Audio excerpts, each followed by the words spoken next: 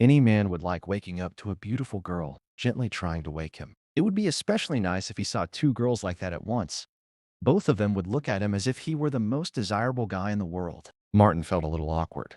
The closeness between him and the two girls was clearly not friendly, and it was obvious what they wanted from him. He was happy that his life had turned out well. Everything he had once only dreamed of was now becoming real. It was a little strange where these lovely creatures had come from. There should have been a completely different creature beside him. When Martin opened his eyes, he began to suspect that none of this was real. Instead of girls, he was about to meet someone far uglier. The pleasant female tongues were quickly replaced by the giant tongue of a mutant. It slowly licked its helpless victim. Martin quickly realized it was time to wake up. Otherwise, he would end up as the monster's meal, trapped inside its stomach. Two monsters appeared right in front of him, but they clearly were not about to show Martin any affection in that wide bed. These creatures were far too hungry for a long chase. They just wanted to swallow him whole, bones and all. The guy quickly reached for a nearby stone. He realized he had fallen asleep at the worst possible time and now risked being eaten. He struck the monster with such force. It should have been enough to give him time to escape. Martin had been trying to survive in this post-apocalyptic world for a long time. Until now, he had been doing well. But with each passing day, the mutants grew more and more aggressive. It became necessary to train not only strength, but also running speed. He did not expect to end up in such a situation after a short rest, but it was too late to think about that now. It was a good thing the two-headed hyena was not very strong. It was even possible to fight it in a duel. However, she quickly fell behind. That meant Martin could save his strength for the next meeting with the mutants. It was gradually getting dark outside.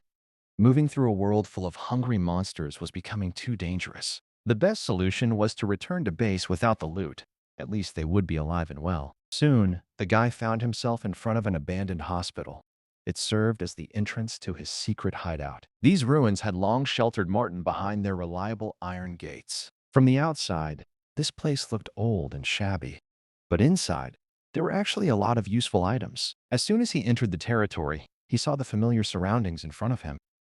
He had spent a long time building this place himself. He noticed it from afar.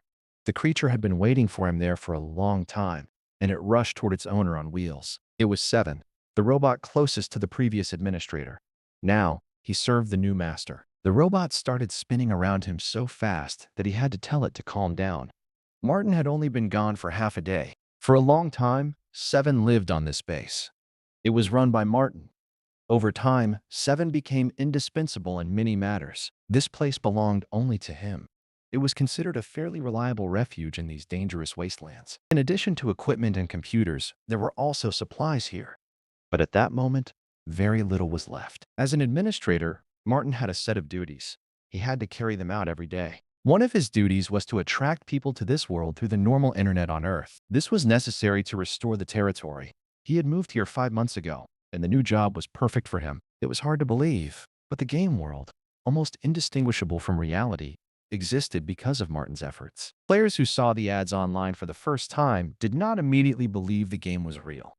At first, they thought it was just marketing. But as they kept chatting, each of them slowly realized that it was all true. A new player named Roderick had just seen for the first time how real this computer game could feel. Once the player was immersed in it, he completely lost touch with reality. Every detail pulled him deeper into the digital world. Martin watched all of this closely. He was very pleased with the recruit who chose to play this game. The best way to attract players was through voice messages. In them, a guy would explain the game in detail and then send a direct registration link. In fact, he tricked players into entering his world, and he usually succeeded. There were enough people willing to complete the guy's final task. They wanted to move on to the next level. He was the administrator of this game now. But 5 months ago, before arriving here, he had been an ordinary sales manager. One day, he managed to close a big deal. So he decided to celebrate and have a few drinks. Suddenly, he felt a tightness in his chest. Then he heard a high-pitched sound that clouded his mind. He would never forget that terrible second. After it, a new reality opened up before Martin. It is hard to put those feelings into words. They were far from pleasant. When he opened his eyes, he realized there was no way back. Someone had sent him into this space full of danger. He found himself in a real post-apocalyptic world. At first, he thought it was some kind of prank on a movie set. That was why he ran so desperately. He wanted to find a way out and escape as quickly as possible. However, The road turned out to be much longer than he expected, and the same terrain stretched in every direction. It was hard to move through a place where there were no proper roads, only dirt and the ruins of buildings. But when he saw his reflection, he realized he had become a completely different person. At that moment, he heard the same high-frequency sound again. It was the sound he had heard in the final second before leaving the real world. Then Martin suddenly noticed the system notification window. It was the one he often saw before his eyes. In this post-apocalyptic world, he was destined to become a scavenger. That was the role the system had prepared for him. Martin's first thought was to call the police. But then he realized he had lost his phone while running. In that state, he wandered through the wasteland all day. Soon, Martin was hit by a sharp wave of hunger. First, he needed to find something to eat. Otherwise, the game would end much earlier than planned. To his surprise, the guy came across a human settlement, but he did not see a single person at the entrance. Only after going a little deeper did he see them. Two settlers stood right in front of him, and they looked very strange. Maybe it was worth learning more about this world and the settlement where he now found himself. Suddenly, Martin heard a male voice nearby asking which shelter he came from. He had never heard such a language before. But after coming to this world, maybe he could speak it himself now. A man with a gun named Walter pressed the barrel to the boy's head. He did not want to test his patience for long. With a smile on his face, he said he had ended up there by accident. He was simply passing through in search of food. Next second, it became clear that Walter was not joking. There was no point in provoking this old man with a gun. Luckily, the shot was not aimed at Martin. It was aimed at a giant that had come too close to the settlement. Old Walter warned that the wasteland was no place to play. He also said it was dangerous to wander there without a firearm. Martin could easily become food for monsters. Then he would follow those who had ignored that rule into the next world. The old man deserved thanks for that advice. Still, he could have given it without pressing a gun to his temple. Walter was right. After 5 months of survival, Martin had begun to understand the new reality much better. It was a parallel world that emerged after the Great War. It gave birth to many mutated animals. Besides, there were so many marauders here that everyone needed to keep a weapon close at all times. And it was not just because of the mutants. About 5 months ago, he first set foot on this land. Since then, he had learned the basics of this world. He had fought for his life every single day. But one main question remained. Where was the high-frequency sound that the guy kept hearing coming from? He would find that out a little later. That happened when he met the true masters of those places, who knew everything. For now, it was best to simply enter his base. Besides him, there was not a single soul in the abandoned hospital. With each passing minute, the sound grew louder. It felt like it was only in his head. Listening closely, Martin realized that the sound was coming from somewhere nearby. But who was sending the signal? With every step, the guy heard it more clearly. That meant he was moving in the right direction. At some point, he froze. He had not expected such a huge room under the hospital. At the end of the room, he saw a gate. It looked as if bright neon threads were piercing through it. The sound came from the room behind the gate. It was now hidden from Martin's view. The next second, an inner voice seemed to tell the guy what to do. He needed to activate the mechanism that opened the secret door. When he placed his palm on it, he suddenly realized his fingerprints fit like a key. Was this door meant for him from the very beginning? The heavy iron door began to open slowly. That meant the guy had not come all this way for nothing. When the door opened all the way, Martin noticed an iron creature at the far end of the next room. 5 months later, it would become his loyal assistant. At that time, the robot seemed like just another monster. It was hard to know what to expect from such a sudden meeting. In an instant, the seventh robot was right in front of him. It moved quickly across the flat floor on wheels instead of legs. The robot immediately told him not to be afraid. It said it was just a little helper waiting for its master. Then he announced that Martin had become the administrator of the game. From that moment on, he would have complete control over the entire place. When he looked into the system window, he realized that the system had truly upgraded him from scavenger to administrator. The robot explained that the guy would have to complete tasks. Along with the players he summoned, he would receive rewards for each mission. But the main thing was this. From that place, he could easily contact Earth. That was the best news from the little helper. The shelter could not only connect to a parallel world, it also had its own official website. All players registered to participate had to be assigned a number. Their details also had to be entered into the shelter residents list immediately. The administrator had the right to decide which players could join the game. He also had the right to decide who should not even try to complete the missions. Thanks to the system's capabilities, gaming equipment will be delivered to the players' homes. The main item will be a gaming helmet. Once they put on the helmet, every player would see the same thing. The system would gradually pull them into the game and immerse them in a parallel reality. They would have to be patient for a while. To move, the players needed to push through the thick water. They also had to hold their breath for some time. As long as people have their gaming helmets on, they can contact the clone in the hideout. Then they can quickly reach the surface. It was worth being in this new reality because it opened up many opportunities for Martin. Finally, he found a loophole. It gave him a way to escape and get home from here. The guy warned that he would call him Seventh from now on after the robot's serial number. The Iron Assistant was immediately delighted by the news. He had never had a real name before. The robot quickly began circling Martin again. He was happy that the administrator was treating him like a human. He behaved like a little child, but the assistant still had to get food for his new master. Seven was a bit dumb, but his ability to summon and gather players was simply amazing. Meanwhile, in the real world on Earth, it was already nighttime, but the guy in the men's dorm was still awake. He could not believe the game the unknown administrator had invited him to actually existed. The administrator promised more than just a realistic game. He promised complete immersion with the highest level of detail. At that moment, Martin sat at the computer in the new shelter. He kept typing. He had to spend days on end recruiting participants for his game. He took only short breaks for food. After carefully studying the locations Roderick planned to visit, he realized something. This game could become far more interesting than ordinary computer games. If such a game really exists, then the women he created before will now become real. The guy was already imagining how they would all please their husband. After all, Roderick had given them life and made them real. This prospect was exactly to his liking. There was no point in wasting time thinking it over. All that was left was to find out how realistic this game was. So the guy decided to register right away. The next day, the guy slowly wandered out of the cafeteria. He still had not forgotten about the game he had signed up for, but the spicy chicken was so delicious that he forgot about everything else while eating. Now it was time to go to the dorm. Every day Roderick spent there was the same. Today, the usual routine changed. Instead of a computer, he saw a large box on the table. It was clear that there was a package inside the box. But why was it so huge? It was hard to tell who had sent him the parcel. He had not expected gifts from his parents in a long time. When he opened the box, he realized he had never received anything like it before.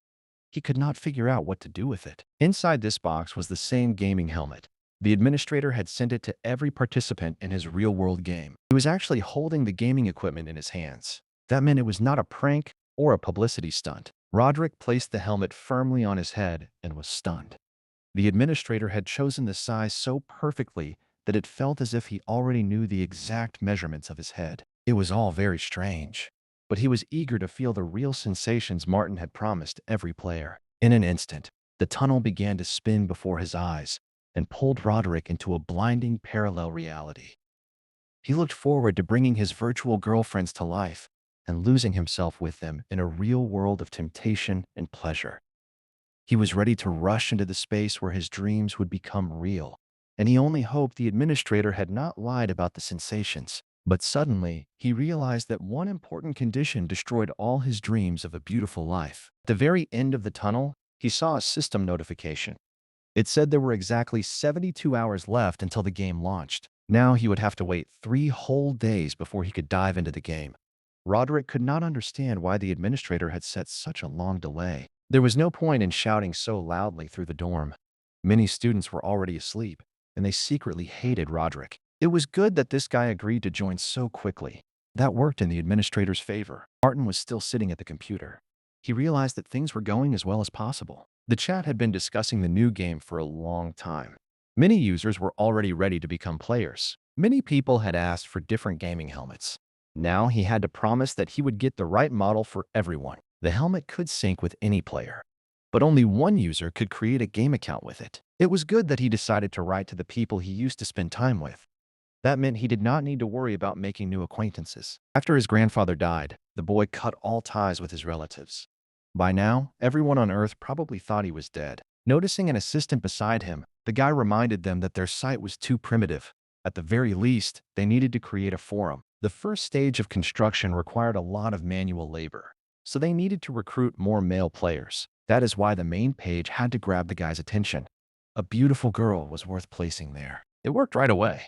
As he visited the site, Roderick once again remembered his dream of making virtual girlfriends real. Now Martin had to prepare for the game's launch. He asked Seven to improve the site within a few days. However, the robot did not understand why the administrator had sent only 4 helmets. There were already 11 players. Even if Martin intended to accept them all, they would take up only 10% of the tanks. They had little food left, and the fewer players there were, the fewer hungry mouths they had to feed. So, Martin decided to focus on these 4 players first. He would invite new ones later. After all, 4 players were enough to complete the system's task. There was no need for extra mouths to feed. The system suddenly rewarded the guy with nanocarbon body armor. This high-tech equipment was already available, but this body armor was not as modern as the one waiting for him in the random box. Boxes of different levels contained medicine and weapons for encounters with mutants, and there would be many more of those ahead. It was worth considering whether he should spend 5 points on a regular box, or he could save up 100 and get a weapon. But there was no time to think. A new task had already appeared in his journal, and it was worth checking. After quickly reading the journal, Martin realized the mission would give him 100 experience points at once. That would be enough to cover all the expenses. The guy decided to use the reward from this task. He would open the box with weapons right away. The robot quickly carried out the administrator's order. Soon, a box of supplies opened in front of him. At first, it looked like a special effect from a blockbuster. The floor was covered in harsh steam that looked like smoke after an explosion. After waiting a little, Martin realized that not everything in this world was real. Sometimes, there was outright deception. The rewards in the inventory did not impress Martin at all. They did not look like a formidable weapon. If he needed this food, the system could have been more generous and given him more candy. But among the fallen items, he suddenly noticed a note. It immediately caught his interest. If this is the 5th item in the inventory, then you should have read this letter sooner. Opening the note, Martin immediately saw words written in the local language of the parallel world. He was shocked when he realized something. He had learned not only to understand the language, but also to read it. Unfortunately, it had been left behind by the previous administrator. He took everything valuable from the inventory and left only this junk. But someone had managed to develop such technology during the era of extermination. The Iron Assistant did not know the name of the previous administrator. Its program had only started after Martin entered the shelter. Surely there should have been at least some information about the previous administrator in the shelter, and something had to be done about it. Without wasting a second, Martin quickly activated the hologram. Then he began to carefully study the archives about the shelter. In the last war, both sides not only destroyed their enemy, they also perished with him. After the war, humanity entered a new era called the Wasteland. But the robot never found any information about the previous administrators of the vault. If so, this issue should be postponed. The players will arrive here in exactly 3 days. Right now, he was planning to take a short walk. He also wanted to stop by the recycling center. Before leaving, he said the robot would remain in charge. He himself would return after completing an important task. Soon, Martin decided to go to the survivors' camp. He wanted to get the supplies that were probably left there. The road from the shelter was full of danger. Not even a mouse could slip past the 2-headed hyenas. Their whole appearance showed wild hunger. It was deadly dangerous to catch the eye of these creatures. But it still happened. The guy realized that the hyenas could smell him from far away. On his way to camp, he ran into 2 hungry hyenas. It was the most unpleasant encounter he had had in a long time. Martin had been in these places for several days. He was ready to face hungry mutants. As long as you have a weapon, fighting even 2 of these monsters will not be a big problem. He could destroy every creature with the tools at his disposal. He would not even need to spend experience points. As he looked toward the pack, he suddenly realized the monsters were not attacking at all. The danger had already passed. These mutants were the main threat to the survivors. Among them were both strong and weak individuals. 2-headed hyenas are not very strong, but they often send 1 or 2 pack members out to scout. In this, they were almost no different from mutated cockroaches, which also hunted in large groups. Those unfortunate souls who fell prey to them usually ended their lives the same way. There were countless of them hiding in the darkness. One wrong move could end badly. Martin soon found himself near the survivors' camp. He hoped that this sortie would not be in vain. First, you had to go to the recycling center and get some chips from the local owner. These scales never showed the correct weight. Because of that, it was easy to cheat the customer. The client turned out to be Martin. Charlie, the owner of the recycling center, paid him a few coins. There were exactly 3 chips in total. With them, the guy could have bought something valuable. The old man warned that he had no pistols because he never kept such items in his center. He still had food and fuel. He needed to collect them before the cold weather arrived. Charlie explained that winter would come much earlier this year. The first snow would fall as early as October. The mutants in the wasteland had begun actively preparing for the cold. That was bad news for any survivor. In winter, it was hard to tell what lay under the snow. It could be a hidden mutant, or it could be valuable metal. Once the snow starts, even the traveling merchants will stop coming here. They will stay in their own lands. It was possible to take a risk and go to the city dozens of kilometers away. The markets there were open. Old Charlie explained the nature of this world to Martin. Before he was made a slave, he had lived in another shelter. In the past, slave traders captured him and put him up for auction. The head of the camp bought him there. After that, Charlie was assigned to deal with the scavengers. He would have finished the task if chaos had not broken out. Perhaps he would soon become an engineer, a doctor, or even a scientist like his ancestors. Charlie played a major role in Martin's life. Today, he suddenly asked him to be careful in these wastelands. The old man took care of him because he mistook him for a survivor from another shelter. He did not know who he really was. In the end, he managed to get only 3 chips. It was unlikely he could trade them for anything valuable. It was worth counting how many chips he had left. It turned out that Martin had a total of 50. Right now, he held the fortune of an entire family in his hands. But even that would not be enough to start building a shelter. First, they needed to restore the area around the shelter. They also needed to buy the right tools for the job. This game was hyper-realistic. That meant players had to start from the very bottom. They would have to remember their regular work. They would use whatever tools Martin could provide. And do not forget about food. In the first weeks of life, none of the newcomers will be able to hunt well. Once the clone synchronizes with the player, it becomes a living being. That means it will need food. If the demand for food is not met, new players will turn to extreme measures. This meant they had to gather enough food for 5 people for a whole week. That was true, even if they ate only twice a day. These players were expendable. There was no point in going out of the way to find quality food for them. He decided that all he needed was some green wheat from a nearby farm. That would become the entire diet of his new players. On the way, he suddenly met a girl. For some reason, she had ended up in an open area. Belle quickly apologized for scaring Martin. She admitted that she should not have hidden it. Strange sounds were coming from his hideout. Belle decided that someone was trying to rob him. In the future, she could look after Martin's house while he was away, if he did not mind. She had nothing to do at home anyway, so she could spend time looking after Martin's place. The boy warned the children not to go near strangers. It could make him look like a bad person. Belle was no longer a child. She was old enough to be considered ready for marriage. Martin was never a bad person. When the girl was very hungry, he fed her fresh soup. This time, he did not come to her empty-handed either, so Belle would not get angry. He gave her a candy. Without even removing the wrapper, the girl tried to bite the candy. She forgot that the sweetest part was underneath. The guy understood that the local children were not used to such rare sweets. That was why she needed a little help. After removing the wrapper from the candy, it became much easier to enjoy the lollipop. This kind girl had long deserved that small pleasure. She was genuinely surprised by what Martin did. She just stared at the candy for a long time. In the real world, this child would still be in school. Instead, she had nothing but hardship to endure. The girl immediately realized how delicious the candy was. She had never tasted anything better in her life. Few children in the local settlements were as lucky as Belle.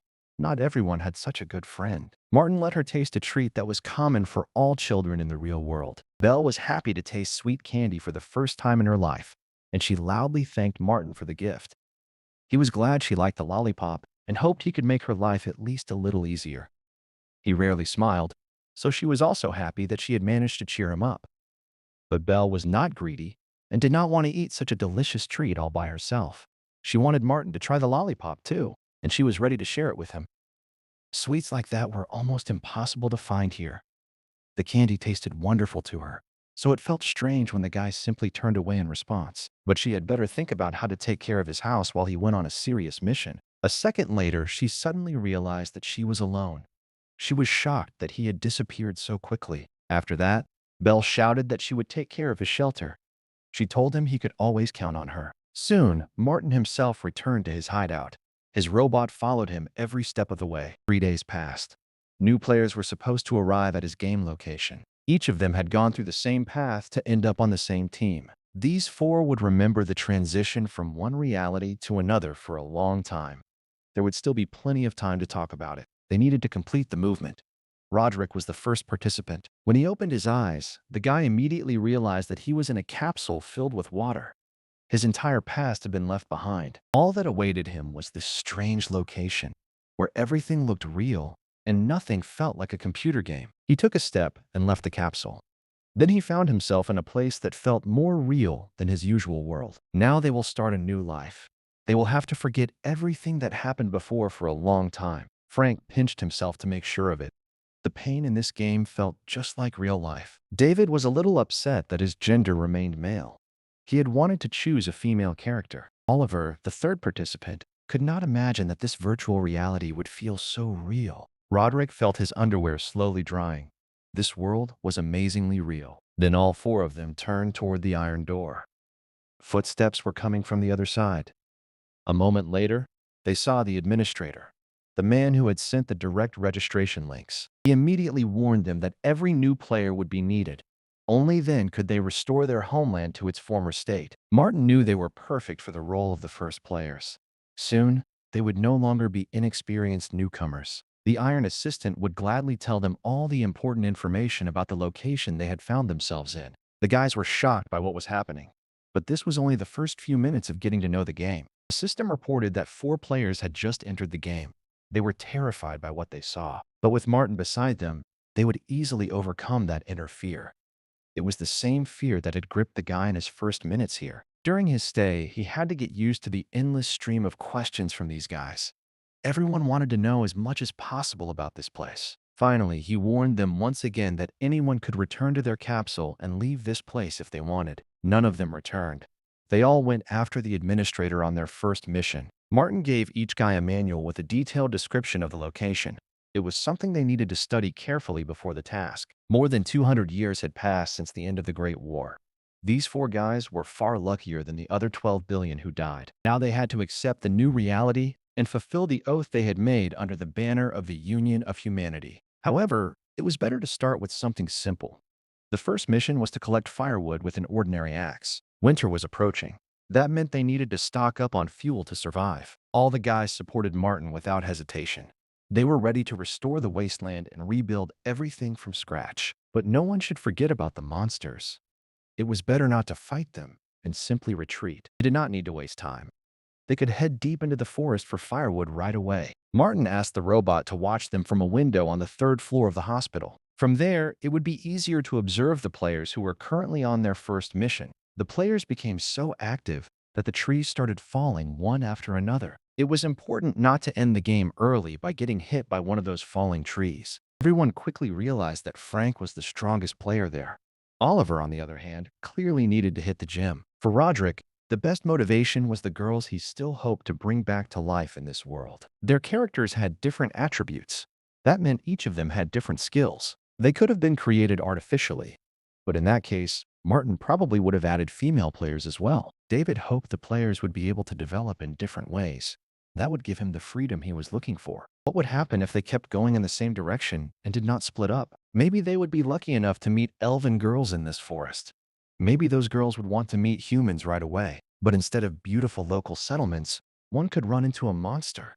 And that monster might want to get to know Roderick better. The administrator clearly said they could not go far from the hospital. Otherwise, Martin could ban any of them. The administrator's orders were absolute in this place. Everyone in the shelter had to obey them. As he kept working, Roderick did not understand why he had to obey the administrator in everything. It was as if he had replaced God for him. The very next second, the guy was about to get an answer to that question. The answer was unlikely to please him. He suddenly felt uneasy because the atmosphere had changed drastically. But what was happening? A second later, something hit the ground at high speed. It was as if a rocket had flown nearby. After falling to the ground, he looked up at the sky. He tried to make out the creature that had become the first danger in this world. The guy had almost just been killed. The creatures in the sky were to blame. Then he realized that a real winged monster was standing right in front of him. It looked very little like an ordinary bird from his world. Ordinary birds do not hunt people with such ferocity. But that hunger burned in this monster's eyes. The robot was carrying out a task for its master. It was the first to notice the attack. He ran into the base and quickly reported the problem. They were in serious trouble, and they could not do it without Martin. After carefully studying the system notification, Martin realized he had overlooked something, and it was his own fault. The small print in the instruction manual stated that it had an active matter extractor. According to the manual, even monsters could be used with the extractor if it was done correctly. For now, it was better to postpone getting familiar with this equipment. Later, it would help him obtain material for creating clones. The problem was too urgent. The robot reminded him once again about the attack. A huge mutant bird had attacked the players north of the hospital. That was the first problem they had to deal with. Only then did Martin remember that none of the players had any experience. They would be easy prey for her. The monster also understood that the players had only recently appeared in this world. Otherwise, they would not be wandering through places like this. These creatures constantly flew over the forest, but only now had one of them noticed the players. She looked like a huge raven, but her eyes made it clear that she had mutated long ago. Roderick would never have agreed to register for this game if Martin had warned him about it in advance. That was something to discuss later. First, they needed to find a way to deal with the monster. For Frank, this was a real challenge. He was sure that with him around, they had nothing to fear. If the enemy did not attack on its own and did not come down to the ground, they had to stick to the plan. They could not start the fight first. Among all the players, Oliver was the bravest. He was always ready to attack, but a second later, he realized his partner had instantly disappeared from the spot where he was supposed to cover him. It became clear that the other players had long since hidden in the bushes. They were no longer acting as boldly as they had at the beginning. The monster was still nearby. One of the guys threw a stone in its direction. Looking down, the mutant noticed another player. He was very different from all the others. This player held the exact same stone in his hands. He was not afraid to leave the ambush and enter the battle. It was Martin. A second later, he threw another stone at him, hoping to knock down the damned bird. This trick did not work. They needed something more interesting against the huge monster. Martin always had the necessary tools with him. He could put them to use at any time. The animals in this world were still just animals. They could think of nothing better than a frontal attack. But unlike humans, they did not have tools that would be useful in a fight. Even if this creature's brain worked better than those of its relatives, it still would not become smarter than a human. This was exactly what they could use. On top of that, the guy also had a lot of experience. The guy accurately threw a metal rod at the mutant. It pierced the bird straight through and ended the duel. This fight was over before it even began. I had to believe this guy was strong. Even Frank, who had volunteered to fight first, ended up running into the bushes with everyone else. And yet, the administrator kept his promise. He was there when help was needed. The roasted mutant made a great dinner. They quickly skewered it and cooked it out in the open air. There was no need to worry about whether the meat was edible, since Martin himself had cooked it well. At the same time, he explained that not only birds and land animals could mutate, some bacteria could change as well. Mutants were one of the threats that each of them had to fight. In some cases, humans could be more dangerous than any mutant. It was a shame they behaved just like they did in the normal world. The food should be ready soon. In the wasteland, they would not be able to eat fried meat every day. They could have stored the leftover food in a refrigerator, but only the leader of the survivors' camp had one. The boys were hearing about the camp leader for the first time. He had been living in the castle with his group of survivors for a long time. Roderick dreamed of one day crossing the threshold of his own castle. There, beautiful maids would greet him with smiles. Surely one of those lovely girls could warm his bed. Still, it would be even better if there were 3 of them at once. Just in case, David asked how much firewood their group would need to collect to complete the task. They needed as much firewood as possible. If the winter turned out to be too cold, they risked getting into trouble. But the main concern was how to stop these guys from doing something stupid. He did not want them getting into trouble later. It would be possible to create bonus points for kids. They could exchange those points for valuable rewards. For example, a stick as thick as an arm could be sawed into meter-long pieces. Each piece counted as 1 point. If it was as thick as a thigh, Martin suggested taking it for 2 points. With this new currency in hand, he smiled.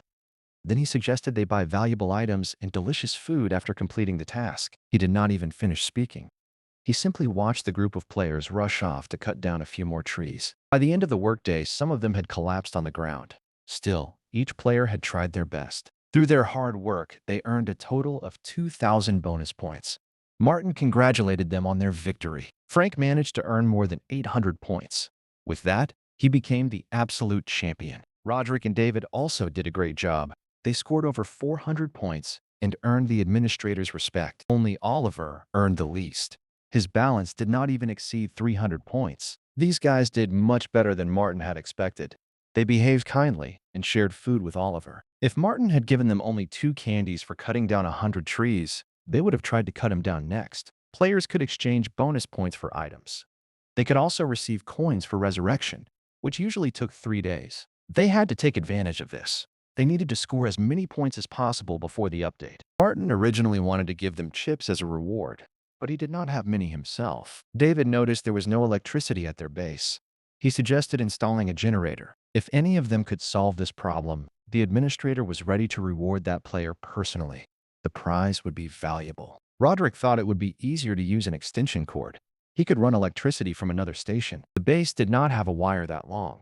That meant they could not bring electricity to the shelter this way. It was already quite late. It was time to go home and leave the rest until tomorrow. Although it was not dark yet, a new day would soon begin in the real world. The 4 of them would not live to see it. They had to get used to their new world. Martin was ready to do everything he could to make it easier for the players to learn. The robot reported that the clone's physical condition had been updated.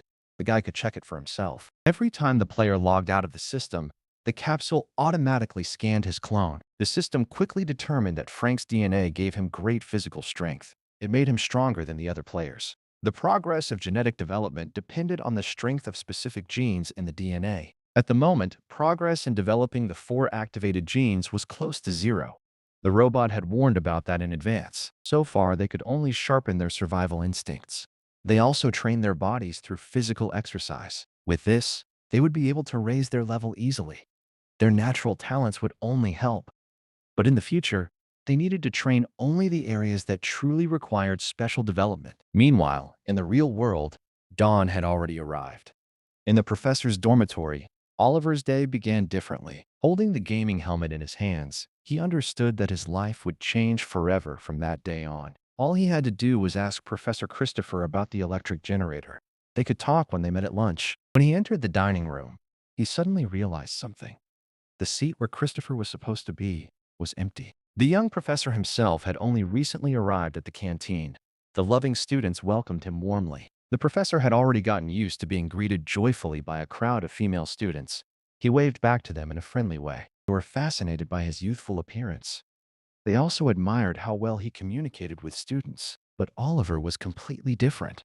He preferred to pretend to read a news magazine. He was only interested in the generator. He wanted to ask his friend about it. Oliver had recently read a story about a post-apocalyptic world.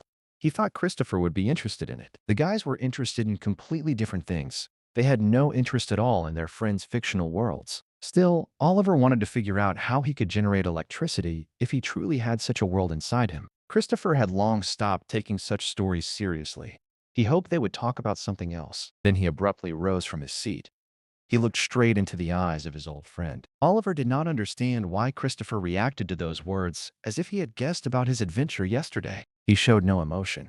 But inside, he was furious that his friend was too smart. Christopher told his friend not to be so serious. He was only joking, and his friend needed to get used to it. It was clear that Oliver was not happy with those jokes. Christopher should have avoided them. The guy later admitted that he did not know much about the post-apocalyptic world. He had mostly read cultivation novels. The events in the post-apocalyptic world took place 200 years after a nuclear disaster. It was a very standard plot. Solving this problem was not easy. Electromagnetic pulses from nuclear explosions would damage any unprotected equipment. They could have offered private generators only for restaurants and residential areas. But in a world like this, they would have been removed from apartments long ago. There was a way after all. Christopher came up with another interesting idea. His friend immediately got ready to write down every word. He did not want to miss a single detail. Each car had a generator that could be reused. If you repaired it and got the rotor spinning, it would produce a steady 12-volt current. This would be enough to light a small room. A generator like that could last a long time in a post-apocalyptic world. With those words, he was ready to go about his business. But a crowd of fans immediately blocked his way. The students asked their young teacher for help. Lately, It had become harder and harder for them to learn new things. However, Oliver managed to complete his main task. Now it was time to ask the administrator where to find a suitable car. At that moment, his phone vibrated in his pocket. Maybe new information about the game had appeared. When he opened the chat, he realized David had been writing for a long time. He was sharing his impressions and emotions about the game in great detail. This guy did not have a job and spent his free time at the computer. Still, his hobby brought in a little money through donations. Today, he greeted the viewers of his stream with unusual joy. He hoped he would have time to tell them everything. It was about that same administrator, Martin, and his iron assistant. The guy said they both had information that could only belong to a real person. He hoped one of his viewers would want to take part in this realistic game as well. Suddenly, he looked at the monitor. He realized that Martin was online too and was watching his live broadcast. He was not mistaken. All this time, Martin had been closely watching what was happening on the other side of the screen. However, there was no need to rush into recruiting new players. He had not yet prepared the test for the next group. David even created a group chat for all the participants in his stream. Of course, he made Martin the admin. Player loyalty changed over time depending on their level, and now it was rising rapidly. At first, newcomers were treated with disdain, but as their level increased, so did the players' loyalty and rank. To raise the loyalty level as quickly as possible, they had to complete the missions the administrator gave them. Roderick even got a nosebleed when he saw how absolute the girl's loyalty could become. Now it was possible to see the full official information on the website, and it was time for Martin to get to work. The first synchronization with the clones went well. It was now possible to move on to the next stage of the plan. To sync with their clone in the game, players needed an official gaming helmet. Suddenly, Martin asked his assistant a question. If he got his hands on such a helmet, could he connect his consciousness to one of the clones? Unfortunately, the robot didn't have Martin's DNA data, so it was unlikely to use clones. But there was no need to be so upset. Maybe there was another way to solve this problem. For example, Martin's characteristics were far higher than those of any clone. That meant this advantage could be used somehow. It was strange that his DNA was not in the database. Was Martin's appearance not part of the first administrator's plan? At that moment, the system sent the guy a new notification. This time, another reward was waiting for him. Now he had enough points to open a mid-level box. It was worth trying right away. He opened the inventory and immediately realized that the prize he had received did not meet his expectations. Instead of a heavy weapon, he received an item that could only slightly increase his strength. It was strange, but this thing had been kept there for 200 years already. Its properties should have dried up long ago. The robot reminded him that everything here was of the highest quality. That meant this item would work as well. Since the robot was so confident, Martin decided to stop talking and try it himself. After injecting the solution into his body, he waited. He wanted the substance to react with the molecules in his blood. Only after that would his strength increase. Then the other inventory items would also work. But after testing its strength, he realized the solution had expired. Even so, it was just as strong as before. No effect is better than a -1, so Martin might have better luck next time. The guy drew conclusions too early.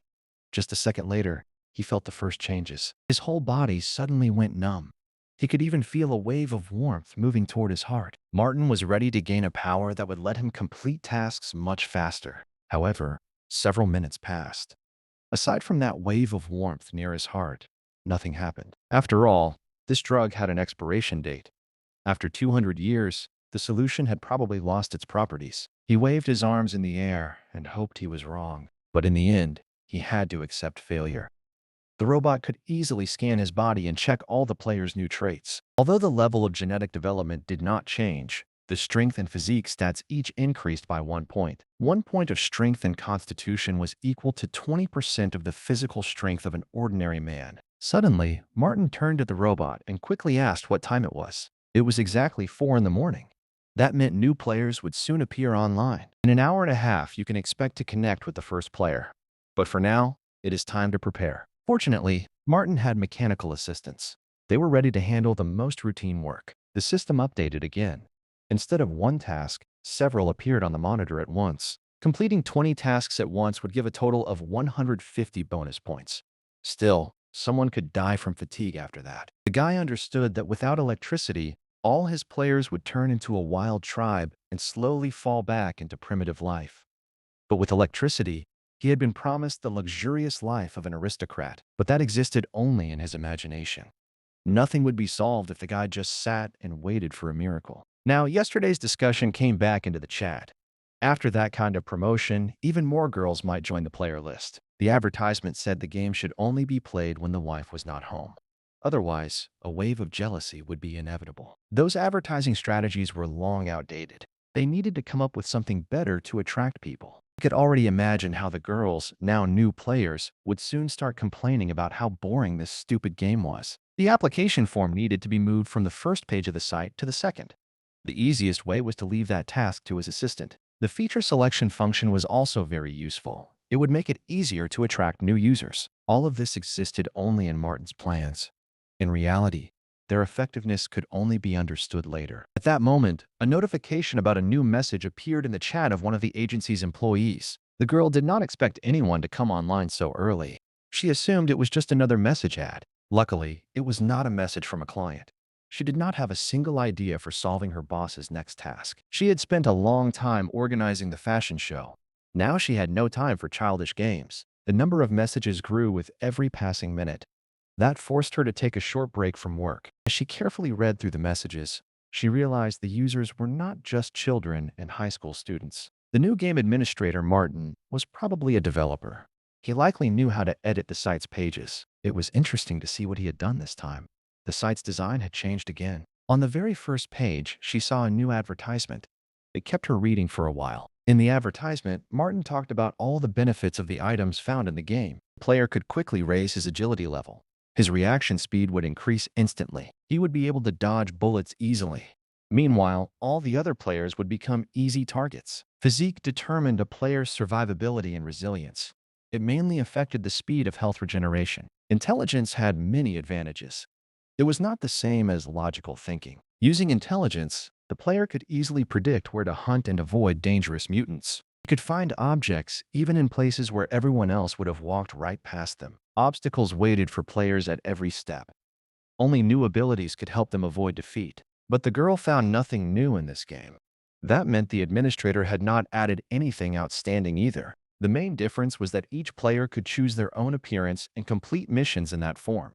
In real life, no one can choose how they are born. And in the game, just like in life, everything was determined by the uploaded DNA. This news made her very happy. To her, the transformation felt more like plastic surgery or a fashion trend. She finally found her inspiration and even stood up from her seat as she kept reading.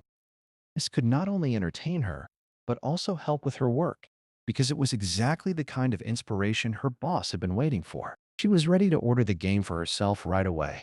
She hoped it would bring back the inspiration she had in her early youth. Jessica had no idea how her search for inspiration would end.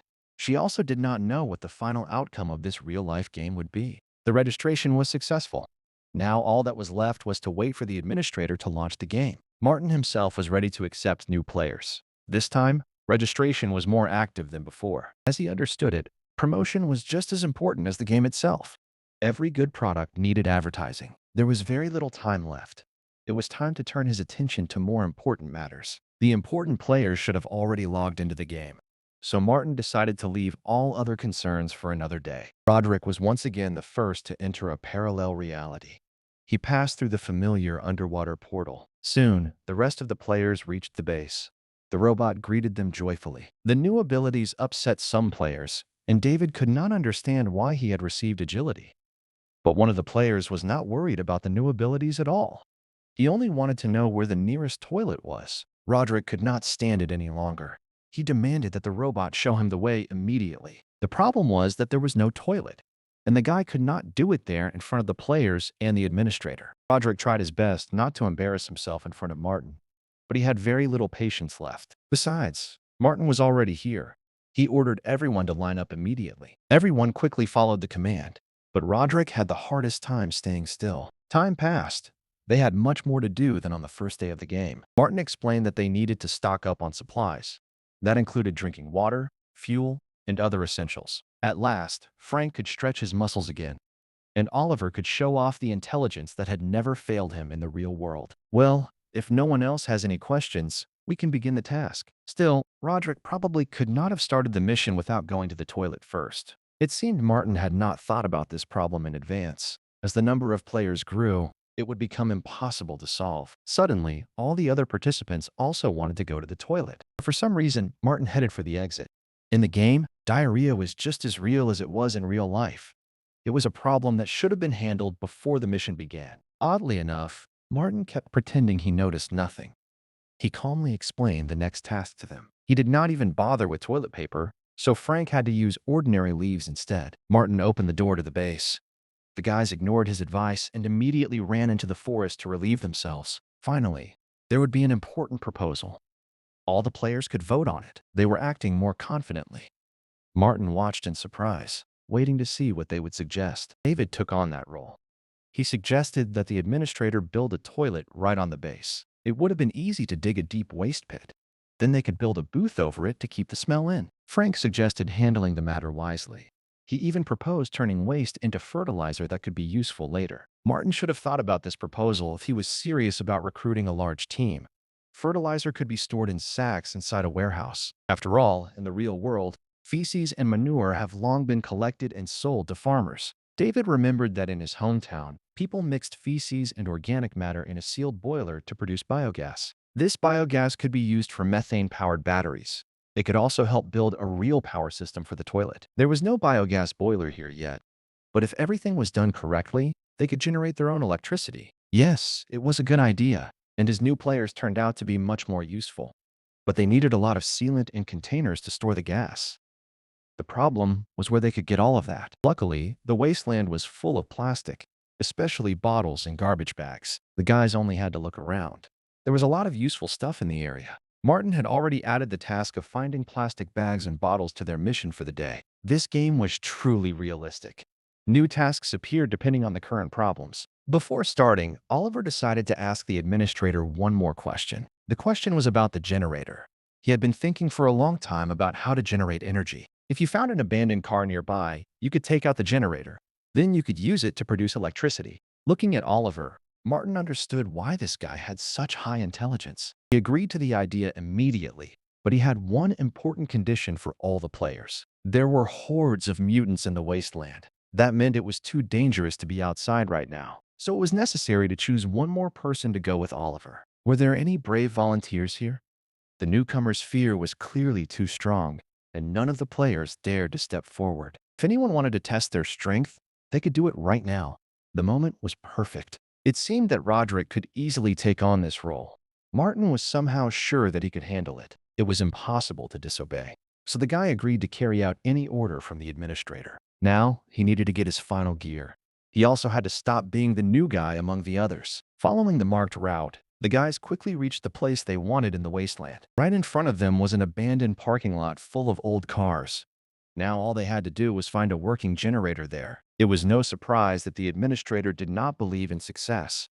Everything had been taken from those cars long ago. There was nothing around that looked like a working car.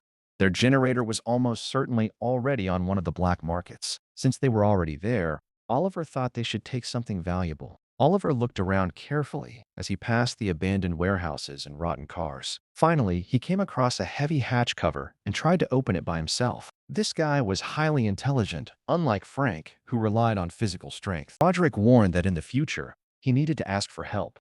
He should not pretend he could handle everything alone. Together, it was much easier for them to open the hood of the car. It looked newer than the rest of the metal pile. It was unlikely that anything valuable could be found in this scrap, but the guys decided to try anyway. Taking a closer look under the hood, Roderick decided that this was the same generator. All they had to do was find a way to get him out of there. The guys had no experience beyond playing computer games. While playing the racing game, none of them figured out where the generator was or how to remove it. Oliver himself said that he had a real car, so why would he not remember what the parts looked like? However, he never claimed to own a car. He had nothing but an old bicycle. They had to spend a long time examining the car. They also had to pretend that one of them really understood it. Oliver figured out where the engine was, but he still couldn't find the power supply. Roderick assumed the survivors had stolen everything over the last 200 years. Still, it was worth at least digging through the trash can. He was right, and judging by the details on the front panel, the technological level of pre-war society had been quite high. It seemed impossible to find the generator in that pile of junk. They should have understood that from the start. Suddenly, Roderick heard someone shouting with joy about the discovery. He went to see what they had found. He hoped he had found the generator, but something else awaited him instead. Roderick found a huge underground tunnel.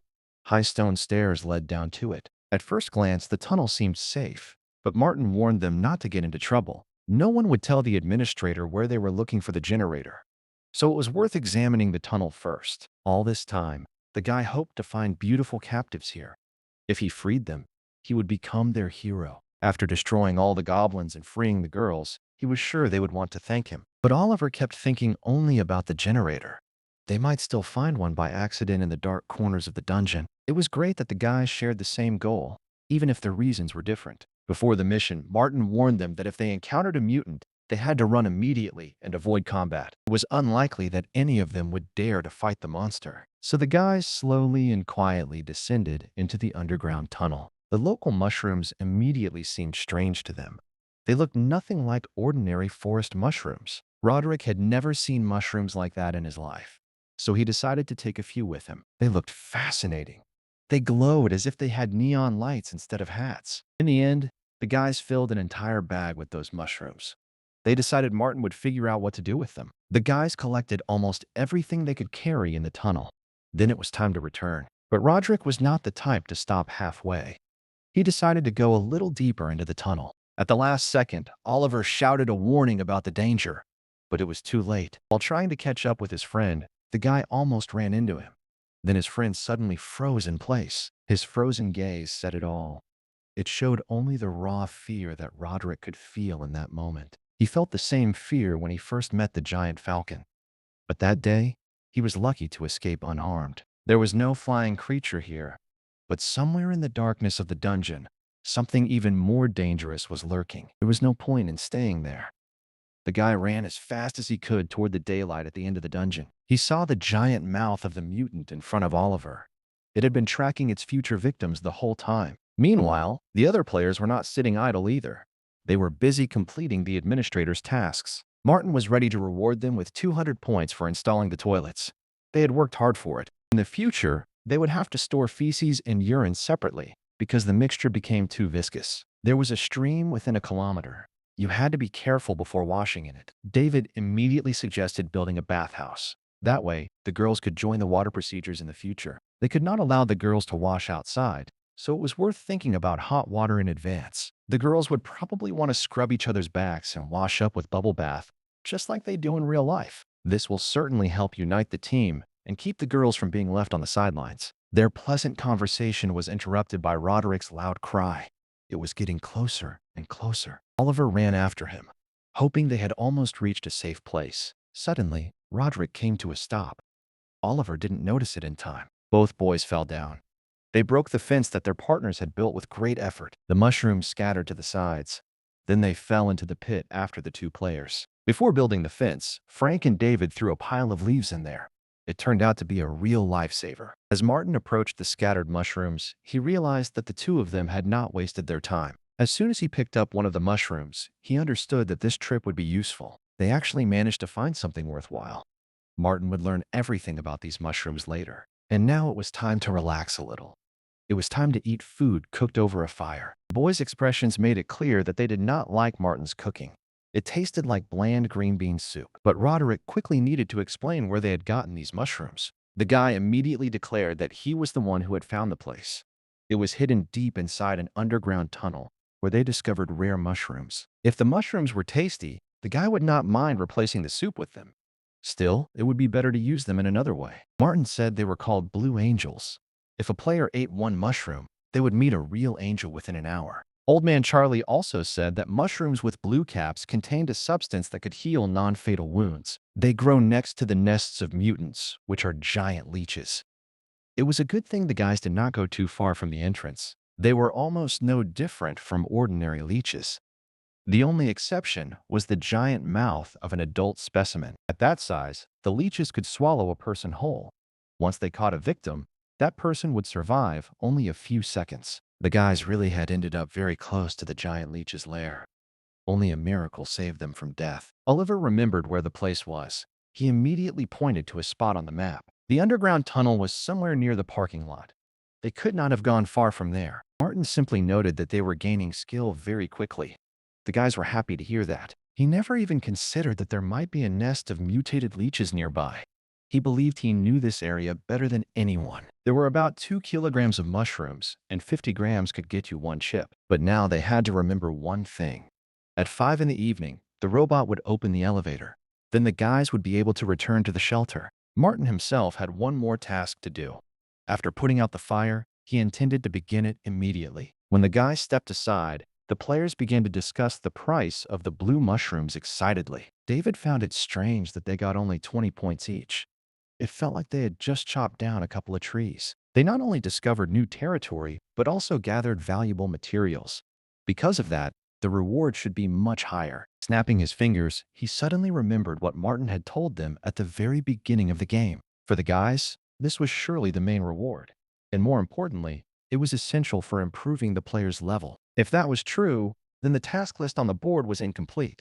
They needed to do more than the administrator demanded. Martin only handed out today's tasks after they showed initiative. That meant they needed to do that more often. As long as their actions did not conflict with the needs of the shelter, the boys could earn points and suggest new tasks. Yes, that idea was very close to the truth. David was glad he had thought of it. Suddenly, he remembered the administrator's gratitude scale. They had all talked about it on the very first day of the game. He believed this was the highest reward for the tasks, but the administrator had deliberately hidden it from them. However, if the point of the game was to win the administrator's approval, why did Martin keep it a secret? The guys suggested that the hyper-realistic, fully immersive game carried far more danger. The main suspect could be the very character who gave them the tasks. In reality, he was a living person. Martin wondered if he really was not part of the game. Maybe he had entered this world the same way they had. If that was the case, then this guy was using them for his own purposes. It was worth finding out more. It turned out Martin had not stayed silent about the mutants near their base for no reason. All that time, the man had not harmed them. That meant there was no need to worry. They needed to stick together as a team. That was the first thing they had to think about. To gain more advantages over other players, they needed to become a strong team from the very beginning. From that moment on, David suggested that everyone share information. He also wanted them to help their partners in difficult situations. For example, if someone finds a place that looks like a mutant nest, it should be marked on the map at once with a red dot. He should not get too close to these places. He also should not try to fight a crowd of monsters alone. Frank decided to use his physical strength to the fullest. From that moment on, he cut down trees not only for himself. In the future, this decision would greatly help the players. Death in this game was as real as everything else. By evening, this guy was about to learn something new. It was something he had only heard about before from Old Man Charlie. Today, a girl was led down the street. Heavy iron shackles hung from her feet. Her entire body was bound. The unfortunate woman had no chance to escape or call for help. The guys understood one thing. Such an appealing beauty could be useful for something more. Charlie couldn't stand it when the men looked around instead of working. They were abandoning the job they were paid to do. The old man bowed low to the new guests.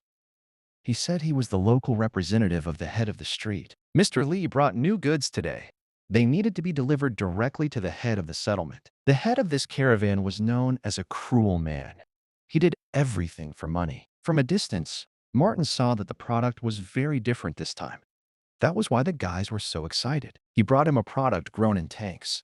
It was exactly what the rumors had described. Today was the first time he had seen the horror of the slave trade. But at that very moment, the boy had a chance to find a good buyer. Mr. Lee was a big spender. He paid all his assistants generously for their work. As he walked back, he had no idea what was waiting for him. A young man had been waiting for him at the end of the street for a long time. Martin approached him, hoping Mr. Lee would have a free minute to talk. He turned to the unfamiliar guy and asked what he needed.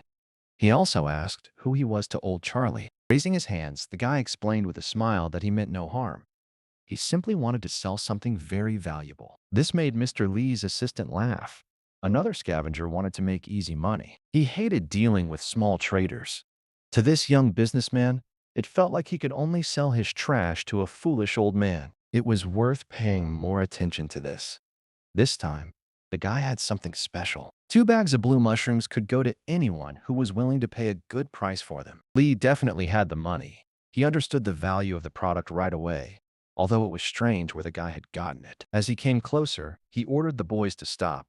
Then he told them to find out what Martin wanted in return. There were exactly 2 kilograms of mushrooms here. So the market price for this product was exactly 200 chips. This slave trader could easily pay that price.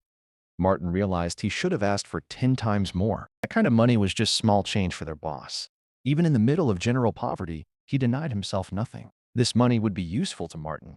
He could use it to build a new shelter for his team of players. Mr. Lee only hoped that old Charlie would not find out about their deal today. The guy could easily give his guarantee. He did not need any extra problems himself. The man could pay him 200 chips right now. But later, the guy would still want to trade them for other valuables. Martin then immediately asked for a firearm in exchange.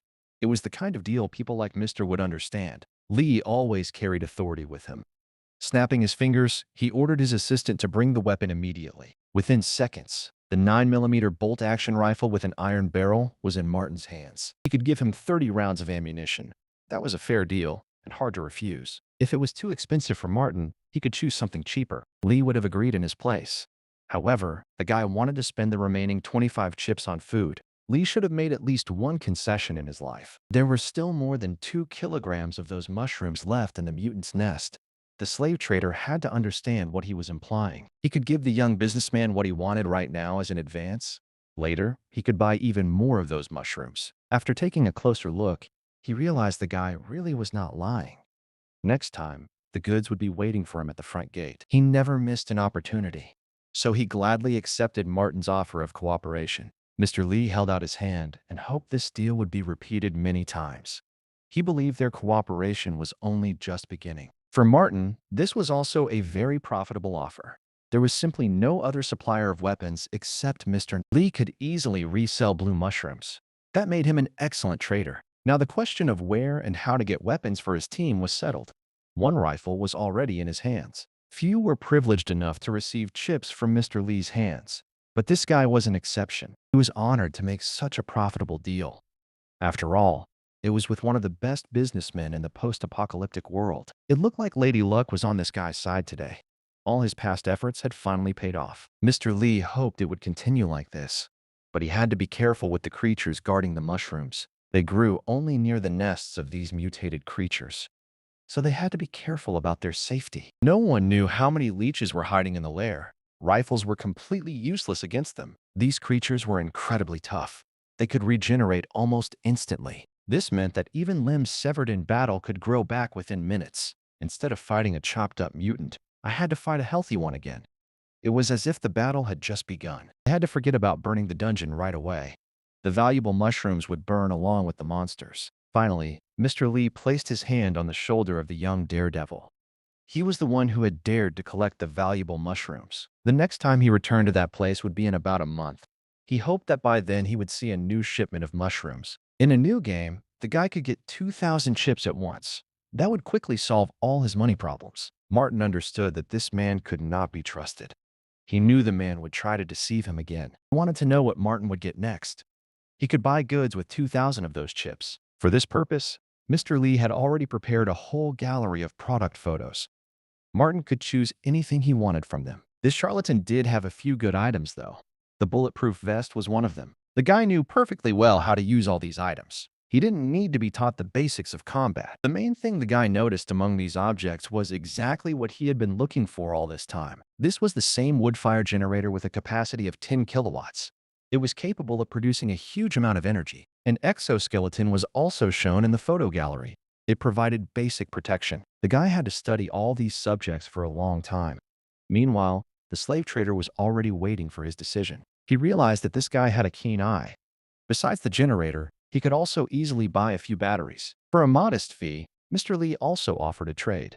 A suitable power battery would cost only 150 chips. He could not understand why Martin needed a generator.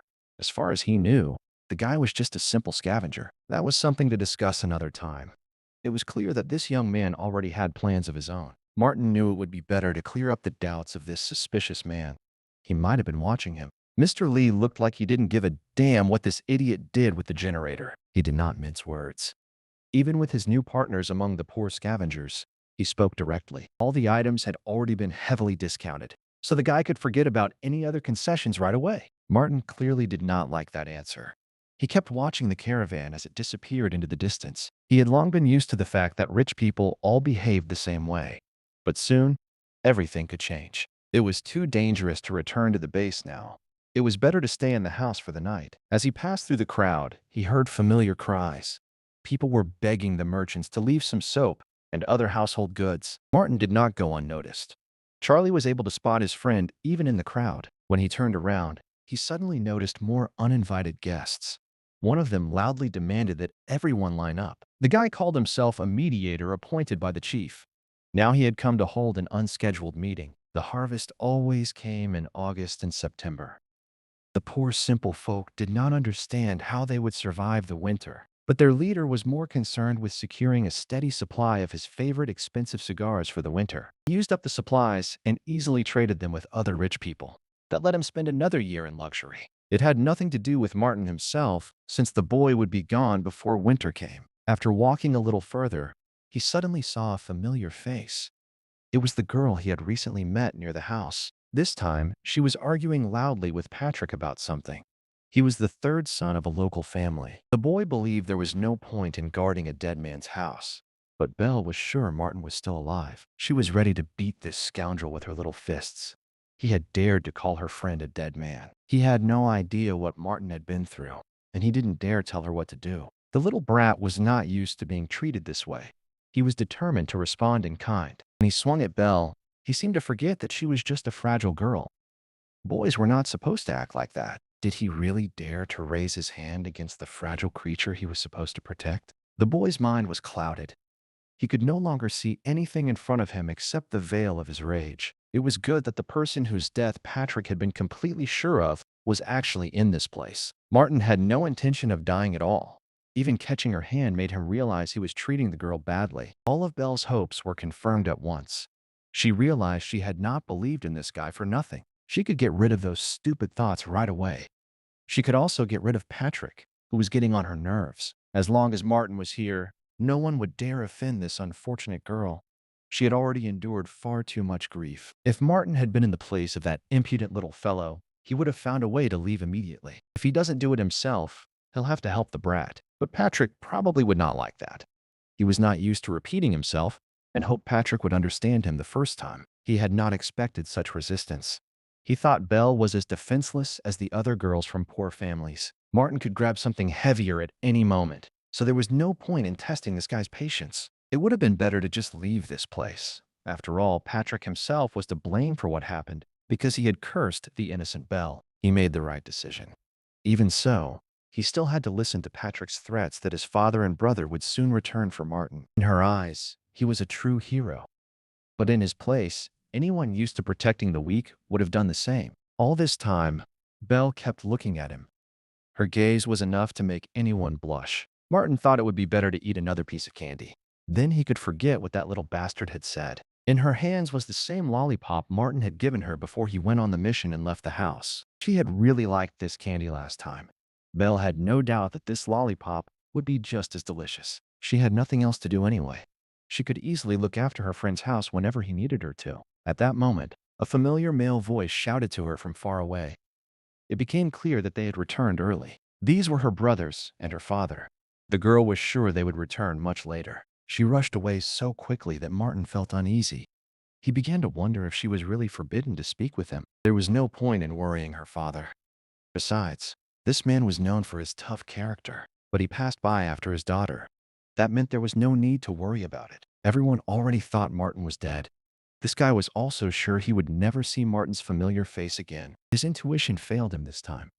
Martin's return proved that he had no intention of dying so early. The mayor had recently issued an order. Under it, every resident was required to pay a fee. Now it was time to think about how to gather more supplies this year. That included animal fur, which was becoming harder and harder to obtain. If they manage to catch 2 deer at once, they will get more than just skins. They will also get meat, which is the main resource helping them survive. Martin, however, decided to think about this problem alone. He chose not to join forces with the other families. The guy was quite capable, but everything had its limit. The mayor would probably target Martin because he was a loner. Suddenly, the guy had a brilliant idea.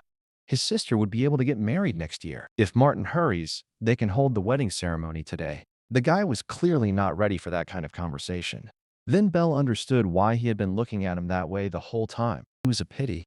If he and Belle had had a son, that boy could have become as important as old Charlie. But this was not part of Martin's plans. He had no intention of marrying the girl. In his mind, he imagined what their first morning in the same bed might have been like. He pictured Belle waking up beside him. Most likely, she would immediately try to please him. She would cook something delicious every day. But even if she had reached marriageable age, Martin was not ready for such changes in his life. Meanwhile, work continued outside the hospital, and the new players spared no effort. Frank warned them in advance that freshly cut wood would crack and warp if it was not treated. There were several ways to do it. The best one was simply to dry it over a fire. Alternatively, the logs could be painted and left to dry naturally. Another option was to throw the logs into the water, but then it would be hard to get them back out. They would also have to pray it did not rain that night. If they had made beams from the collected logs right away, they could have repaired both walls of the hospital. But since this was not done from the start, the wood would begin to rot if it rained. Frank's remark was important. David immediately began thinking of ideas. Then he suggested replacing the main material. He wanted to use cement mortar for construction. There was a lot of concrete waste in the wasteland, and even inside the hospital itself. There was enough to build the entire structure. The block pieces could not be used on their own, but if they were mixed with cement, they could become something useful. To use this waste, they needed cement, and to make cement, they needed coal and a good furnace. At that moment, Roderick and Oliver arrived. As it turned out, they had made a major discovery. To the east of the lake, there was a river, even though no body of water was shown there on the map. Roderick and his friends searched the entire shore of the lake. They went from the eastern side to the farthest edge. When David saw the boys' full buckets, he realized they were up to something new. To explain, Roderick took out his map. He showed all the points marked on it. He marked the mutant nests with crosses. He marked the safe places where one could get water with circles. But the main question remained. Was there cement in those buckets? Or had they brought something else? The guys found this substance near the river. They decided to collect bucketfuls of it for future construction. At that moment, a young girl was swimming next to them. They had caught her at a very bad time. Roderick's expression made it clear that this was the perfect moment for him to enjoy the sight of the bathing girl. Oliver immediately realized that this substance could be useful. It could serve as a building material. Leaning lower, David tried to understand what was in those buckets. He also wanted to know what properties the solution had. It was impossible to use it.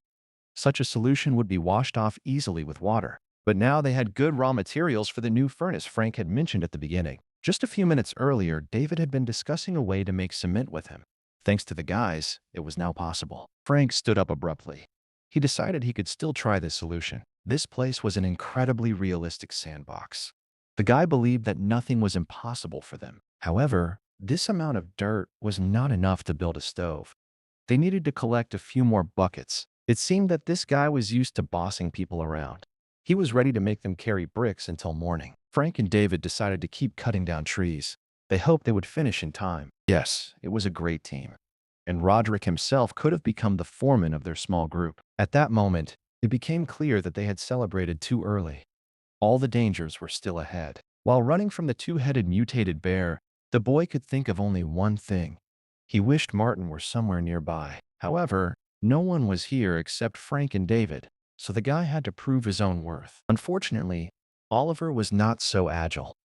At the worst possible moment, he ran into a stone. The guy's glasses flew into the air. Then he crashed to the ground with his full weight. Roderick understood that, at this rate, they would definitely be caught. So they needed to move faster. But this would not have helped Oliver at all. The monster had almost grabbed him with its giant claws. A second later, Martin opened his eyes. He realized he had just had another nightmare. Luckily, his new rifle was close at hand, and he could solve the problem quickly. Nightmares visited the guy more and more often.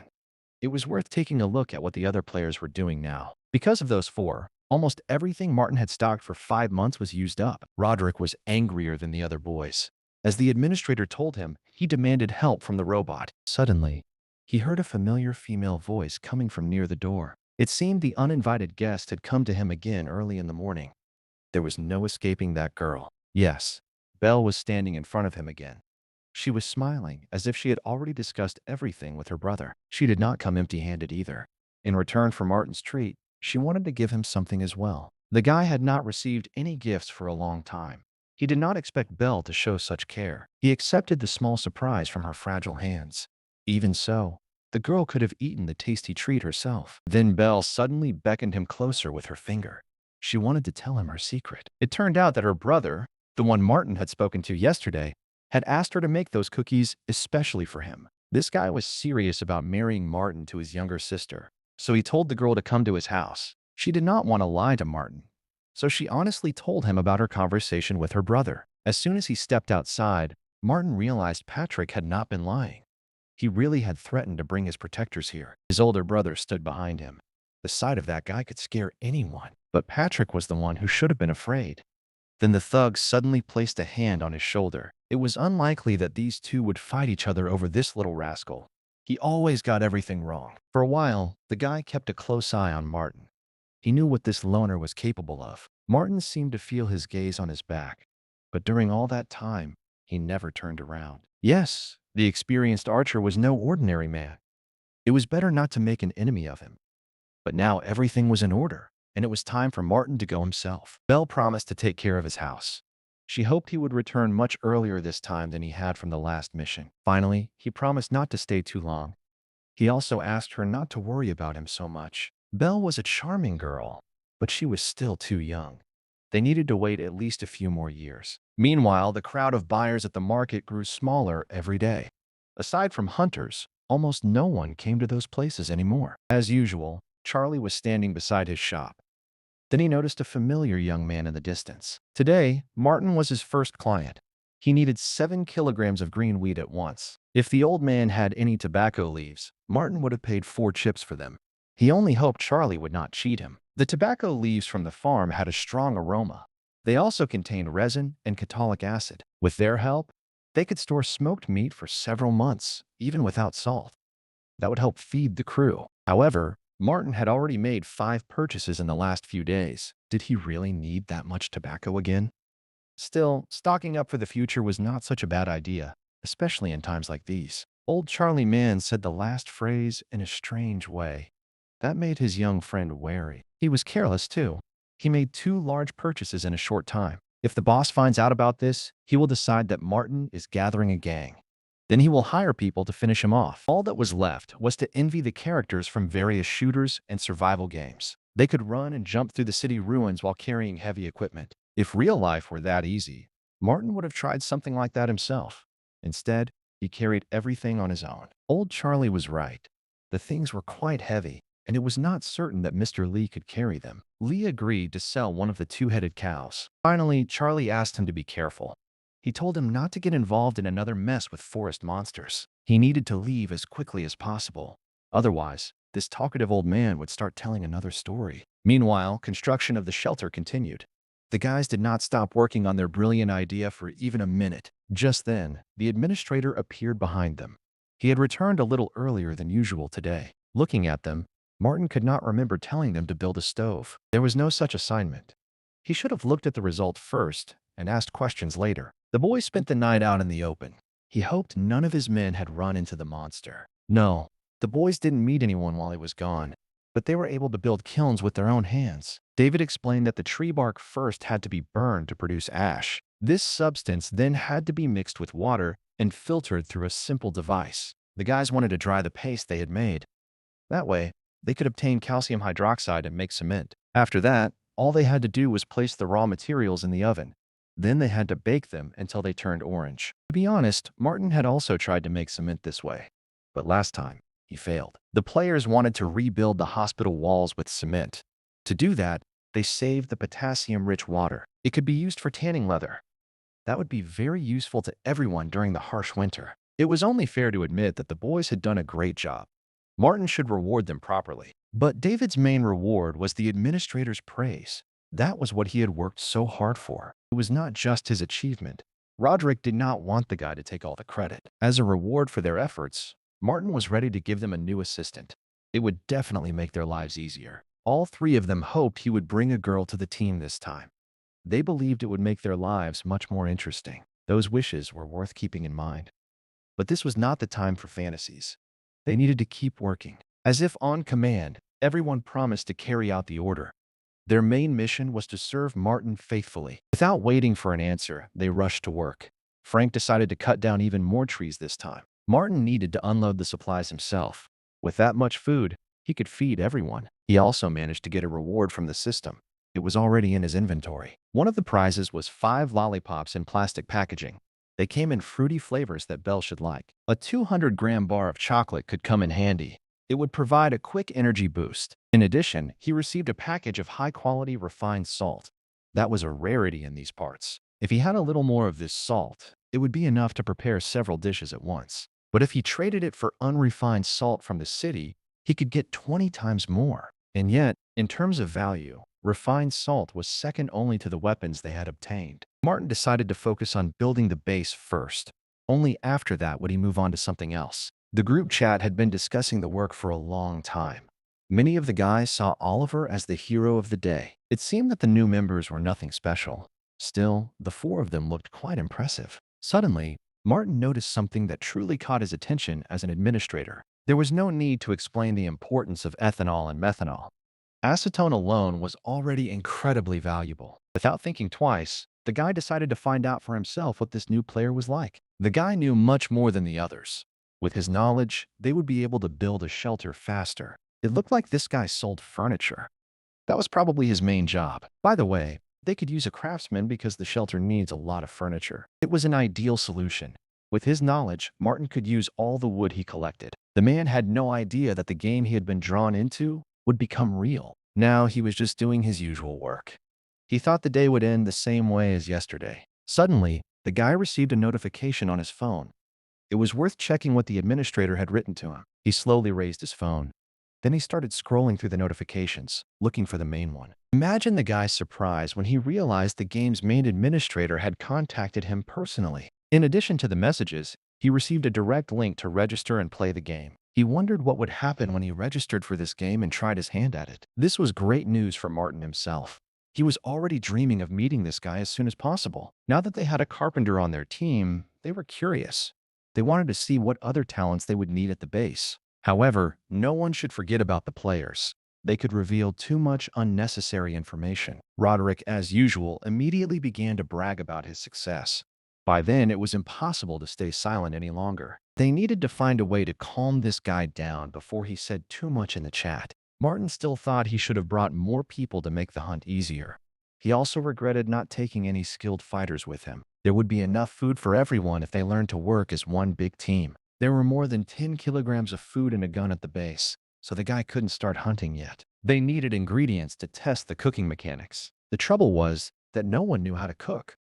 Martin had never been a cook either. However, even among these participants, there was someone who could solve this small problem. This guy knew food well and cooked better than anyone else on the team. This was exactly what the administrator needed.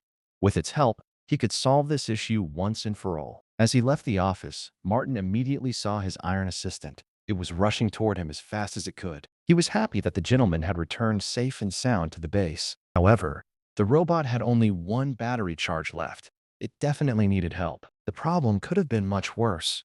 But the guy had already decided that something must have happened to the robot. If you think about it, where is he supposed to find a place to charge his robot? The assistant's body had a port for wireless charging. All they needed to do was return to the shelter for a short time. That was why he didn't see any sockets. And the computer, even without a system unit, never turned off. Holding the robot in his arms, the young man promised they would soon find a power source for it. By the way, the robot remembered that their shelter was powered by a thermonuclear reactor. This huge thing was irreplaceable. The robot itself ran only on high-quality electricity. For the guy himself, this was a big discovery. You don't hear something like that every day. A thermonuclear reactor could indeed produce energy for a very long time. That was great news for Martin. The reactor was not in the best condition. It could have worn down badly since the shelter was built. Now, that was bad news. If all the electricity ran out at once, something terrible would happen. The robot did not have a single answer to that question. Like Martin, it had no idea what to do. According to the plan, this shelter was supposed to open 100 years ago. But for some reason, that event was delayed by an entire century. Still, the guy shouldn't be too pessimistic, although that was easier said than done. Finally, they arrived at the place. Now his iron assistant could recharge. The robot was glad that Martin had solved the problem.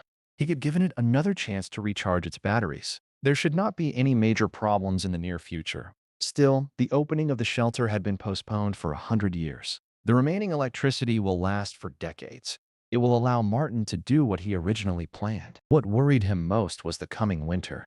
It promised to be colder than any previous one. He did not have much time left to prepare. There was no point in wasting it. As he approached the construction site, he realized another surprise was waiting ahead. Martin had always thought they were only pretending to be helpful. Now he was about to see the truth for himself. The guys built as many as 8 ovens. But how did they manage to do it so quickly? Frank was glad the administrator had arrived earlier than usual. He would be able to see the results of their efforts today. He had gone down to the lower floors for a short while, so now it was possible to examine everything here. Frank gave credit to all the boys, but the administrator knew the idea was his. On behalf of the organization, he was ready to give each of them 1,000 points in gratitude for their work. From this point on, Frank would lead the construction crew at the shelter's outpost. He would also have a direct line of communication with Martin. Each player could show their creativity while designing and building an outpost, but they still had to stay within the plan. Frank immediately understood what his boss wanted. He promised to do everything in his power, but Roderick still couldn't understand why only this guy received rewards every time. Martin kept ignoring him. Since everything was ready, Frank now had to tell Martin about his new idea. He could do it without delay. He acted as if a general stood before him, not a simple administrator. After logging out of the game yesterday, Frank explored the cement plant. He also talked to one of the workers. The worker told him that adding iron powder to the cement would make it stronger and more durable. Then they needed to burn the resulting iron slag together with wood ash and cement. It was impossible to produce a lot of cement with just these earth kilns. They would need something else. At the initial stage, Frank planned to use all the cement he received to build industrial structures. That was why he needed a more professional furnace.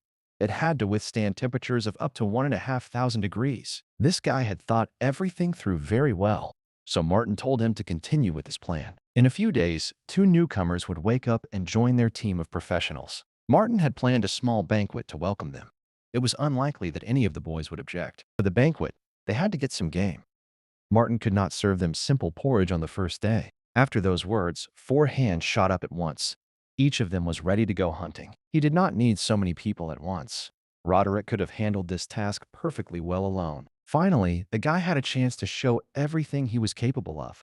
He was no longer just delivering sand for construction. Before leaving the shelter to go hunting, Martin asked him to take him straight to the mutant's lair. That was where they had found the mushrooms. Right after that, Martin suggested going down.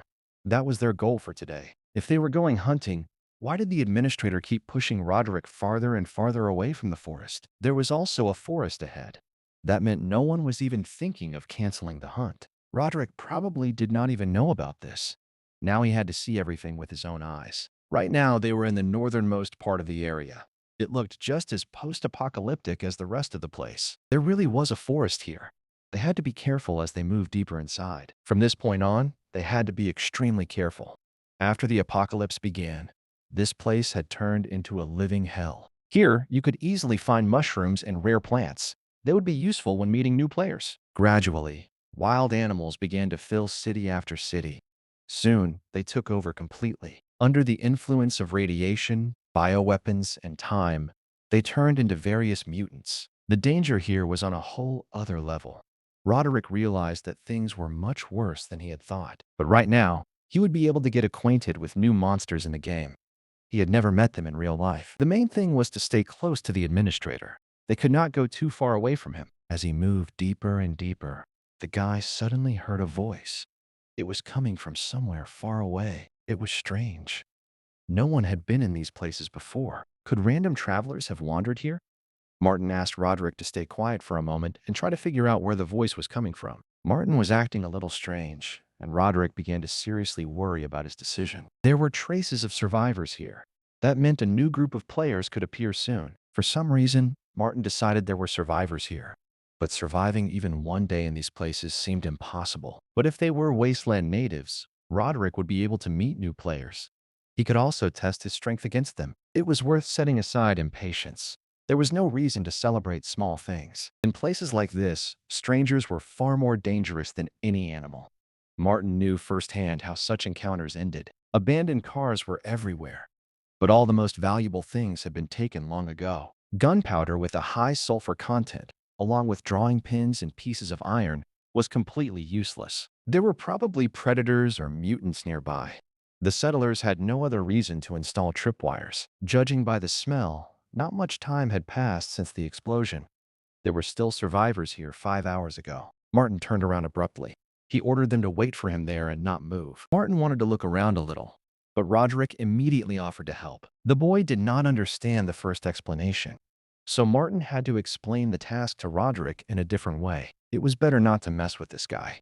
He could easily kick him out of the game. Martin wanted to use him as bait, but now the situation had changed a little. Their possible enemy was a group of predators or mutants. They did not need any special bait. This place was too close to the shelter. Smoke was everywhere, and sooner or later they would meet. There was always hidden danger in places like that. But Martin was ready to act without hesitation. If someone becomes a threat to his team, he will not hesitate. He will destroy any mutant or even any person like that. There were too many of these rodents everywhere. They had long since turned into monsters and overrun the area. If Martin had decided to act without hesitation, now was the moment. Blood splattered in all directions. The first mutants in his path fell dead. There were about 20 of them, but that was too few for a nest, and the meeting with the main mutants was still ahead. If they waited any longer, dealing with them would become much harder. So it was better to take care of it in advance. After stopping, the guy realized that he had wandered too far. Still, his discovery was very interesting. Below, he noticed survivor strongholds. They were divided into two groups. The first group settled in houses that were not badly damaged. The second group lived out in the open among the ruins. New mutants appeared every day. Their average height exceeded 2 meters, and they weighed no less than 300 kilograms. They ate everything they could find. They did not even avoid mushrooms or the meat of mutated mice. Their favorite delicacy was human flesh. Many settlers had been less fortunate than him. Suddenly, in the distance, he noticed the creature responsible for killing the local settlers. It was hard not to notice the huge mutant still standing in that place. That guy was well trained. He probably could have been a great archer if he had not been a loner. The sight of this mutant would strike fear into anyone. But that was not why Martin had come here. The sentry never took his eyes off the horizon, trying to spot other settlers in the distance. If he and Roderick had gone any further, they would have been ambushed before reaching the crossroads. There were too many enemies on the way. It was hard even to count them. There were supposed to be between 20 and 30 monsters there. Meeting them would mean certain death. These mutants are not easy to deal with. Even the administrator sometimes faces impossible tasks. It was hard to tell if it was just a coincidence, but the new mission had just appeared in the system window. According to the terms of the mission, the guy had to destroy all the mutants below. They met again soon, and this time Martin decided not to waste time. At first, he simply wanted to study the surrounding area. Later, he planned to use that knowledge in practice. But when he turned to the side, he suddenly saw a pile of limestone. It could be very useful to them. This find would be very useful if they could find a way to get it back to base. If all this limestone were turned into cement, it would be enough to build a structure in just 2 days. Once the technology for firing cement was discovered, there was no longer any need to worry about raw materials. Soon, the group of players met the administrator and Roderick, who had returned with the loot. These hyenas were edible, so for a while there was no need to worry about food. Frank only hoped Martin had more good news for the players besides the loot. He was right. The good news was that they found an abandoned construction site near the overpass outside the city. At the site, the guys found a pile of desulfurized limestone. No one needed it except them. This was great news. Frank had already started to worry that they would not find any raw materials for cement, but David knew there had to be bad news. What was it? The bad news was serious. There was a mutant camp east of the park, and there could have been at least 20 of them. Mutants were their main enemies. In battle, they were stronger than humans. They could not handle this now. Each of these monsters was at least level 10. From now on, all players were strictly forbidden from approaching that street. They also could not go beyond the eastern gate. The boys immediately agreed with the administrator. They hoped that one day they would be able to fight them. Now he had to decide what to do with the hyena carcasses. Before this, he had only ever bought them at Charlie's shop. For the past 5 months, he had been earning points by gathering resources. He had no real experience in hunting. Martin had heard that prey had to be bled immediately. Otherwise, the meat would start to rot. Oliver had a question. He hoped Martin would not hide anything. If Martin gave Oliver some mutant blood, it would help his research. Oliver wanted to test his suspicions, and he needed mutant blood to do it. There were no problems with that.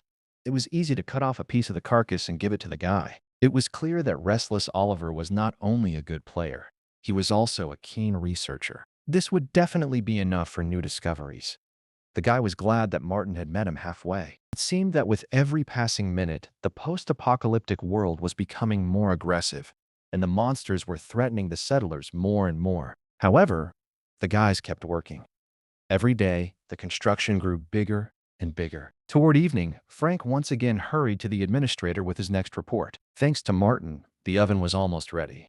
Production could begin tomorrow. This was great news, and Martin was glad Frank was handling the matter. Thanks to the guys, they moved one step closer to their common goal. According to the game's concept, that goal was to rebuild the settlement from scratch. They could only hope the others would keep working with the same spirit. And from the look on Frank's face, it was clear he would give it everything he had. Then the guy hurried back to work. It was as if he was not tired at all after a whole day of construction. Lately, Martin had learned how to win people over, and none of the players doubted him. The other players did not seem to care much. They were busy enjoying their own activities. Simply put, the standard survival game was in full swing, and it was nice to watch their home being transformed. Martin was glad they enjoyed the work so much. He was also happy that their shelter would soon be completely finished. All he could do now was guide them and not interfere with their work. However, one should not forget about the group chat. You could always find something interesting there. So far, Martin had been in no hurry to accept new players into his ranks. The only exception was that cook. These guys were just as active online as they were in real life. It was as if they had not had enough communication during the day. They sent each other funny letters. They were so happy, as if they had dreamed of working as a team their whole lives. Some of them even started gaining subscribers. That meant other people liked the game too. First, it was worth checking the official forum.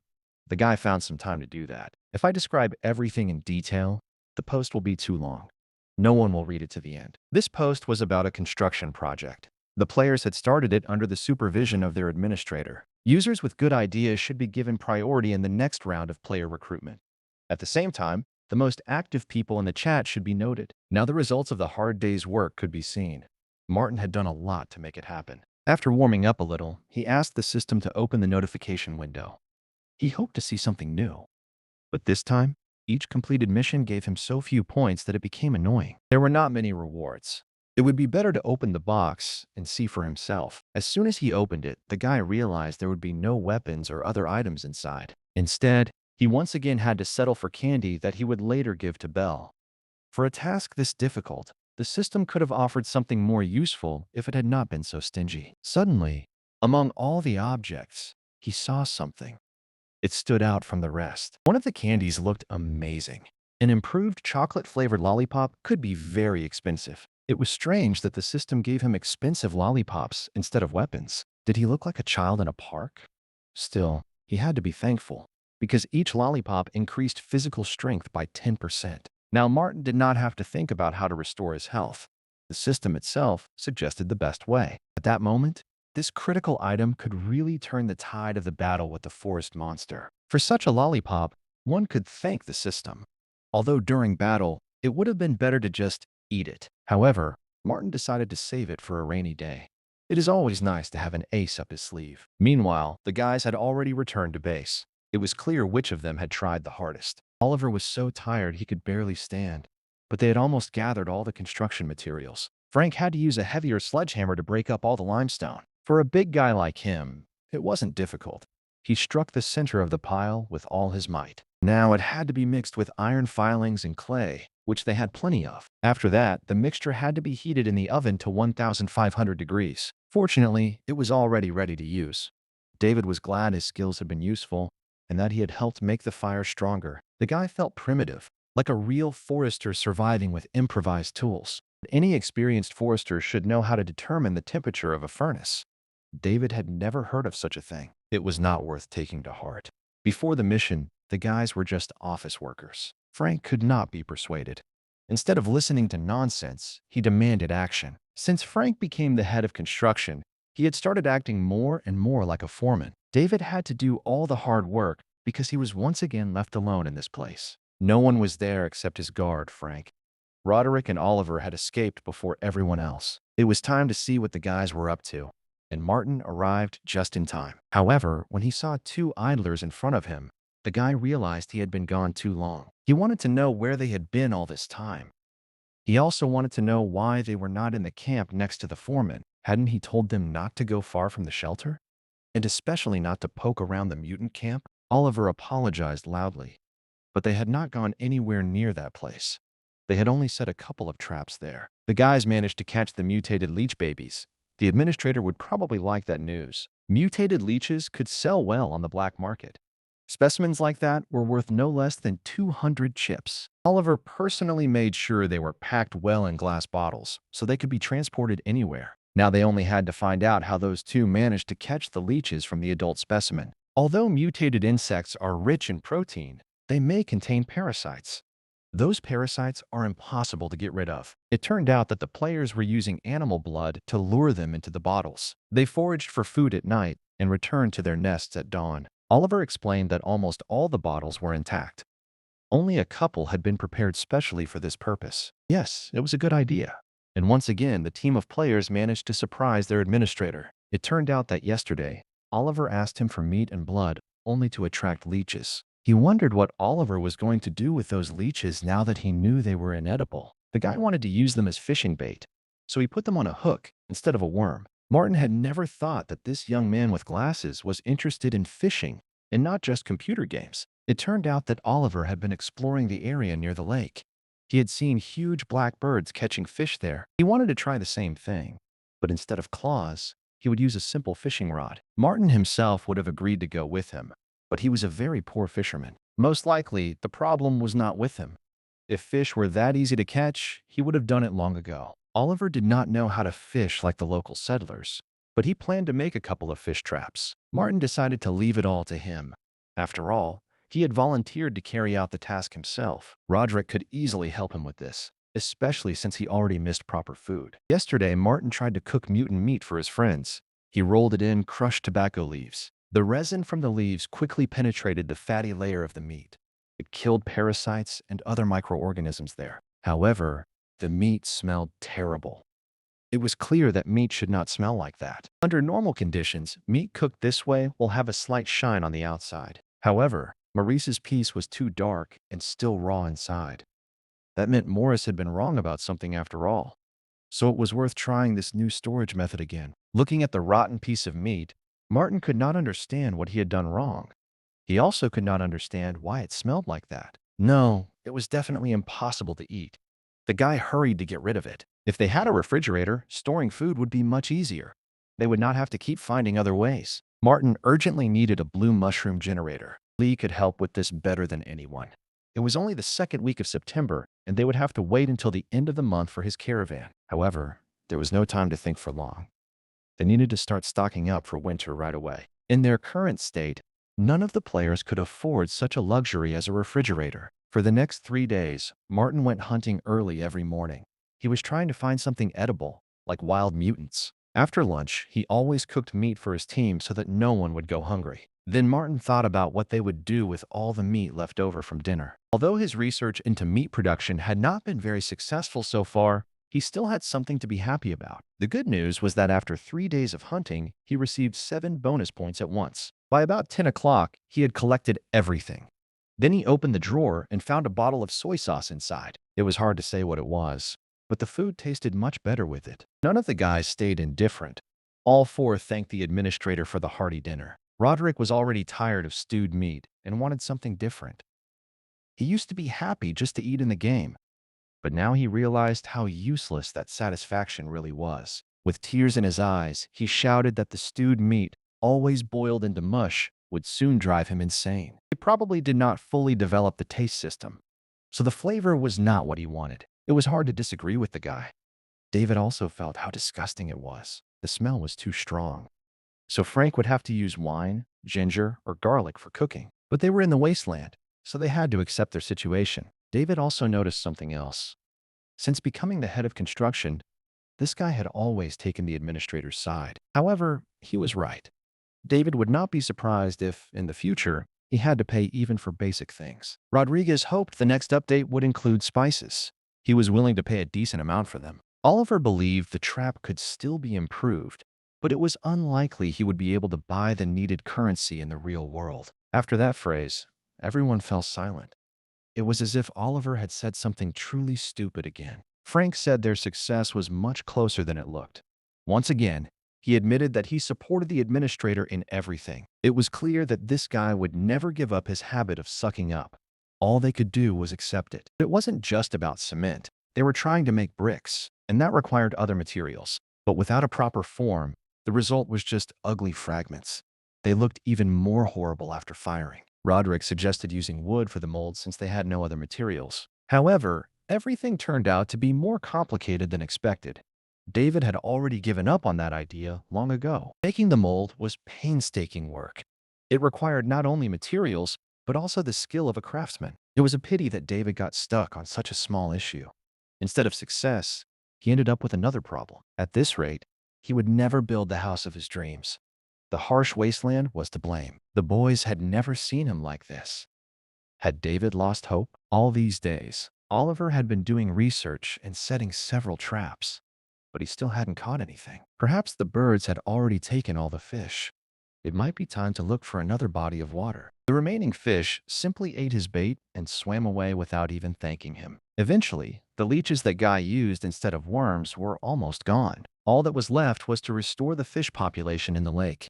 Then they could catch them when they became less wary. By the way, Frank had recently heard that new players would soon join them. He was hoping some girls would appear. If this is true, then the new female player will probably interact with Roderick more than the others. Although Oliver was against it and hoped the new player would choose him instead, the man's suspicions were soon confirmed. Before long, they would learn everything for themselves. Frank did not expect their administrator to bring in newcomers so quickly. It was as if he had prepared for it in advance. As soon as he entered the construction site, Martin announced that he was ready to introduce them to the new players. Their new comrades would help them not only build a shelter, they would also help them gather food for the winter. When it came to food, Henry was the best. He was quite good at cooking. The second player was a guy named Jimmy. He was happy to finally be there. To everyone's horror, both new players were men. There was not a single pretty girl among them. However, these guys' skills could greatly strengthen the team.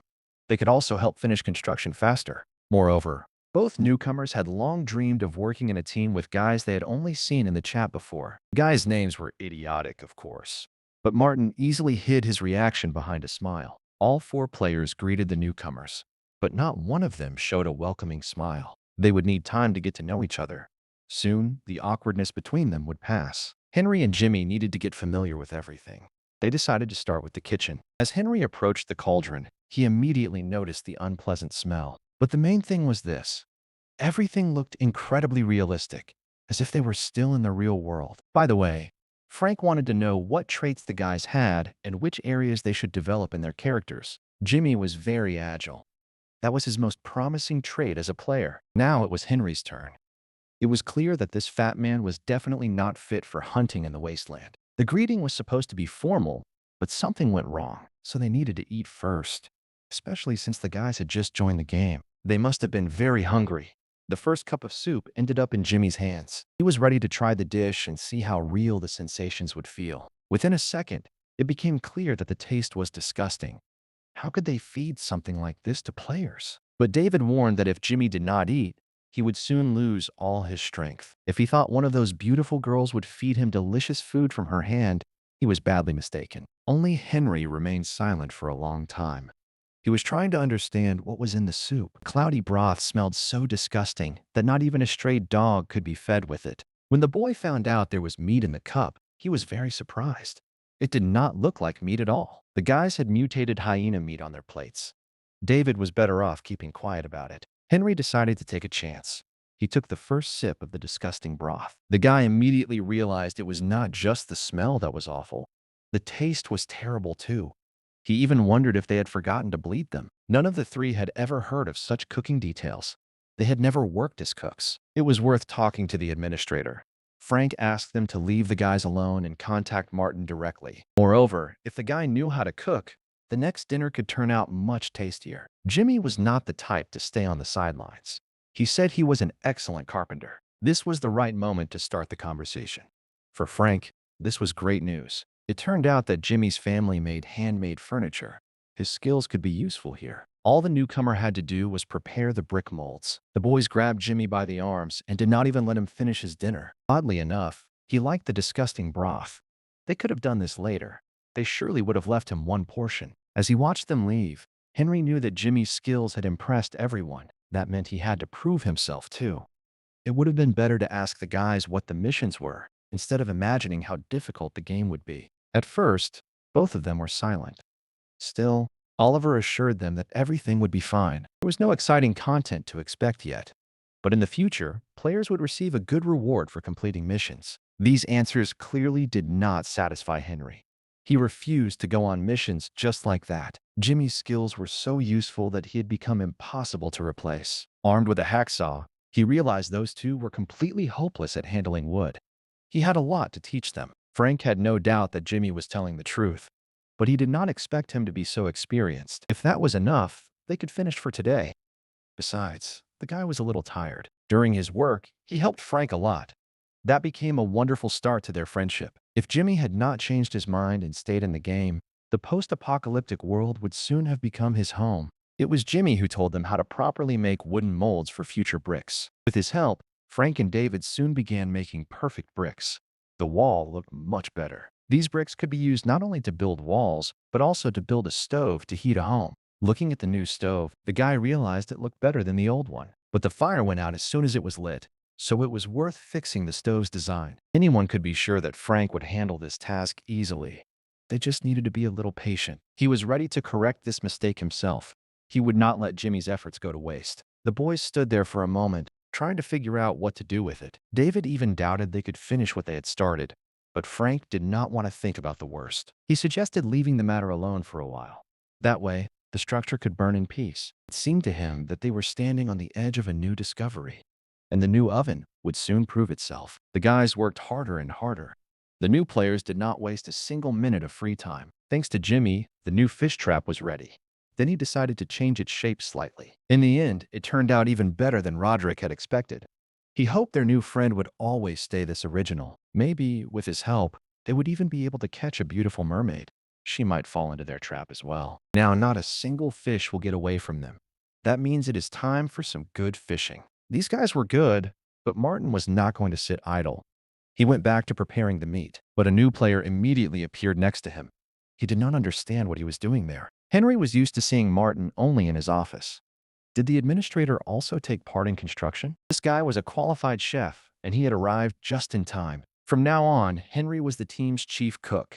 The responsibility for preparing food now fell to him. The situation they were facing was very serious. It was worth thinking about it in advance. Besides building, they also needed food. Helping them with that was Henry's responsibility. Martin could already imagine the guy working in the kitchen.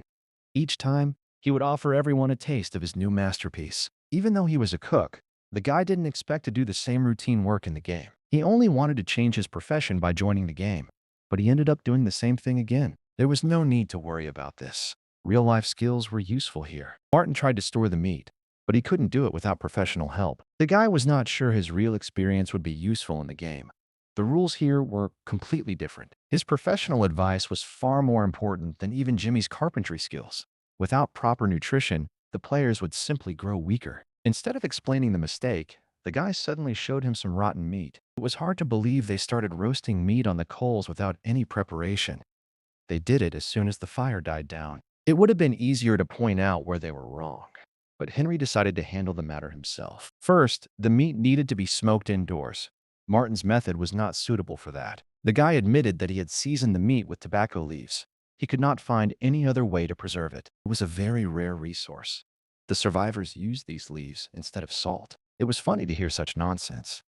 Henry had a hard time stopping himself from saying what he really thought. In fact, it was possible to smoke meat without salt, but the taste was not very pleasant. Martin heard for the first time that salt was not needed at all.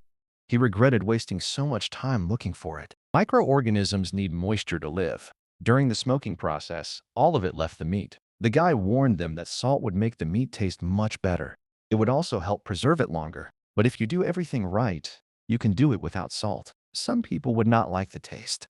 Still, they would not have been able to preserve the meat anyway. Otherwise, Martin would have wasted the tobacco leaves. If they could find a good way to store it, it would be a real gold mine for them. Martin did not invite this fat man to the game for nothing.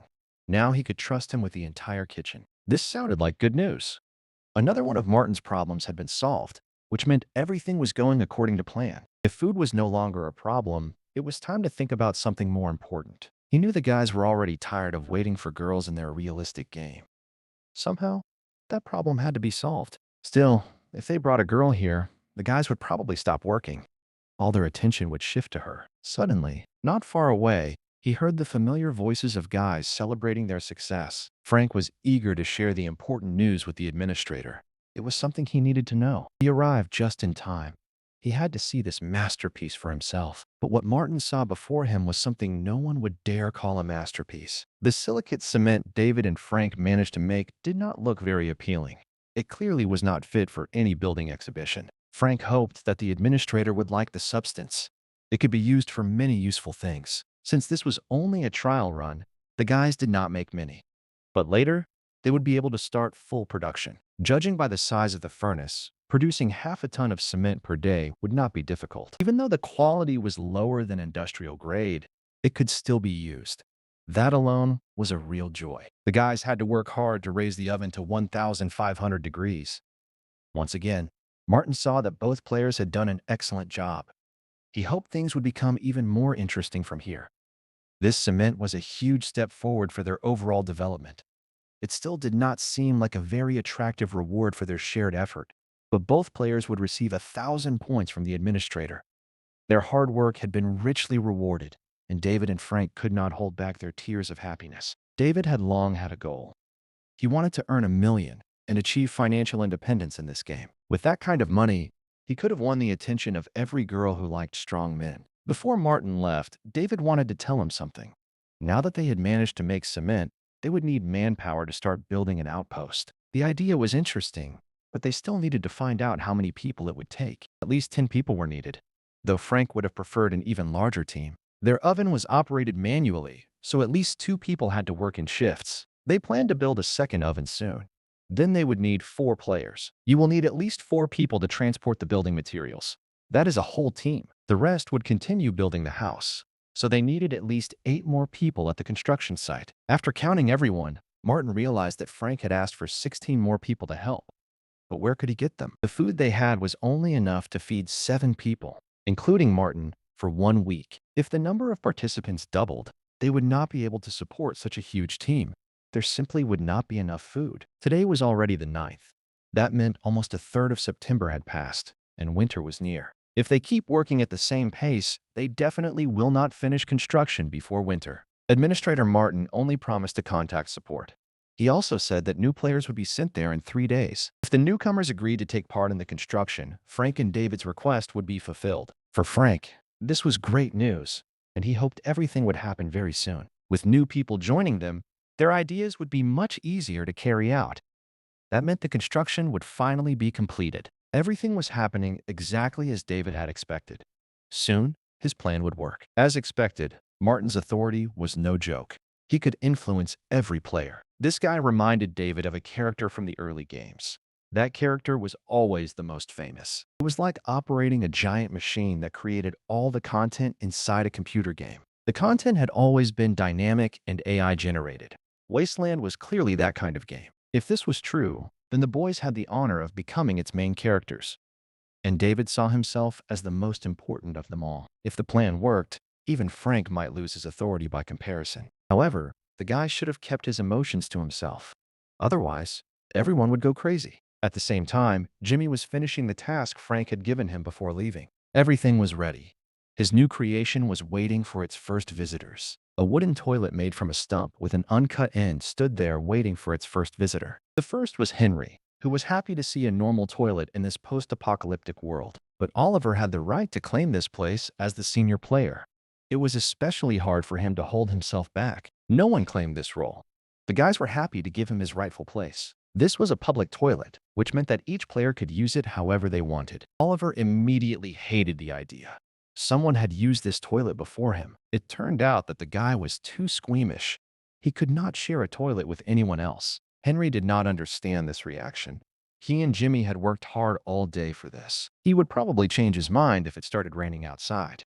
Then he would need a secluded place. Meanwhile, someone else had made an achievement just as important as the invention of the toilet. Roderick was glad he had caught such a big fish.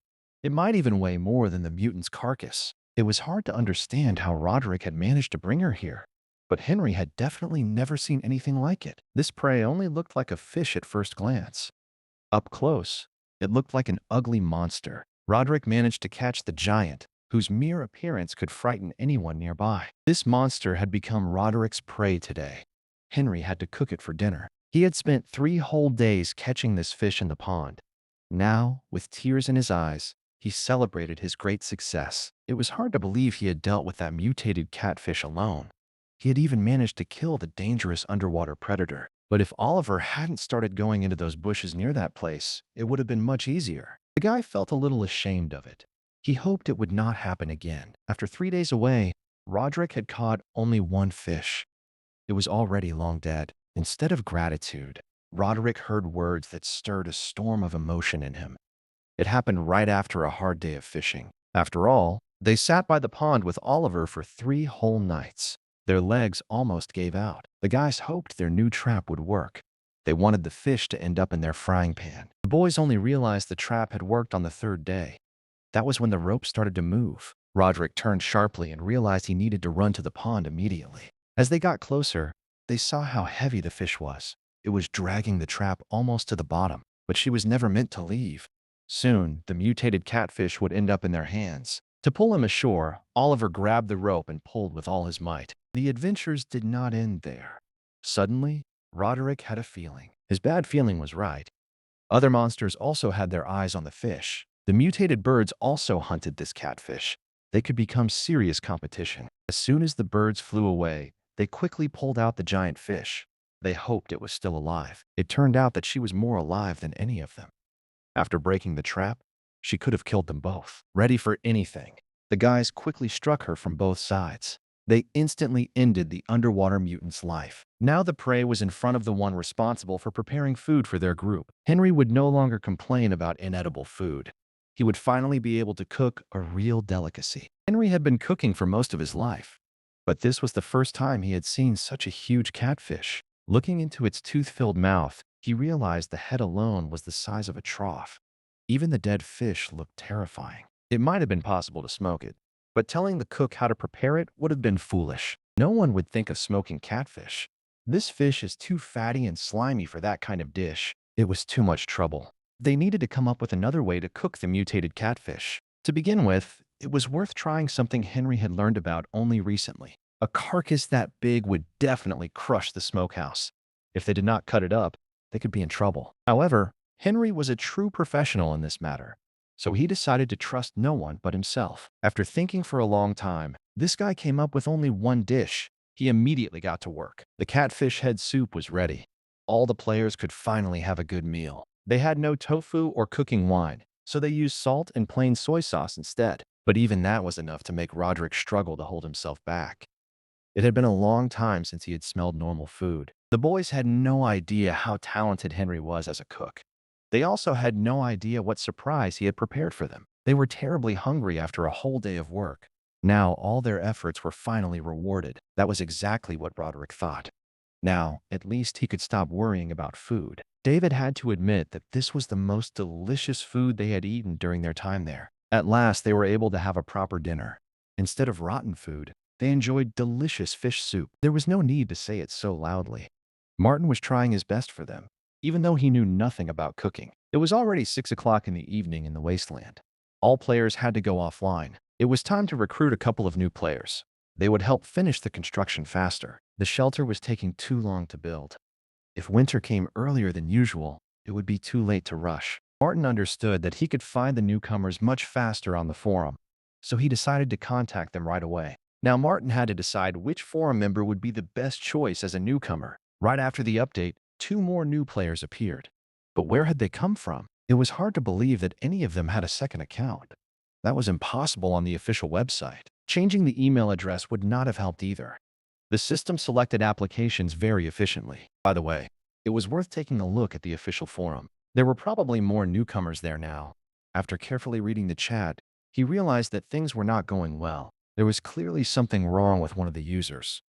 He was showing his dissatisfaction so aggressively that it seemed like he wanted to lower the game's rating on purpose. After scrolling through the forum for a while, Martin realized where so many new users had come from. Someone forwarded a screenshot from the official chat to other groups in the forum. That attracted new users. Then Wastland, which only had an official website, suddenly became popular in various communities. It was no surprise that Martin had a lot of unread messages in his chat. He had to respond to everyone who wanted to know more about the game. Suddenly, he saw the same user again. This was the one who had already written angry comments to the administrator more than once. But why was he acting so aggressively? It was as if Martin had crossed him before. Back in the real world, David continued his stream. He talked about his first impressions of the game. He hoped that he could also take part in recruiting players.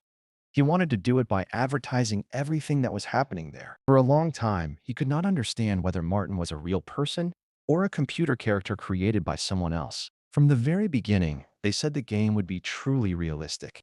But Martin behaved like an ordinary person. The guy was happy to realize that the administrator had contacted him. He was talking to him like an old friend. What made it even better was that Martin trusted him with recruiting. He was not only close to Frank, but to him as well. This was good for Martin. The greater a player's loyalty, the more value each one would bring. Let them think that Martin was a representative of the first generation of fully fledged artificial intelligence.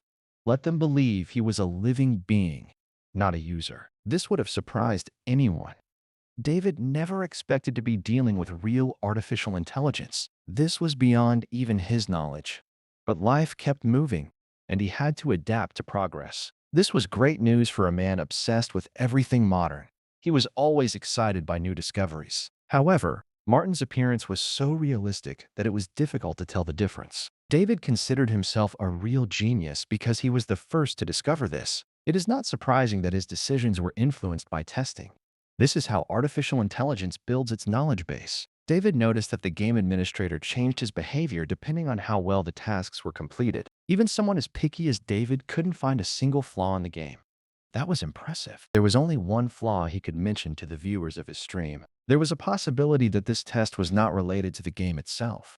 It might have been related to artificial intelligence. Even the approaching winter from the new update had been created specifically for the first team of players. David once again proved that he was a real computer genius.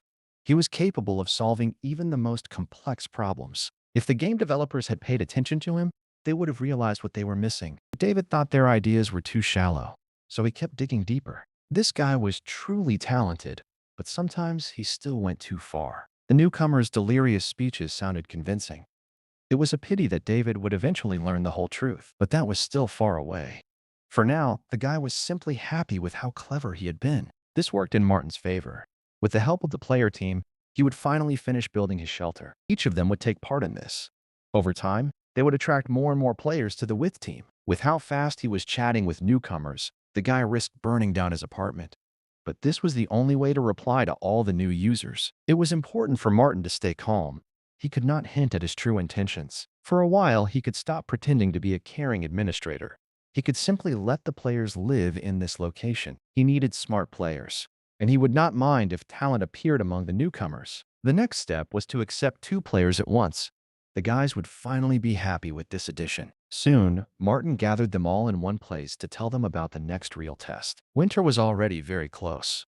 The guy was happy to launch the first add-on for closed testing. With the start of the new chapter, the atmosphere in both the game and the forum changed a lot. It wasn't just the players. There was a fresh energy in the cold air. The supplies they had from the start were not very generous. To feed the 30 mouths that were about to arrive at the base, Martin had been gathering food since early morning. He was agile enough to hunt. He quickly stocked up on food for the long, cold winter. The pile of game he had caught was enormous. The young cook was even frightened when he realized how long it would take to prepare. Roderick was finally able to raise his level from 0 to 1. Even such a small leap was a real success for him. He had been working toward it for a long time. Martin himself felt that a breakthrough was just around the corner. He could also feel his own strength increasing. He still had not been able to figure out the secrets of leveling up, so he could rely only on inspection equipment. The robot could easily help him with that. It could report progress and display it on its hologram. The rest of the players had outstanding skills. That helped them improve much faster. The guys used charcoal as the main fuel for the stove, and they did it much better. Eventually, they learned to extract slag from iron-rich waste. That included rusty rods and car parts. Martin would add the slag to the kiln. Then the boys would mix it with limestone. In this way, they were able to create a more durable formula. That meant the solution was much more reliable. It was hard work, because running the furnace meant hauling heavy materials on carts. But it was exactly that physical labor that helped Frank reach level 2. David's stats also increased, and he was able to reach his first level. The increase in characteristics was very different from genetic enhancement. Now it was clear why Henry kept living his usual life. Perhaps the saddest example was one of their comrades. Out of 4 players, he was the only one who never rose above level 0. Oliver had caught a lot of fish with the trap lately. Even so, he still had not leveled up. The experience points for hunting with traps were not as high as for fighting in direct combat. Each new player was also developing quite successfully. In just a few days, they gained many useful skills. At the same time, each of them was familiar with the task. They had already done it many times in real life. Still, they kept improving their craft. They taught their partners new techniques. From time to time, Jimmy helped the boys fix something. Sometimes he also made a new trap at Oliver's request. The guy also had his own mission. He wanted to build a house as soon as possible. In his wooden house, he was going to create a real laboratory. He would conduct experiments there. During those days, he managed to collect quite a few different bottles. He placed them next to the future house. Although Martin doubted the safety of this undertaking, he still enjoyed watching it in his free time. He decided not to interfere with Henry's work. Henry stood out from everyone else. After all, the guy was not only responsible for preparing food, he also helped the administrator with small errands. His main problem was smoking. That habit greatly interfered with normal work in the kitchen. To smoke the game, the guy was forced to use the most primitive method. Otherwise, they would have no food. Henry hung the meat in a small oven made of clay and bricks. Using smoldering coals for smoke, the boy slowly cooked the meat over the fire. He removed all the moisture from it. When winter comes, this meat can be wrapped in cellophane or bark. Then it can be buried in a cold snowdrift until spring. What Martin prepared this way was very different from his newcomer's culinary masterpieces. By the way, Henry used more than just meat. He also used skins to produce goods of excellent quality. Canning was far more complicated and tedious than making jerky with Martin's recipe. But they did not need perfect processing right now. If the clothes protected them from the cold, then the job was done. After work, Frank had a lot of potassium water left over. He stored it in plastic barrels. Henry used it to tan leather. He had already removed the hides from the animals and washed them thoroughly. After the treatment, he stretched the leather out to dry. The result was material of excellent quality. But one day, it became clear that such a burden was simply beyond his strength. Henry admitted that he could not handle it anymore. He needed at least one pair of hands to help him. The lot fell to Roderick, even though the boy already had enough worries. Roderick had to admit that he was busy every day as well. He simply would not have time to help Henry with his work. Only Martin understood that this guy was actually just lazy. He was only pretending to work. Roderick enjoyed spending time with the manager. He had no desire to get involved in the cooking. Henry would remember that insult for a long time. He would remind Roderick about it the next time he got hungry. Roderick helped Martin search for prey. The administrator simply could not assign him to other work. He promised to solve the newcomer's problem soon. New participants were already on their way into the game. Well, it was worth thanking the administrator for this. That kind of help really mattered. There was another problem. The guy only knew basic leather processing, and that was not enough. But there was no need to worry about that. The administrator's smile said it all. Among the newcomers was a man who could help with this. He was meant to take charge of making clothes. There was no point in worrying about trifles. It was better to focus on construction. Putting his hand on Henry's shoulder, Martin told him to relax. He was going to entrust this task to a new guy. Their team would not include only a tailor.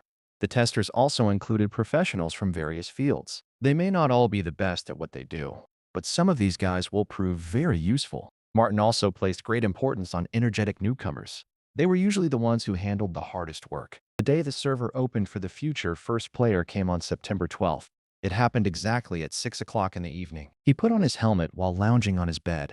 Then all he had to do was follow the instructions on the website. William, the knife thrower, had long dreamed of joining the game and testing his skills. However, he had to go through the same thing as the other players who entered this reality. At first, this parallel reality felt strange. It was as if it pulled the new user into a whirlpool the moment he emerged from the water. Each player understood that the worst was already behind them. They could now begin to enter this world. True, William had something else in store for him.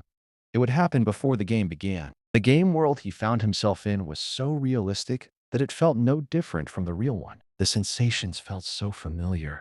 William could even feel the cold water inside the capsule. He immediately noticed a strange smell.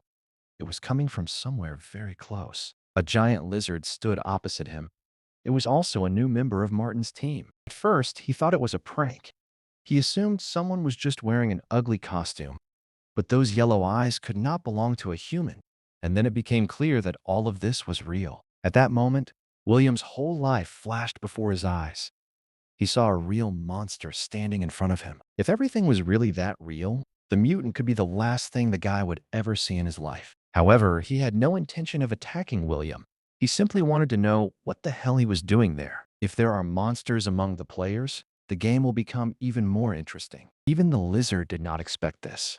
Instead of reacting with horror, the guy cheerfully explained how he had ended up there. Usually, anyone who saw him at his full height forgot their own name, but William was not like that. The worst news for the lizard was that his manhood, which he treasured so much, was gone. Instead of the usual hillock, he saw only a flat patch of ground.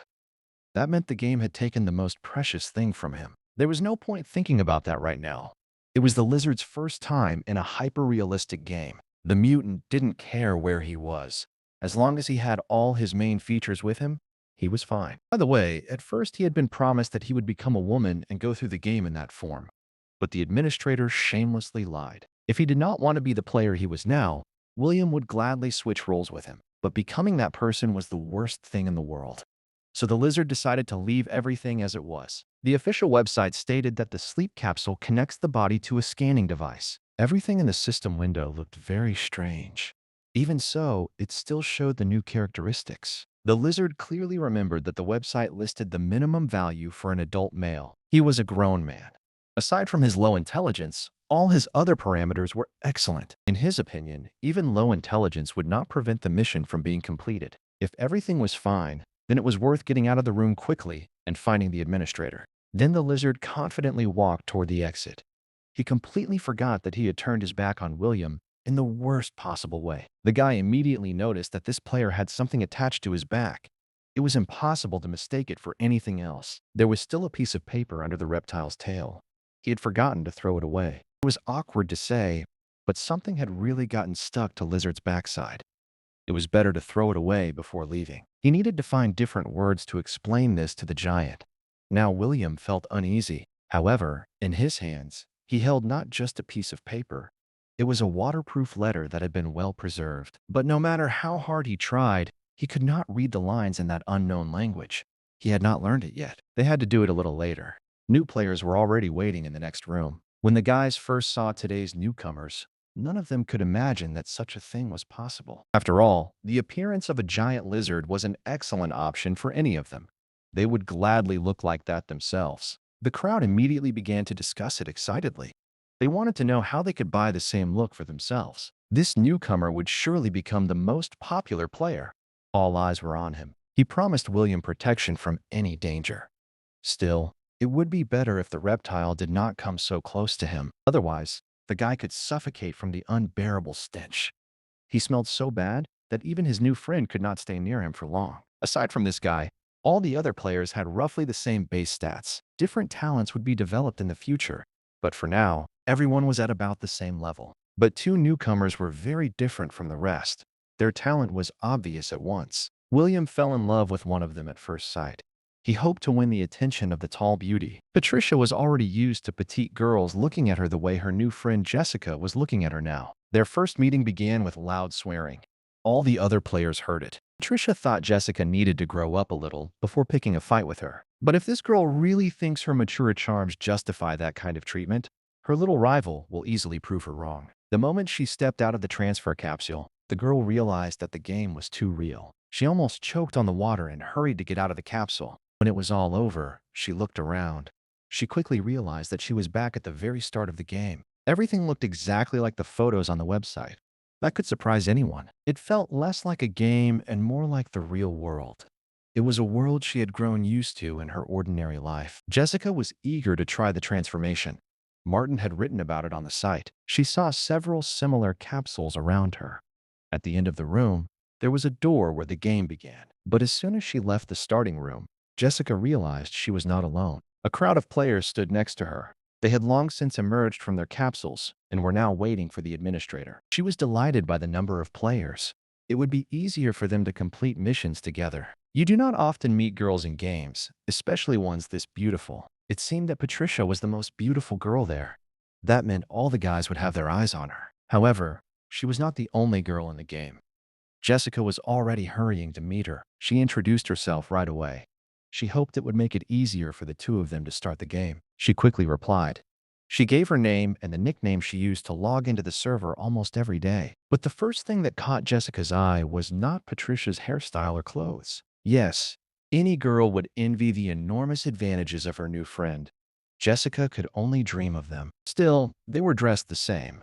That meant the administrator had prepared a shared task for them. Even the boys were almost indistinguishable from the girls. They wore exactly the same suits. Some parts of Patricia's body barely fit into the tight suit. They needed to come up with something else for her. With her tailoring experience, Jessica immediately noticed the unusual material. It seemed that this material protected against the cold and wind. The fabric itself was better than any expensive alternative. Could this mean that, in the game, you can create clothes from any material you like? Elsewhere, things were a little different. Maybe that was intentional. She quickly took off her cloak. She wanted a better look at her new costume, which was very different from her usual clothes. The girl immediately noticed that this suit was designed for active movement. It fit the body very comfortably. There was not a single unnecessary piece on the suit. It looked somewhat like a diving suit. Strange devices were scattered all over their clothes. That meant the administrator would be recording their every move. But that was not the main problem. The tight suit exposed everything Jessica wanted to hide. Compared to her tall friend, she had nothing to brag about in front of the guys. Patricia even felt a little uneasy because this adult girl's body looked like that of a small child. She should have hidden her surprise. That look immediately angered Jessica. She hated it when people laughed at her curves. She hated that they thought her breast size was the most important thing about her. Patricia's body looked like a cow's udder. There was nothing beautiful about it. But Patricia also had something to say in response, since her friend did not even have a hint of breasts. It would have been understandable if it had all gone to another part of the body, but both the front and the back looked equally bad. But Patricia had nothing to hide, and a tight-fitting suit suited her best. He clearly showed all of the girl's main strengths. Besides being a talented player, she was also very attractive, so she carried her beauty with pride. She was not going to let the criticism of childish petty girls distract her. The last phrase was the most offensive. It could easily have ended their friendship. Patricia probably did not know yet that Jessica ran a fashion design agency. That could be very useful in the game. Now William watched as the two girls gave up looking for the administrator. Instead, they started doing their favorite thing. Some players wondered if it was possible to relieve themselves here, just like in the real world. The man felt as if he had ended up not in a realistic game, but in a madhouse where everyone had gone crazy. Luckily, at that very moment, the administrator slowly entered the hall. For the first time, the guys saw in person someone whose messages they had only read on the forum. There was no doubt that this was the same game administrator. He would soon give them their first task. Today was the third day of closed testing. The guys managed to set up stove production and make several units at once. He welcomed all the new players. They were supposed to help his main team with their work. Martin was glad that so many of them had shown up. It meant his marketing had worked. If they were ready for the task, it was better to start right away. That would help them get used to the game faster. Martin suggested that anyone who doubted should leave immediately. They should go before the mission began. But it was hard to believe that anyone would want to turn back after making it through a water capsule like that. Not at the most interesting moment. In that case, it was worth telling them the main rules of the game. Those rules should never be broken. When the guy started explaining the terms of the mission, he suddenly noticed something special. The huge lizard stood next to the man as if they were old friends. It was strange that a representative of another race ended up here. Had his advertisement somehow leaked onto the mutant servers? Judging by the stupid look on this player's face, he had never seen anything like it before. He would need to be trained from scratch. The ones to be wary of were those who had spent their entire lives hiding in the shadows. So this guy clearly was not a hidden threat. He decided to deal with the lizard later and tell all the newcomers the good news for now. The main thing was that the war was already over. But after it, the world had changed beyond recognition. It had been 200 years since the end of the world began. The hardest times were already behind them. These guys were far luckier than the other billion who died in this bloody war. The robot could easily show their future home on a hologram. Now the whole team would have to rebuild it from scratch. The creature next to the administrator was his robotic assistant. If they had any questions, it would quickly find the answer. The guy had prepared a standard introductory speech in advance. He hoped it would help the players quickly adjust to the atmosphere. The Vault Dweller's Handbook was updated to version 2. It now included rules for completing the mission. To the surprise of many, any residents who dared to break the rules would be sent to prison immediately. This was a closed-off place, and it was unlikely to please anyone, so it was worth reading all the rules in the handbook more carefully. If the crime was serious, the player would be permanently excluded and banned. There would be no way to restore the profile. These rules were quite strict. Usually, administrators are more lenient when attracting new players. Martin was so confident that he could even ban the beautiful girls who joined his team. Once they reached the testing phase, everyone already knew the rules. They were ready to move on to the next step. These rules dealt with fights between players. They also covered harassment of female players. Restrictions had been introduced on the intentional damage and destruction of game objects. Most normal players would consider these rules reasonable. Martin was simply adding his thoughts to some discussions on the forum. The guy's ideas were pretty good. That was especially true for sandbox games and similar entertainment. Martin not only accepted their suggestions, but also added some of his own. For example, intentionally damaging objects will be punished with unpaid forced labor. After explaining all the rules, he was ready to leave the shelter with 24 players. They would go up to the surface by elevator. Once outside, the boys quickly realized they were truly in a post-apocalyptic world. Everything looked incredibly real. Martin was already used to this reaction from newcomers. He understood that he would have to live with these feelings for a long time. He wanted to say that the boys were celebrating too early. But this time, he decided to stay silent. It was important to remember that going to the toilet near the outpost was strictly forbidden. This mainly concerned Frank. He did not care about such trifles and often broke those laws. The construction site was a place where many workers were always needed. That was why they had all been invited into the game. Martin immediately made some of them carry bricks to build walls. He ordered the others to transport raw cement. For every hour of work, they received 10 warehouse points. But they still did not know what those points were for. Of course, not everyone was busy only with construction.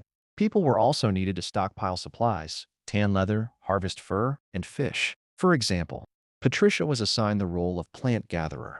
She happily accepted it. Every player instinctively sensed poisons, even without specialized knowledge. Patricia's sharp perception made her talent even more effective. Soon, she began taking her first steps toward becoming an ideal collector. They had a giant lizard.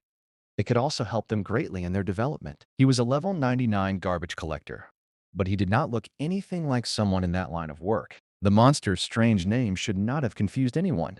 He was always reliable. Only then did the lizard realize that the piece of paper stuck under his tail was a hidden mission. He found this note right after waking up, but it would be better if he simply retold its contents. Martin wanted to read it himself, but it was not hard to guess where the lizard had gotten it. The paper was damp, as if it had been lying in water, but it had not yet become completely soaked. It looked as if the letter had been written in this world's language.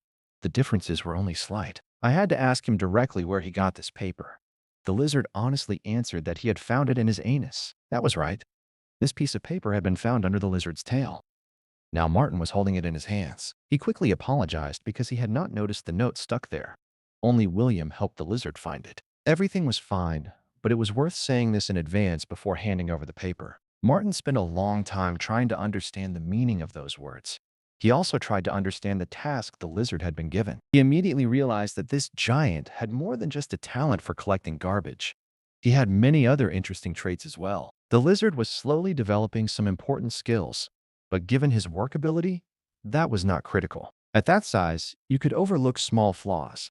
Even paper stuck under the tail did not matter much. From that day on, they would hunt together. The lizard could prove to be the most useful of them all. He loudly thanked the administrator for such an honor. He also promised to protect him from monsters. This would have impressed anyone. It is not every day that you get a real killing machine at your disposal. Now they just had to wait for him there a little longer. Martin was sorting out a few matters. Like Frank, Lizard was ready to obey him in everything. He saluted his new commander. He rushed to complete the mission so quickly that the guy did not even have time to say a few important words to him. These players were so confident that they thought they could handle the rest by themselves. There was another player who wanted to talk to the administrator. This conversation promised to be much more pleasant. The second girl they came across was wearing a suit so tight that it looked 2 sizes too small. For a long time, he could not understand where Jessica got those clothes or why they looked different from everyone else's. But that was not the case. All the players wore the same clothes. She had simply done something the others had not thought of. Martin's yellow belt was special.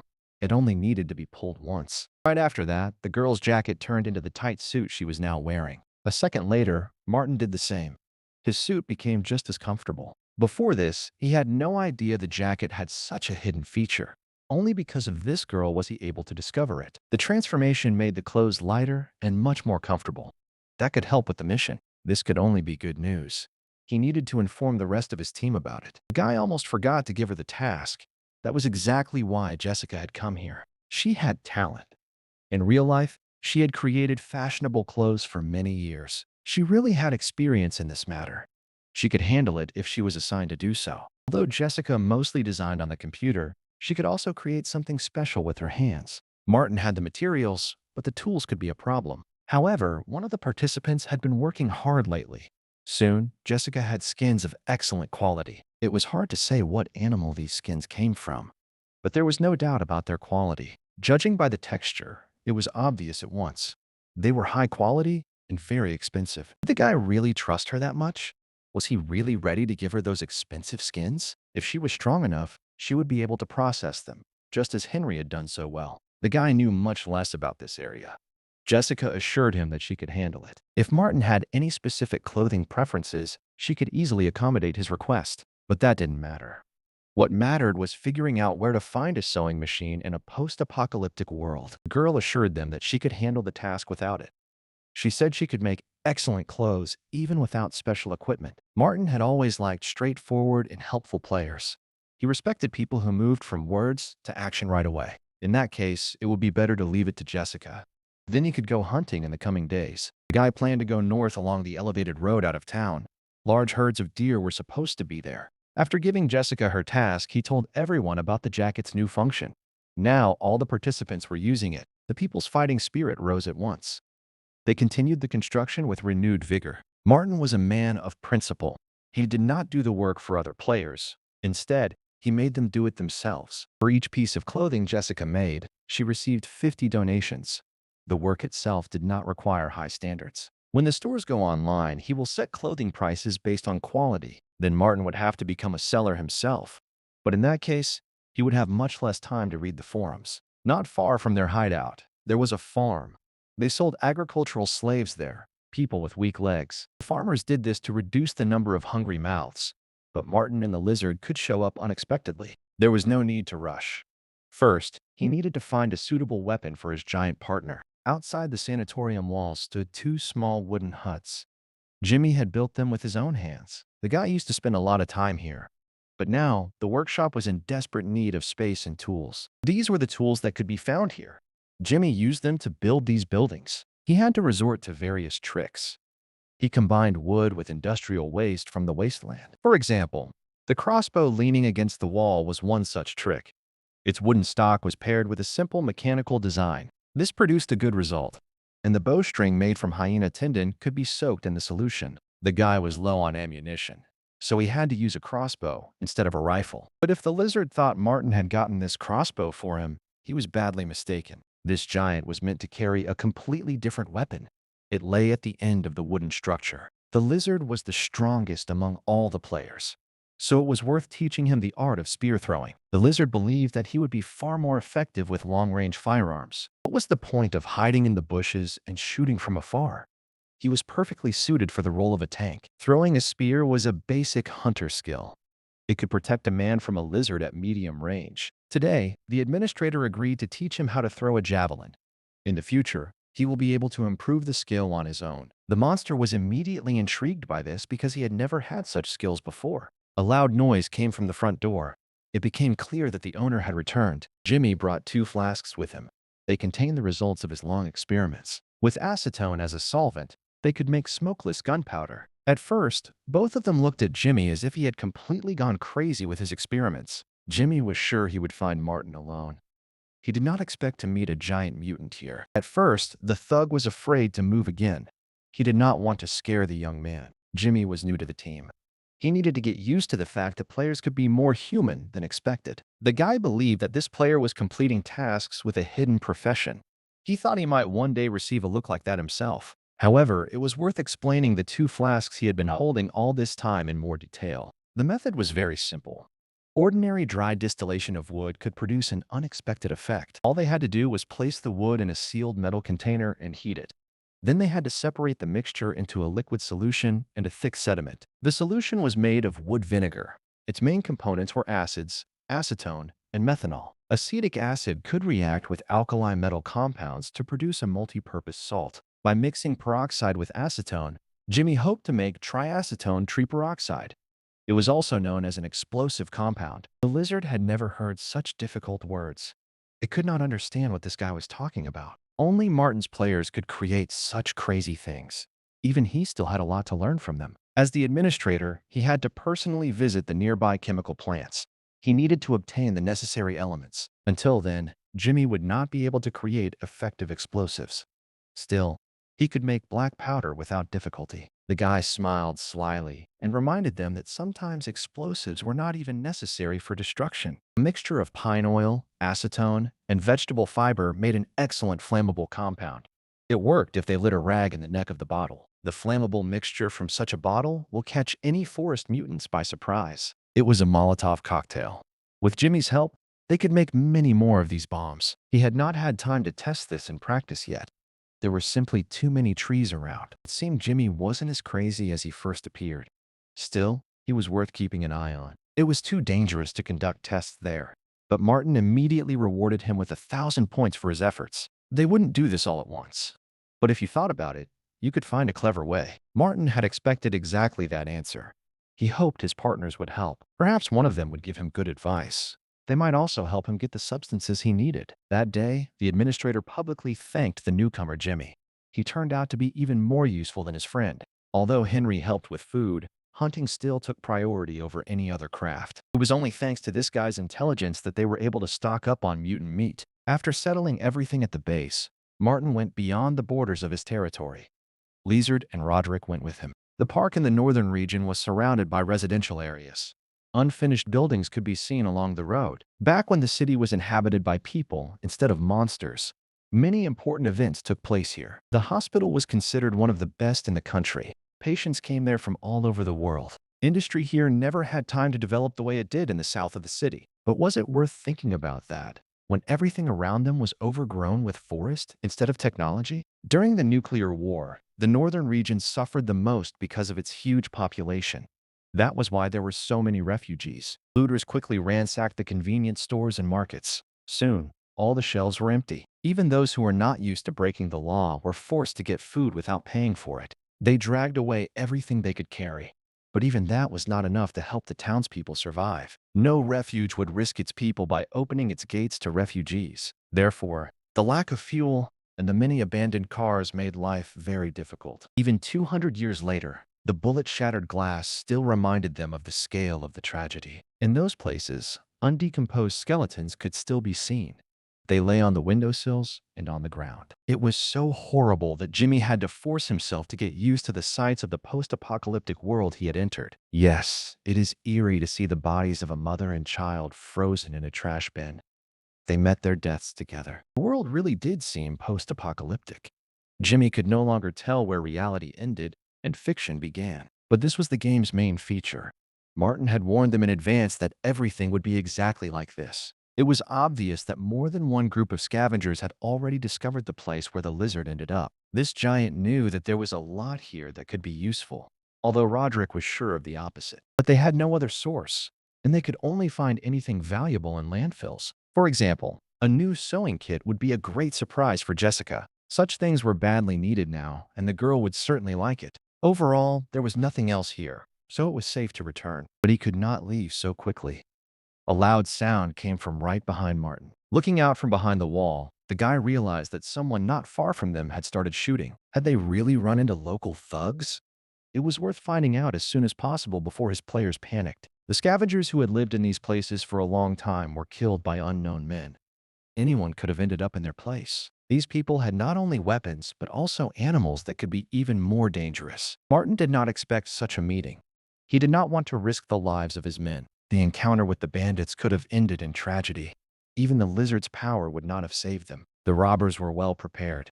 They were going to take everything that could still be carried away. Roderick warned that this adventure would not end well. He said they needed to leave immediately. But it would have been better to stay quiet until someone noticed them. But it was far more dangerous to catch the eye of the evil mutant. It was like a watchdog for those guys. This creature had a keen sense of smell. It could easily detect prey hiding nearby. It was obvious that not only people, but also mutants had problems with food. The monster could easily solve that problem. Moreover, the owners were ready to help. They would open fire in the direction the sound came from. True, their weapons didn't shoot very far. The bullets didn't even reach the wall. The lizard realized they were being shot at. That meant even a simple sortie could turn into a shootout. Suddenly, Roderick declared that they had nothing to fear as long as he was with them. He said he would take responsibility himself. He decided to see for himself what was happening there and find out how brave those guys really were. But it would be wiser to show courage somewhere else, unless he wanted to become a living target. After all, they were real bandits. They had excellent weapons and a mutant hyena with them. It's better to retreat right now and meet at the bus stop 300 meters to the south. It was strange that these two were in no hurry to retreat. They believed their advantage was in numbers. The boys were ready to fight. They wanted to find out which of the two teams was stronger. They also had weapons, although this junk could hardly be called truly dangerous. But with a 2-meter lizard armed with a metal spear, they at least had a chance to do something. Martin always thought his team was made up of computer people. Now, he is convinced otherwise. They were brave not only behind a keyboard, they were brave in real combat, where real death was on the line. While Martin was alone here, he had to hide whenever danger appeared. He avoided direct confrontation at all costs. Now he had a weapon and loyal comrades. It was finally time to take what was his. There were only 2 bandits. That meant dealing with them would not be too difficult. With the Molotov cocktail Jimmy had made, they could have opened the fight with their strongest move right away. At the administrator's command, Jimmy was supposed to open fire and throw lit cocktails forward. The guy should have tried harder.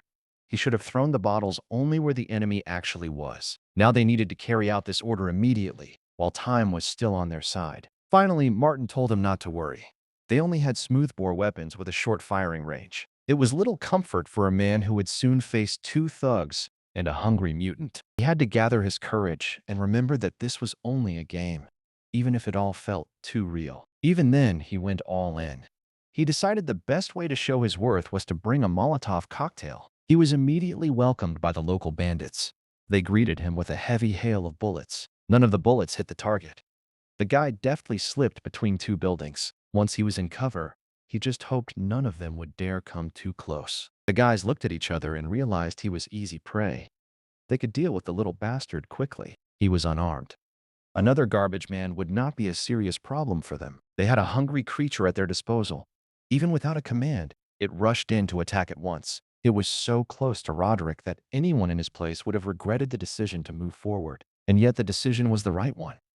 A second later, the guy saw only splashes of the creature's blood in front of him. The hyena flew far to the side. It was clear that the blow was fatal. The shot hit him right in the chest. One of his guys had spotted the target in time. The shooter turned out to be Martin himself, the administrator. He had been aiming at the hyena for a long time, waiting for one perfect shot. The marauders could have crushed the guy without mercy. But the second one realized his friend might be walking into a trap. However, a trap was set for both of them at once.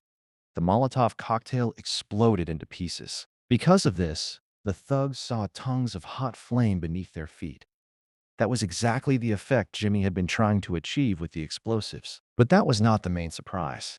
One look to the side revealed Martin's real gift. They were surely already missing real human warmth. And the Molotov cocktail was not the only thing waiting for them. Since they love taming mutated hyenas so much, maybe they'll turn this mutant into their watchdog. But the lizard had something completely different in mind. He had already raised his sharp spear over his head. That was the last thing the daredevil saw.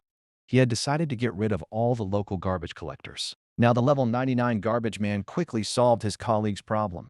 He smashed the bald idiot's skull to pieces. It might have been a lesson for the boy, but usually lessons are only learned by those who survive. However, life was active only in one place. It was where Martin was building together with the new players. The guys had long since adapted to the post-apocalyptic world. Each of them showed their best qualities. They worked so well together. It was as if they had known each other all their lives. Martin often visited the construction site in person. He checked the inventory and handled minor work issues. Seeing him from afar, David was glad the administrator had come to the construction site for the second time that day. He had probably brought more news, but the guy wanted to know why everyone around him was busy working. Meanwhile, those two were relaxing in the distance. David quickly explained that they were studying the steelmaking process. They had left the knife thrower in charge of construction. Now, it was worth checking on the other's progress. First of all, he wanted to know about the two newcomers. Henry and Oliver got along great. They even improved their fishing traps by using mutant larvae as bait. There was only one mishap. A giant mutated fish fell into their trap and almost dragged Oliver away with it. But still, the guys had some minor shortcomings that could be corrected over time. There was no point arguing with him. The guys watched the game administrator leave and saluted him like a commander. The same was true for the other newcomers. They did not have to sit around bored and invent things to do. Nowadays, many people spend almost their entire lives in an office. They just sit in a chair day after day. But his team was different from the others. Every one of them was ready to work hard for the common cause. William also had his moment of glory. Using his old skills, he helped the team a lot. Most of the players were ordinary people.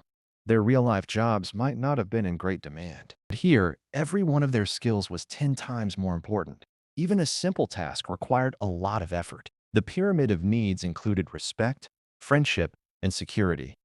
Martin was able to provide all of that quickly. Friendships were usually born when the guys went on missions together. However, CEO Martin did not care about any of this.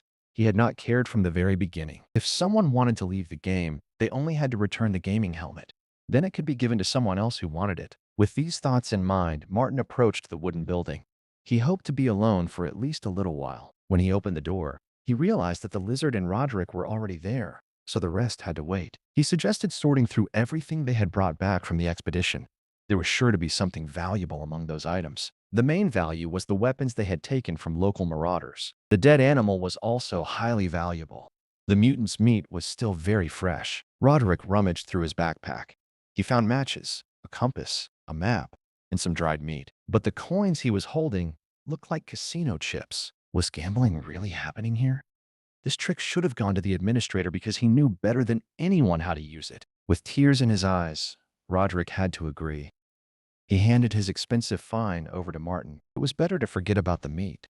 If Roderick ate even a piece, he would deeply regret it. Robbers usually do not care what people eat, so it was easy to come across poisoned food. It was a strange remark, because no matter how stupid they were, no one would eat poison. The guy was curious about how it feels to kill a person. He wanted to know what it was like in general. First of all, the question was directed at the lizard. It had thrust the spear into the marauder. It was hard to describe the feeling. The lizard admitted that he felt nothing at all. He had played rougher games before, so he thought a spear throw like that would not scare anyone. However, when the marauder's blood splashed onto his body, he suddenly felt hungry. It was as if an animal instinct had awakened inside him. To Martin's surprise, this player had a strong mind. But this place would surely change his attitude toward death. After all, he did not design the helmet, so it was hard to tell how it differed from the other players' helmets. That same evening, loud cries came from the guys who had finished part of the work at the northern wall. Compared to these hard workers, Martin suddenly felt useless. He completely forgot that he was an administrator. The treasures found at the construction sites were too heavy for an average player to use. That made them difficult to handle. Although the cement was very dense, once it hardened, it could no longer be mixed with sand. So, under William's direction, all the players would be driving 5-meter pine logs into the ground. Then they would lay cement blocks in the middle. After that, they would install reinforcement and pour cement over everything. If everything works out, they will have a reliable concrete structure once the cement dries. On the inner side of the wall, William wanted to build a slope. He planned to use bags of cement and concrete debris. If local bandits attack the group, the players will be able to climb the wall and fire back. In the future, their outpost will expand. New defensive structures may appear behind its walls. The area around the park was fairly flat. In contrast, the entire area around the sanatorium was covered with forest. They could easily cut down the trees in the area to spot an approaching enemy sooner. Listening to all this, Frank could not understand who William really was in real life. The man honestly admitted that he was just an ordinary engineer. He had never stood out from the crowd, but in just one day, they used it to build a huge wall. That alone commanded respect. With that mindset, work became much easier. At the end of the day, a hearty dinner was waiting for them. The fish Oliver caught was cooked by the best chef among them. Henry did a great job. The smell reached even the next street. The guys were already devouring the delicacy with their eyes. Yes, the fish soup was so realistic that it tasted even richer than real fish soup. However, Jessica never liked fish. She hoped there would be something else for dinner. She should not have said that to the man who had spent so many hours making dinner. He had cooked for a crowd of ungrateful players. She needed to eat right away. If she stayed hungry, everything would end badly. Everyone except her was happy with the food. The players were in a great mood. The administrator reappeared. Then he slowly walked toward the guys with Oliver. They rushed over to him at once. They called him to join them for dinner while it was still hot. Suddenly, they realized that Martin had no intention of smiling back. But what was going on? The guy looked as if he and Oliver had spent the whole trip discussing something tragic. That was the first thing he needed to ask about. David couldn't understand what was wrong with their faces. He also couldn't figure out what he had missed. Finally, Oliver decided to speak first. He admitted that the news was depressing. Adjusting his glasses, he said that someone in the settlement had died recently. That alone could easily ruin the mood of the other players. It looked like they had lost track of one of the players. Then some newbies stumbled upon the predator. David couldn't believe it. They had been covering their friend's rear reliably the whole time. The worst part was that in this game, you could die for real if you died during a mission. To be honest, Martin himself had not expected to face non-combat losses so soon after the newcomers arrived. It turned out that the girl who died was the one the guys had liked right away. They admired her talent for sensing toxins. Martin remembered that he had sent her to the nearest cave that morning. She was supposed to collect berries and mushrooms. Using the list of players, he could determine their approximate location.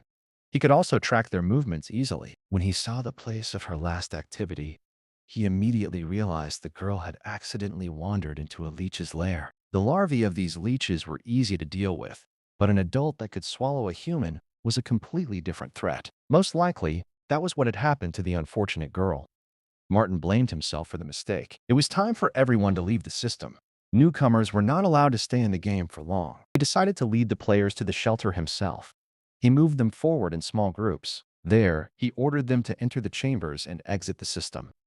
After everyone left, he went to the active substance extractor himself. He was annoyed that the training modules had wireless ports, but the reward did not come with a charger. Apparently, the creator of this device did not want Martin stealing electricity from the shelter.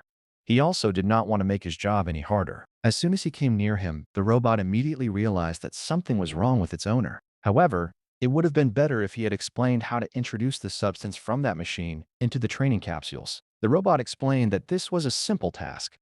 The containers for the substances could simply be removed. It was worth mentioning this right away. If these containers are removable, there will not be any problems. It was a little annoying, however, that Martin had planned to steal them. Nothing like that had ever happened before. The guy quickly calmed his assistant down. He simply explained that he wanted to borrow them for the duration of the mission. In any case, the remaining 70 capsules would stay untouched. No one would take them. But what if he changes his mind and decides to use all the capsules? What should his iron assistant do then? Still, Martin would not do that. It was just that this was an emergency, and it couldn't wait. When there are more players, he will have to create a starting village. No one will be allowed to leave it. Alas, he still could not understand what was on the mind of the girl who had gone into the cave. The main problem was not her death. It was the fact that Patricia had not had time to score any points. Of course, he could punish her, but the other players would not understand, because he would have to make an example of her mistake. Even after leaving the office, he still wanted to assign forced labor or extra tasks to the players. It would be possible to reduce their affection and increase the resurrection time for those who intentionally cause the deaths of others. However, it was time to sum up the day. Martin prepared for more work at the computer. He had recently developed a useful habit. As the number of players grows, so does the amount of resources. As an administrator, Martin had to track the use of every valuable resource. For example, using an extra 220 pieces of firewood and all the cement produced in a day would greatly reduce their supplies. It was a shame that the players had already eaten 10 kilograms of meat. Now they would have to hunt monsters again. By the way, they could hire a warehouse manager to keep an accurate count of all supplies. But if they hired another player for that job, the total number of participants would rise significantly. Based on the robot's statistics, a lot of work still had to be done on distribution. The new players earned points mainly through manual labor. Each of them had between 90 and 100 points. Only Jessica had 0 points. Making clothes was a difficult process. Once the girl got used to the tools and materials here, she would become much more useful. For now, there was no need to worry. After sorting the resources, the guy was finally ready to collect the quest rewards. For this purpose, a system window had already appeared. It showed a detailed list of daily rewards. If he added his current rewards to the ones he had earned before, the total came to 17 points. Yes, it was worth trying his luck, because this time a truly valuable item might drop. Without delay, Martin opened the system window. There had to be something interesting in one of the two boxes. What if the system combines two items and gives them as one reward? But it was too late to think about that. The system was already ready to show what he had earned. As usual, he and his assistant stared into the thick haze for a long time. They waited for a reward. It seemed the system was deliberately testing their patience. It did not reveal the objects for a long time. However, the same lollipops soon appeared again. This time, something else appeared with them. Martin also received a nanotherapeutic needle. It was usually used for severe injuries. Most likely, it fell out of this unusual box after the guy used his ability. Its special healing effects were not mentioned in the list of items the administrator could obtain. In any case, the guy had no one to heal yet, so it was worth putting the item back in the box. As expected, 5 lollipops made up most of the rewards. The orange lollipop was almost the same as the chocolate one. Its properties were nearly identical. He decided to leave the other 2 rewards for later, even though they were also very valuable. Stewed meat could become a reliable food supply. It was easy to store, even without special equipment. If Martin remembered correctly, stewed meat was invented during a war in the 19th century. But first, he needed to find a player brave enough to try the stew before Martin did. Now that the rewards had been collected, it was time to search the forums for information about the murdered Patricia. She was probably already here because her workday was just ending at that time. Suddenly, he noticed that her photo was right on the main page of the site. Was she really that famous? This shouldn't have happened, and Martin wanted to read more on the forum. When the girl accidentally entered the cave, she saw the same mushrooms Martin had found. But she was not ready for the local mutant. It was easy to imagine the horror Patricia felt in that moment. However, how much toxin was in the mushrooms with glowing green caps? This was something Patricia should have known before trying one of those seemingly harmless mushrooms. At first glance, they seemed safe. It was just like the tunnel she had encountered along the way. She went there out of simple curiosity. She had no idea that a terrible encounter awaited her. She was probably so brave only because dying in the cave did not mean dying in real life. Step by step, she walked deeper into the cave. She hoped to find something unusual, and what she had been searching for so long appeared before her much earlier than she wanted. She never got a good look at the mutant. It instantly pulled the defenseless Patricia into its mouth. Right after that, the girl opened her eyes in horror. She realized she was still alive and still at home, but she was immediately banned from entering the game. It was as if Martin had prepared for that in advance. She entered the unexplored area without permission. She forgot that Martin had forbidden her from doing that. The guy himself would not have had the courage to go there. All the users knew that she was braver than many men. Many forum members wrote angry comments. Some of them made valid points, but it would be better to discuss everything in person. So Martin sent Patricia a private message. For a long time, she could not understand why she had been excluded from the game over a small prank born from simple curiosity. She clearly did not like the answer. The only way back into the game was to pay 500 points. But Martin was adamant and had no intention of changing his mind. So the final word was hers. By the way, the active substance the mushrooms were soaked in disappeared quickly, so they needed to think fast. The girl could not understand what Martin wanted from her. She also could not understand why he was playing this game with her. All the participants had already gotten used to it. If Martin does not change his mind, they will soon start scolding him for his decision. In many ways, she was right. But the guy chose not to show regret, so the players would remember the rules better in case of death. For some reason, it seemed to him that he was doing something he should not be doing. It also felt like he was wasting time. However, his fingers moved across the keyboard just as fast. It was as if her role in the game mattered more than anything else. The game was designed to be hardcore. It had been in early access for all users from the very beginning. If a participant accepted the rules, he was not supposed to be distracted by other projects for the next 3 days. Patricia had no intention of doing this. In tears, she begged him to take her back. She promised that next time, she would be a good girl. She would not let evil monsters ruin her game. Martin could give her some good advice, but first, she would have to do something interesting. She could add a premium store in the future, and when she returned to reality, she could deal with that issue herself. The administrator's patience was slowly running out. The newcomers had become too bold and quickly started offering their stupid ideas. The guy threw the keyboard aside in frustration. He hoped he had not made a mistake when choosing players for his post-apocalyptic game. It was clear why the guy was angry. The rest of the forum users were talking as if they did not notice him at all. If he had a way to receive money from outside the real world, he would have considered their offers. The mention of a serious company caught the girl's attention. She had never heard anything about it before. Was this not cheating by the admin, who wanted to make more profit? After those words, it became clear that the guy could not take it anymore. It was time to see what was happening in the other sections. It turned out that the same thing was happening here. All the participants were discussing today's post. It was a little funny. The administrator had created an entry ban just for Patricia. The forum participants made some genuinely funny jokes, but many of those jokes were aimed at the newcomer lizard. In the eyes of others, he always looked foolish. Only Martin understood how valuable this shot could be when you were surrounded by a crowd of angry mutants. He would be the first to join the fight. But Roderick was not far behind him. It would be great to have such a giant as a pet. Then you could call on him for help whenever needed. But in reality, this giant did not want to bow before anyone. He wanted to control himself. All this time, the guy sat on the forum. He completely forgot about his main responsibilities. They were talking about sensory stimulators. Their functions went far beyond what was acceptable. If this happens again, it will activate a trigger. That trigger will overload the brains of his players. When Martin first came into this world, he had to deal with many psychological problems. It was not only about meeting mutants. It was also about dealing with the local gangs that ruled the wasteland. The game's story took place in a border forest. That was where his first mission began. Like the first participants, he also came across a mutated falcon, but that day, he managed to escape. He still remembered the mission to find the tribe where mutants had disguised themselves as settlers. Setting up camp at the shelter was much easier. The mission was being carried out by other people's hands. Running into robbers was an unpleasant surprise. It was a good thing 2 players were nearby. David had already talked about all this on his stream. Martin hoped he would continue to impress users with his success. This guy was a real talent. Martin had no idea he could come up with something like this. It was worth saving his full analysis somewhere.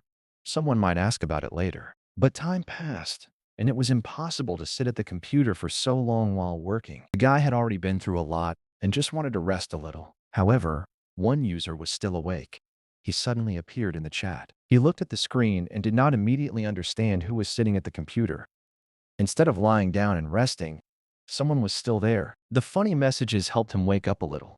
Even so, he still risked oversleeping and failing to finish the job tomorrow. It seemed these guys did not have any worries at all. They were just having a good time. If you compare Martin's project to other games on the market, none of them had immersion that realistic.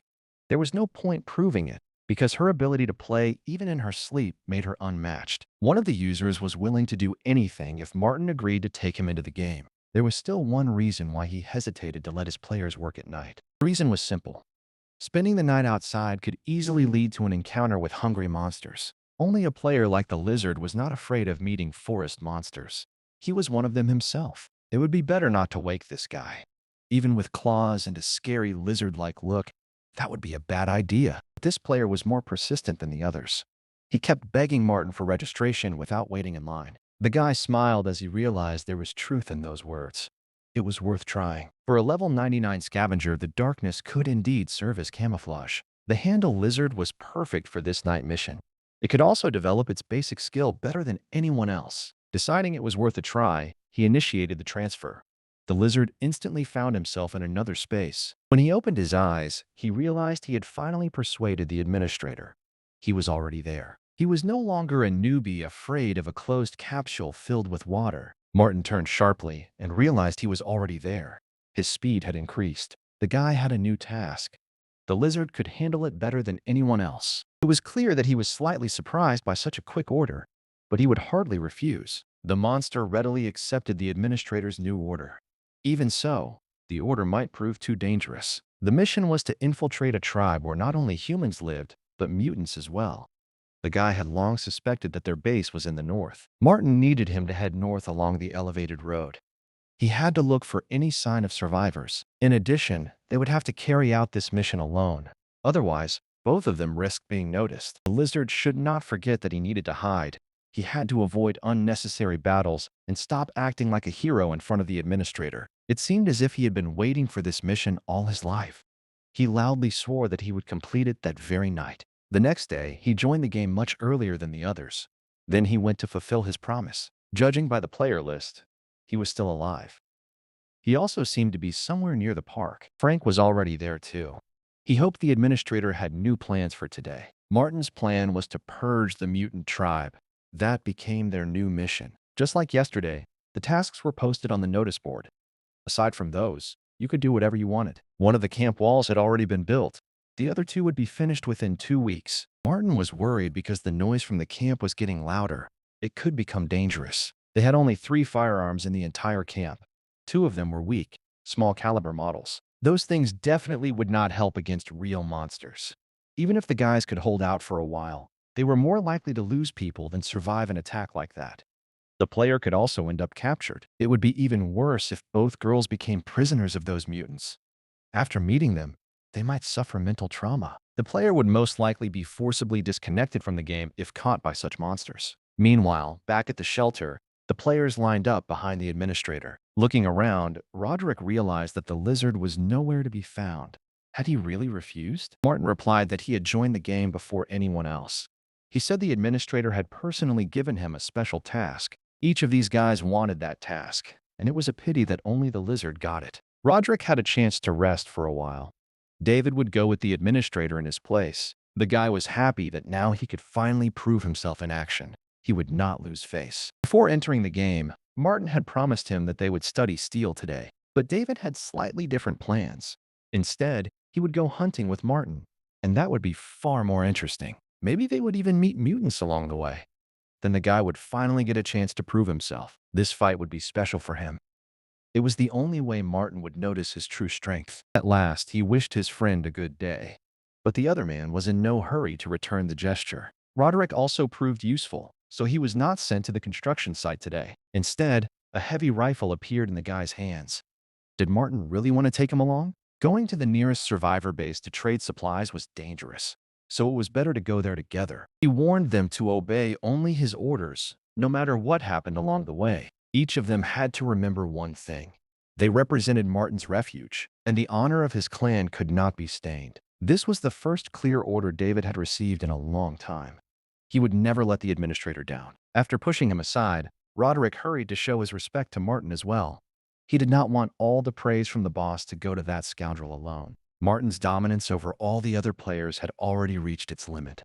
Almost everyone was ready for anything. The guys had a strong fighting spirit. That greatly pleased the administrator. Today, they needed to deliver 50 kilograms of smoked meat, 20 kilograms of fish, and 10 hyena skins. If they succeed, they will be rewarded at the end of this mission. It will begin in 10 minutes. Both boys accepted the order loudly. They were ready to carry it out immediately. David got the role of an outcast. Instead of an easy walk, he had to drag a cart full of bags behind him. To build the camp, they needed tools, and they needed a lot of them. For example, they needed not only screwdrivers, screws, nails, and keys. They also needed other small tools. Without them, construction tasks would become much harder. Jimmy would no longer be able to handle them so skillfully. 200 years after the start of the Wasteland era, almost no resources remained on the entire continent. Usually, rare items were sold by traders from nearby settlements or by ordinary surviving peasants. Old Charlie was laying out the junk he had bartered from passing caravans on the shelves. It was Martin and the other players who pretended to be such a caravan when they went to the farm. With 2 assistants, he quickly moved out from the southern gate. He headed straight for the farm. Martin chose this particular farm because the local traders did not know him yet. That made the risk of being noticed much lower. Because of this, their path became more than 2 kilometers longer. The guy had not warned anyone about that. Along the way, they made short stops and tried to get around the impassable ruins. They ran into not only mutants, but also hostile survivors from other clans. Fortunately, they made it through the long journey. Soon, a heavy gate appeared ahead. Behind those walls was the goal of their long journey. David certainly did not find it pleasant. The gallows looked grim. Even so, the guys had already gotten used to almost everything in the post-apocalypse. All that was left was to make one small effort. Then they could enter the territory where they would be safe. Unlike the back streets, this area belonged to the owner of the farm. He had many slaves. It was clear that life was very hard for the girls. The guards often beat them. However, Martin was not too worried about it. He was only thinking about how to avoid running into bandits. They should have been thinking about how not to become a target for a rifleman on the stone wall. Then a loud command rang out. All three stopped at once, unable to understand what they were being accused of. A guard stood there with a gun in his hands. He was ready to shoot if they did not explain what the hell they were doing there. It was a little strange to see this guy so angry.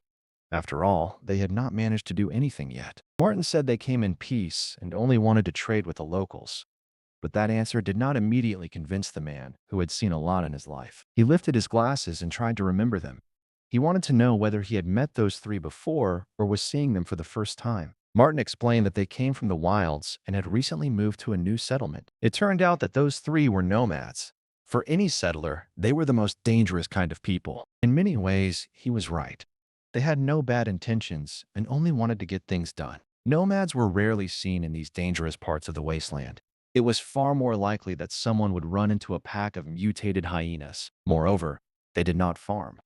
They got food by gathering or hunting monsters. Sometimes the nomads traded. They exchanged the treasures they found for basic necessities. And of course, any nomad has looted at least once in life when another wave of turmoil began in the city. These three did not look like marauders. They looked more like tired travelers. Then the guard asked what exactly the guys wanted to offer. He also asked what goods they wanted in exchange. Martin had 50 kilograms of smoked meat in stock. He also had fish and 10 hyena skins. They would trade all of this with local merchants right away. Then they would head home without stopping in foreign lands. It seemed they really had come to trade, so there was no need to point weapons at them too soon. They had to wait here a little longer until the guard returned with his superior. This camp was quite large. You could probably even find gambling establishments inside it. David remembered the recent update.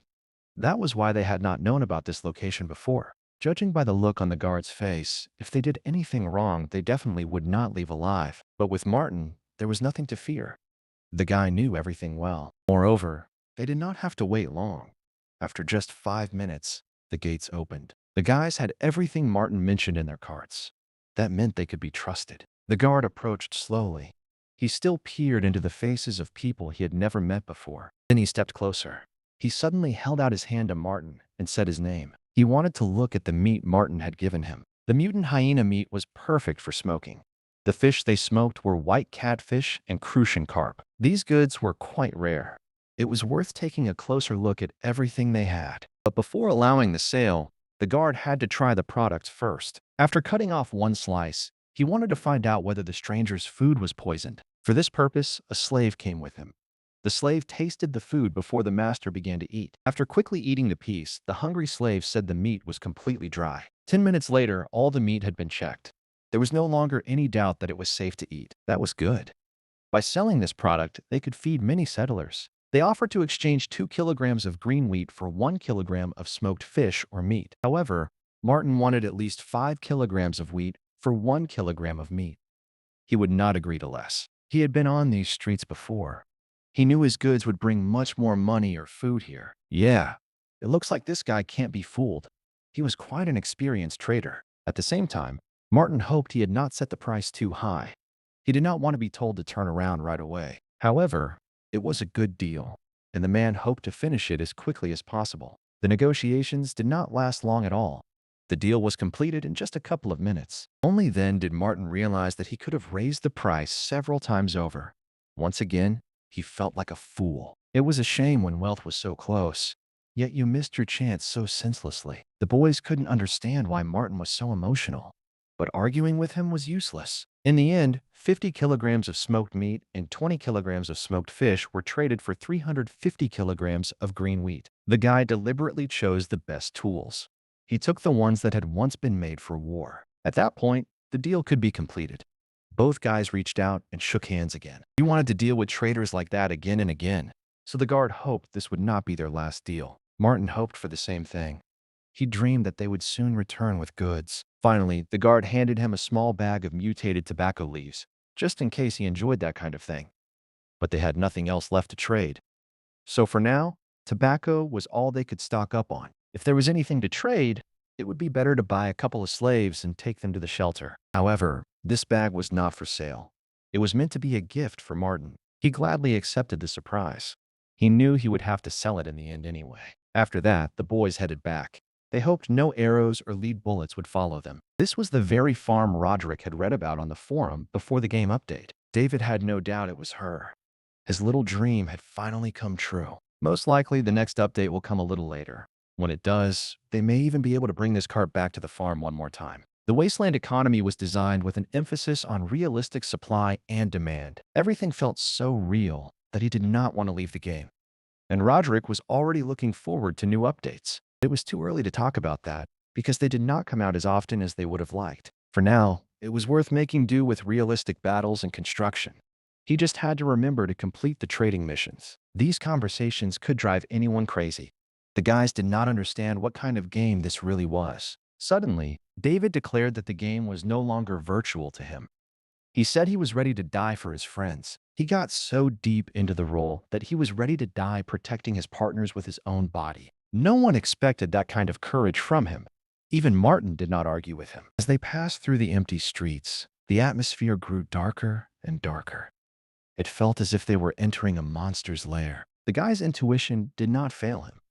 He realized that a meeting with mutants could happen very soon. Even on the way there, he had heard strange sounds. Now his suspicion was confirmed. Looking into the distance through the gaps between the houses, he realized the main danger of this mission. The main danger was a giant mutant. It crawled up the side of the high-rise like a cockroach. This creature was ready to destroy anyone. It was obvious that it would not leave even the bones of its victim behind. Martin shouted for the boys to run while he poured lead into the hungry monster. But every bullet missed, as if the mutant had abilities beyond brute strength. The reason was simple. The target was too far away, and it was very hard to hit. But the monster had no such problem and could catch up to them in just a few leaps. The players understood that too. They hoped Martin would come up with something. However, fear only added to their joy. It felt so real that it took their breath away. Martin was in no mood for jokes. For the second time, he ordered them to leave immediately. After firing a few more shots, the guy missed the target again. Although he had scared the monster away, one of the guys was ready to sacrifice his life to save Martin. Roderick agreed with him. After all, the administrator's life was far more important. If he became the monster's prey, the game would end. Martin knew that himself. But he still was not going to let the guys go so easily. If they did not come up with something right away, the monster would get too close. Then shooting would be useless. It was hard to tell where the monster was.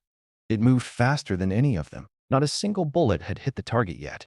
He dodged every shot with ease. Martin tried his best to hit him at least once, even if it meant emptying his clip. Finally, he made an accurate shot. The bullet pierced the monster's shoulder. The monster collapsed to the ground. It was clear that this injury could easily be the beginning of his end. The boys had a great chance. Each of them also had a loaded pistol. The guys fired a hail of bullets at him. They hoped to finish him off quickly, but all the shots missed again. The guys only hit the stone wall behind them. The mutant felt great. He was ready to strike back. The monster's only target was the administrator. David and Roderick meant nothing to it. His only mission was Martin. He was here to kill him. Only then did Martin realize that this meeting was not an accident. It was time to seriously think about the plan. But he needed to come up with a plan sooner. He had to do it before the monster's huge head appeared in front of him. He needed to throw the machine gun aside and pick up something that could actually help him. A metal rod would have been far more effective here. It was worth trying. Martin suddenly pulled out the rod and swung it at the monster. But the giant caught it with its teeth. When Martin looked at it more closely, the monster seemed even more terrifying than it had at first. Its size surpassed every monster Martin had ever fought. Compared to this giant, all the others were like children. Encounters with them now felt like simple warm-ups. The fight with this creature became a real test. The guy was instantly thrown far to the side. He slammed into the wall. Deep cracks instantly spread across the stone. He was too weak for a fight like that. Martin had been right to bring the lizard with him. It surely would have been easier with the giant lizard on their side. But there was no time to call him for help. When you are staring at only the head of a monster taller than you, it is already too late to think. All he could do was grip the iron bar tighter and try to use it somehow. The mutant was not only enormous, but also had sharp teeth aimed at Martin. The guy was close to panicking. Only his experience helped him stay alert. It was this quality that had helped Martin survive many times. And now, it mattered again. At that moment, he felt a strange power. It had been hidden inside him all this time. It felt like a huge power was bursting from his heart. It was as if this were his hidden ability. Martin never thought he had a unique gift. But today, everything was about to change. If he wanted to show off his fighting skills, there could not have been a better moment. The choice was limited. If the guy could not think of anything, the claw would pierce his head like a soft tomato. However, that was not meant to happen. Another hail of bullets came from somewhere behind. His shoulder was wounded, and the blade was already in place. Dodging that strike was impossible. Roderick had never been a good shot, but today, the target was too big to miss. The brute was bigger than them. But now, he was completely defenseless. It was a great chance for Martin himself, because the guys would not be able to hold out for much longer. As he swung the same iron rod, he felt that this throw might be his last, and he was not mistaken. His monstrously powerful throw pierced the monster's body straight through. With one throw, the guy hit him right in the neck. His life dropped to zero in an instant. Yes, it was impressive. Even Martin himself still did not understand how he had managed it. Right after that, the guy was pulled to the side.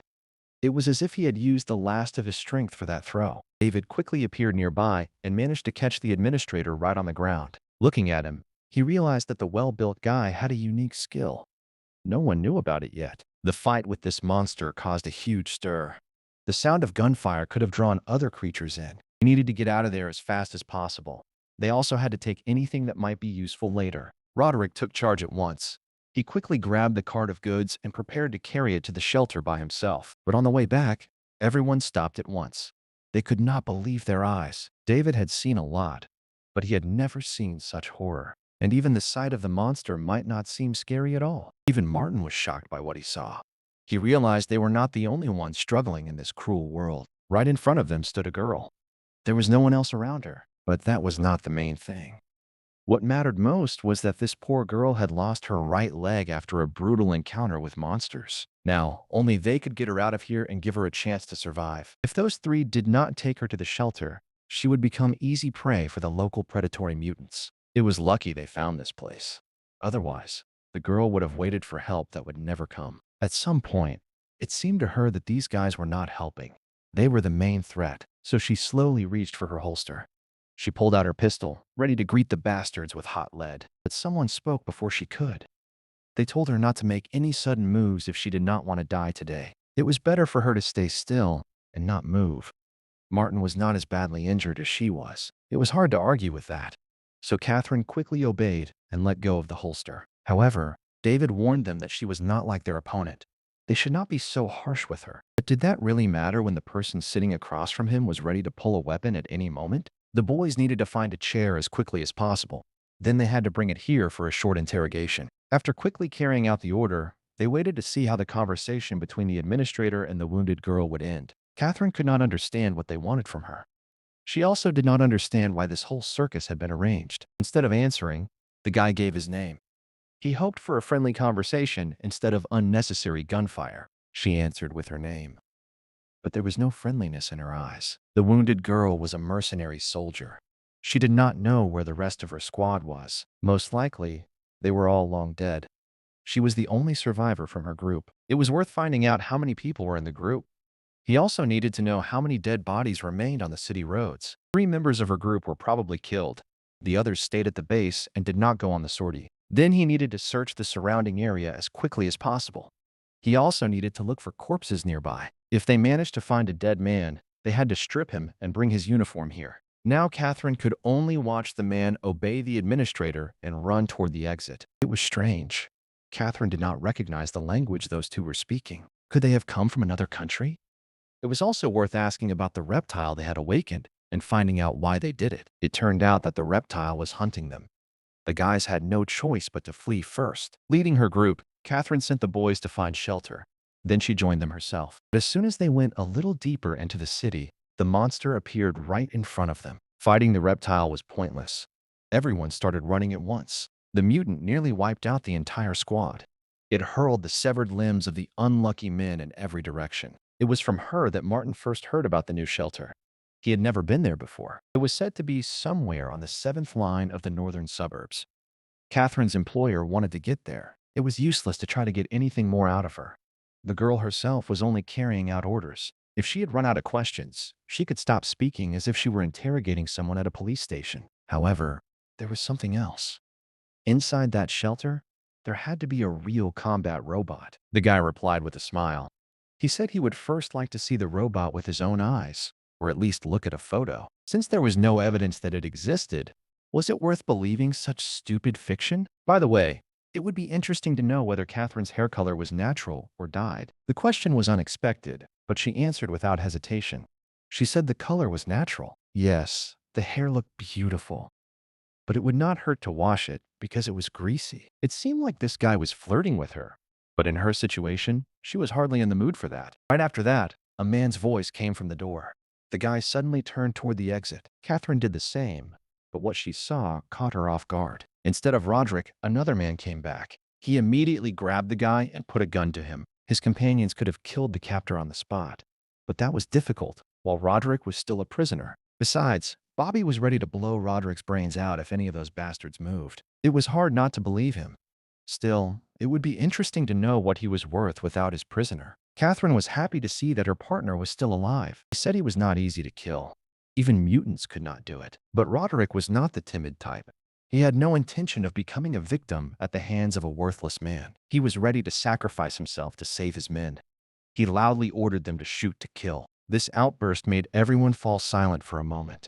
The guy was truly ready to die in that room. Bobby hoped to catch the boys off guard, but everyone on that team was strong-willed. To calm the brat down, Bobby hit him as hard as he could with the butt of his pistol. Even through the pain, Roderick kept insisting that he was ready to die and take that bastard with him. Of course, he would not have really died. He would have woken up in the real world the next second. Even so, he behaved quite decently. Martin did not like being threatened, so Bobby should have taken the gun away from Roderick's head. Bobby wasn't joking. He said he was ready to pull the trigger at any moment. However, he should have understood one thing. The moment he fired, his own brains would hit the wall right after the prisoners. If Bobby wanted to test Martin's nerves, he could have suggested they both shoot on the count of 3. Realizing how serious the situation was, Catherine asked Bobby to leave. She told him not to worry about her. However, Martin's voice interrupted her. He immediately began counting. Bobby's nerves were stretched to the limit. Martin had already spoken the first number of the countdown. Roderick behaved heroically. He hoped that after his death in this world, they would build a monument to him beside their shelter. But the jokes were over. Martin announced the next number in the countdown and brought the moment of the shot even closer. Bobby was the first to give in. He loudly declared that he wanted only one thing from the building. If Catherine gives him the key right now, he will free his captive immediately. Martin turned sharply toward her and asked again what key this crazy mercenary was talking about. It turned out that Catherine had a map. There was no point in pretending she understood nothing. It turned out that her partner had come only for the key. He had not come to save the girl at all. She could think whatever she wanted, but she had to hand over the key and at least help their common cause that way. At first, when the reptile left, he wanted to examine the bodies of the men from his squad. But then his plans changed. Now he only needed the key. Any extra conversation was pointless. Martin was used to the meanness of the local settlers. Even he did not expect such treatment toward his partner. Catherine was speechless. She realized that Bobby was ready to sacrifice her so easily. Suddenly, Martin announced that he had made the decision for the girl. He agreed to the exchange. It was a great choice. Bobby knew from the start that the guy was no amateur. Now it was Catherine's turn. Whether Roderick lived or died because of her depended entirely on her. The prisoner himself could not understand for a long time why Martin was negotiating with him. Martin could have simply killed him instead. After all, he was just an ordinary player. There was no point in fearing his in-game death. For the umpteenth time, he asked them not to spare him. He hoped that at least David would be braver, but instead, he jerked his head too much. That prevented his friend from aiming at Bobby. It would have been better not to play the hero right now. He should wait until the administrator did something new. Moreover, The map was already in Catherine's hands, and the magnetic key would soon go to Bobby. In fact, Bobby did not know that Catherine had the key. He only figured it out after he finished examining the dead commander's body. It was a shame that he valued this key far more than his loyal partners. Not wanting to argue with this scoundrel, Catherine threw the damned key at his feet. If he needed the key that badly, and if it was worth more than a human life, then he could take it and go to hell. True, the deal was never meant to be completed. Bobby took a step forward in vain. It was clear that Martin would not let him leave with the map. The gun was still pointed at Bobby. The very next second, a shot rang out in the room. That bullet was meant for only one person. She pierced his skull. Now Bobby can explain to the commander in the afterlife how he betrayed his partners. It was all over, even though Catherine's story on Martin's team was just beginning. Bobby will never know how this story ends. He will lie here forever, in this abandoned place. It turned out David was even more cunning than Martin and had prepared for that shot in advance.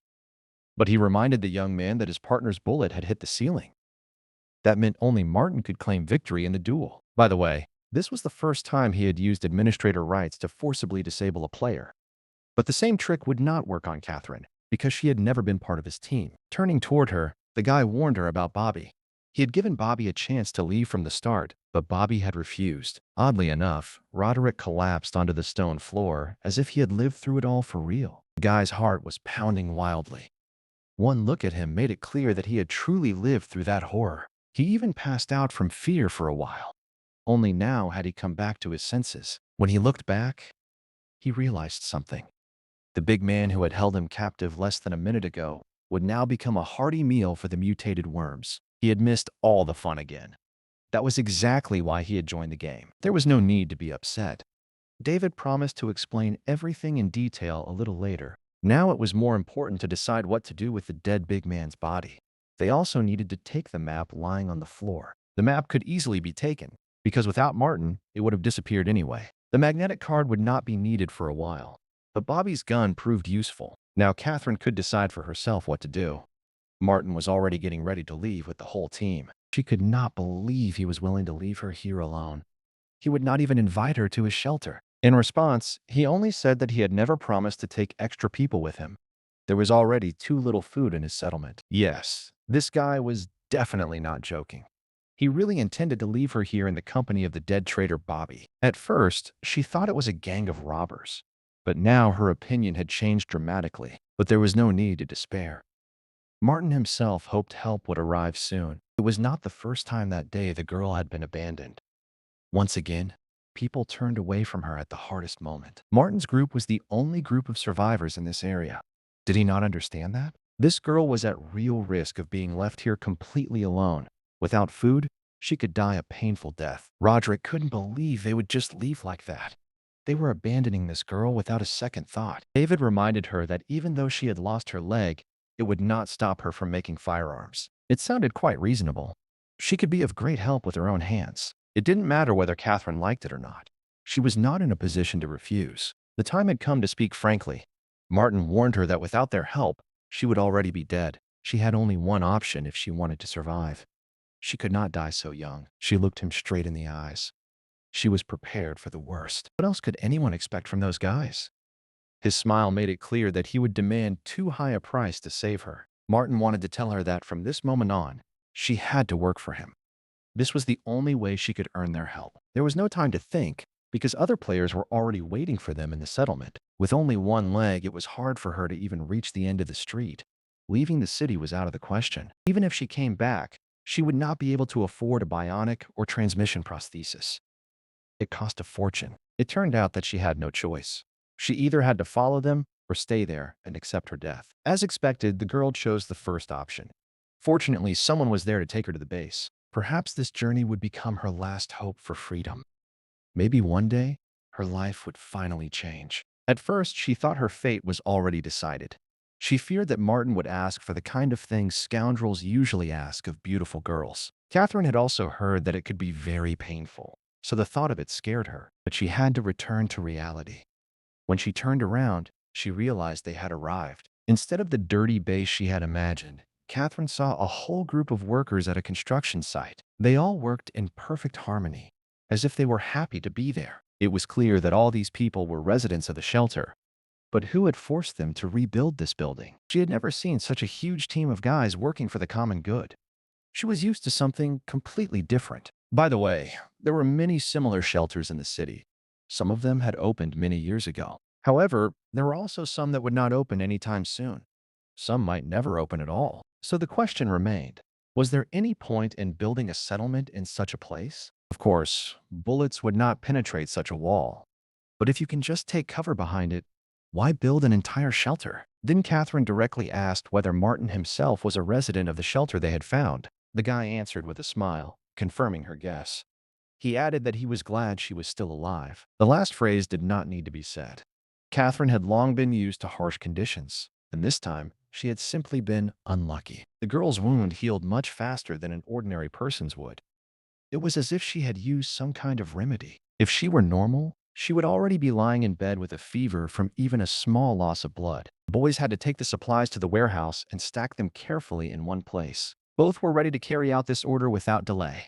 They were just as ready to carry out any other order from the administrator. A couple of days earlier, Martin had already told Henry that his help would be needed to build a warehouse for supplies. He trusted Henry to choose the right way to store the kitchen supplies. Suddenly, the guy stopped for some reason. Catherine realized that her problems were only beginning. He did not take her to the center of the shelter in a cart. Instead, he suddenly picked her up in his arms and carried her through the main entrance. It could have been done much more easily. From the outside, it looked as if the leader was carrying his prey to the lair to be alone with it for a long time. Watching them, the guys understood one thing. They could not say a word against Martin because he knew exactly what he was doing. Many construction workers were already waiting for them and wanted to hear the latest news. But it would have been better to ask David about everything. Roderick had fainted from fear at the most interesting moment. However, David understood very little of the young people's conversation. It was as if they were speaking a different language. It was clear that Catherine saw Martin as just another scoundrel. She did not understand his intentions. It was a miracle that she survived at all, because people with such injuries usually do not end well. Frank could not even imagine what the guys had gone through on the way back. That was after they met Catherine's friend. Besides, the encounter with the reptile still stood clearly in Roderick's mind. He would never forget it. When Frank heard this, he became eager to see the creature in person. The guy tried to describe what the reptile looked like, but Frank imagined something completely different. Besides its enormous strength, the reptile was so fast that bullets flew right past its body. Only the administrator could stop it. He pulled out his metal pipe and beat the creature to death with a few heavy blows. Yes, that was pretty much how it happened. And the reptile really did turn out to be very strong. Now David was sure of it.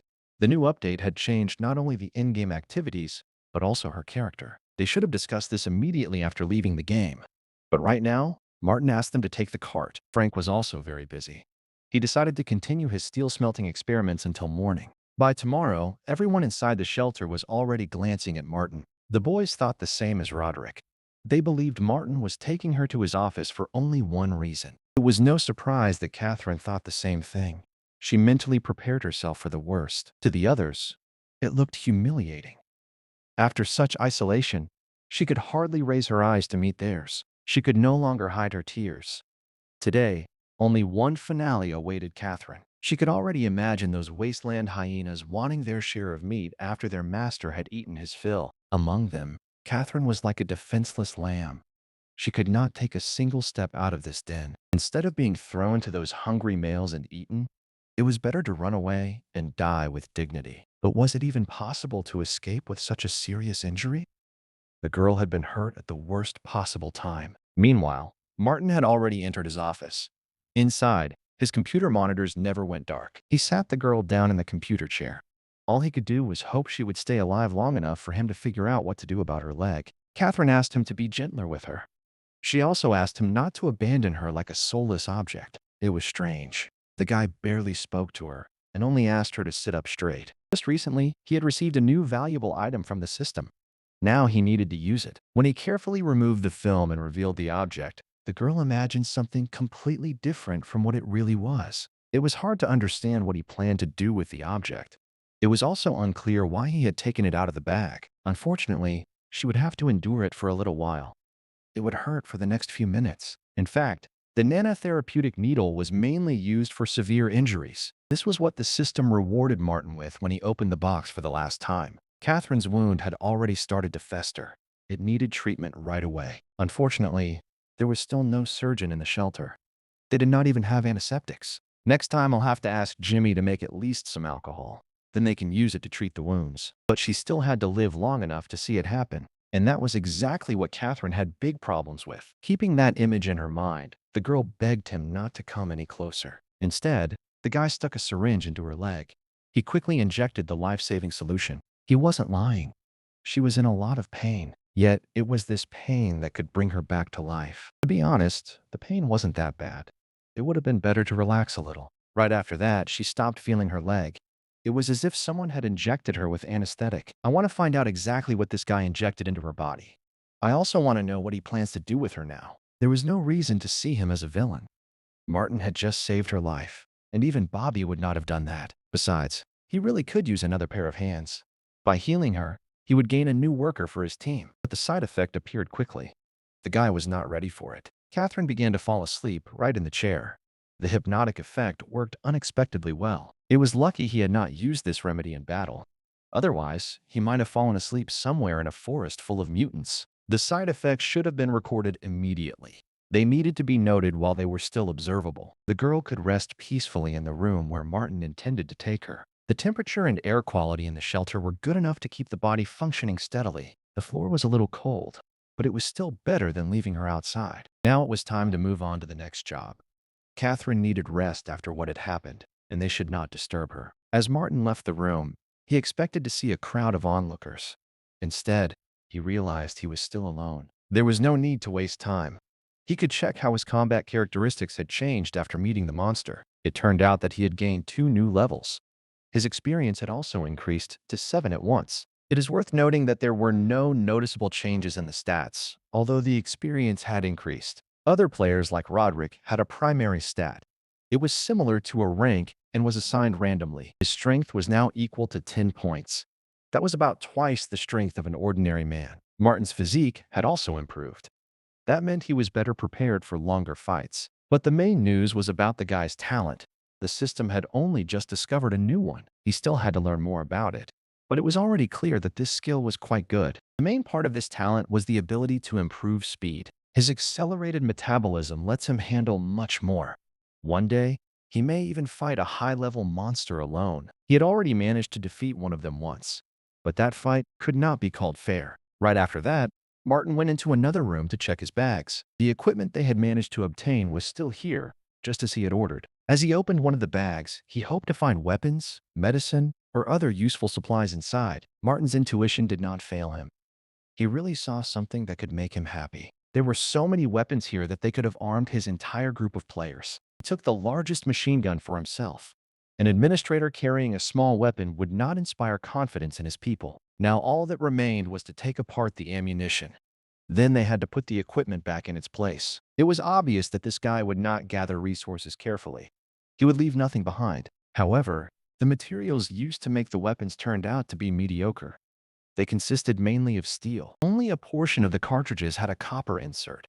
A few also had visible red paint. The mercenaries who wielded these weapons did not seem very powerful when they met Martin. As their camp grew, trade with other settlements became necessary. They had something to offer their neighbors. However, they should not always rely on the surrounding merchants to deliver goods. It was worth learning how to get useful items for everyday life. Henry would probably need new ingredients for cooking, especially since he had taken this matter seriously. Every time, the guys were amazed. They couldn't understand how he kept preparing his next masterpiece. Fortunately, they were the lucky ones. They got to try his cooking. The food was so delicious that some of them had never eaten anything like it, even in the real world. However, they lacked soy sauce. It had been unobtainable for a long time. There was very little salt left. Some of the players were almost ready to beg him for another pinch. Henry's potatoes were simply amazing.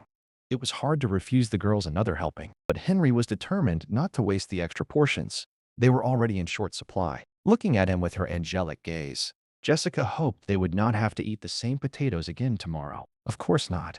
They had very little soy sauce left, and the recipe required it. In all his years as a cook, Henry had never had to beg his boss to buy more food. But on the other side stood hungry players. They forced the administrator to do it. Moreover, the guys risked their lives. They hunted game and encountered mutants in the forest. Roderick almost died the last time they went on a sortie. They were captured. David was with him that day as well. Only a miracle allowed the boys to stay alive. However, now they had something to discuss. They also had something to tell the other players in the shelter. The boys were thrilled by these heroic stories. Of course, the stories were a little exaggerated. At some point, David did not even want to listen to this nonsense anymore. Roderick could not be stopped.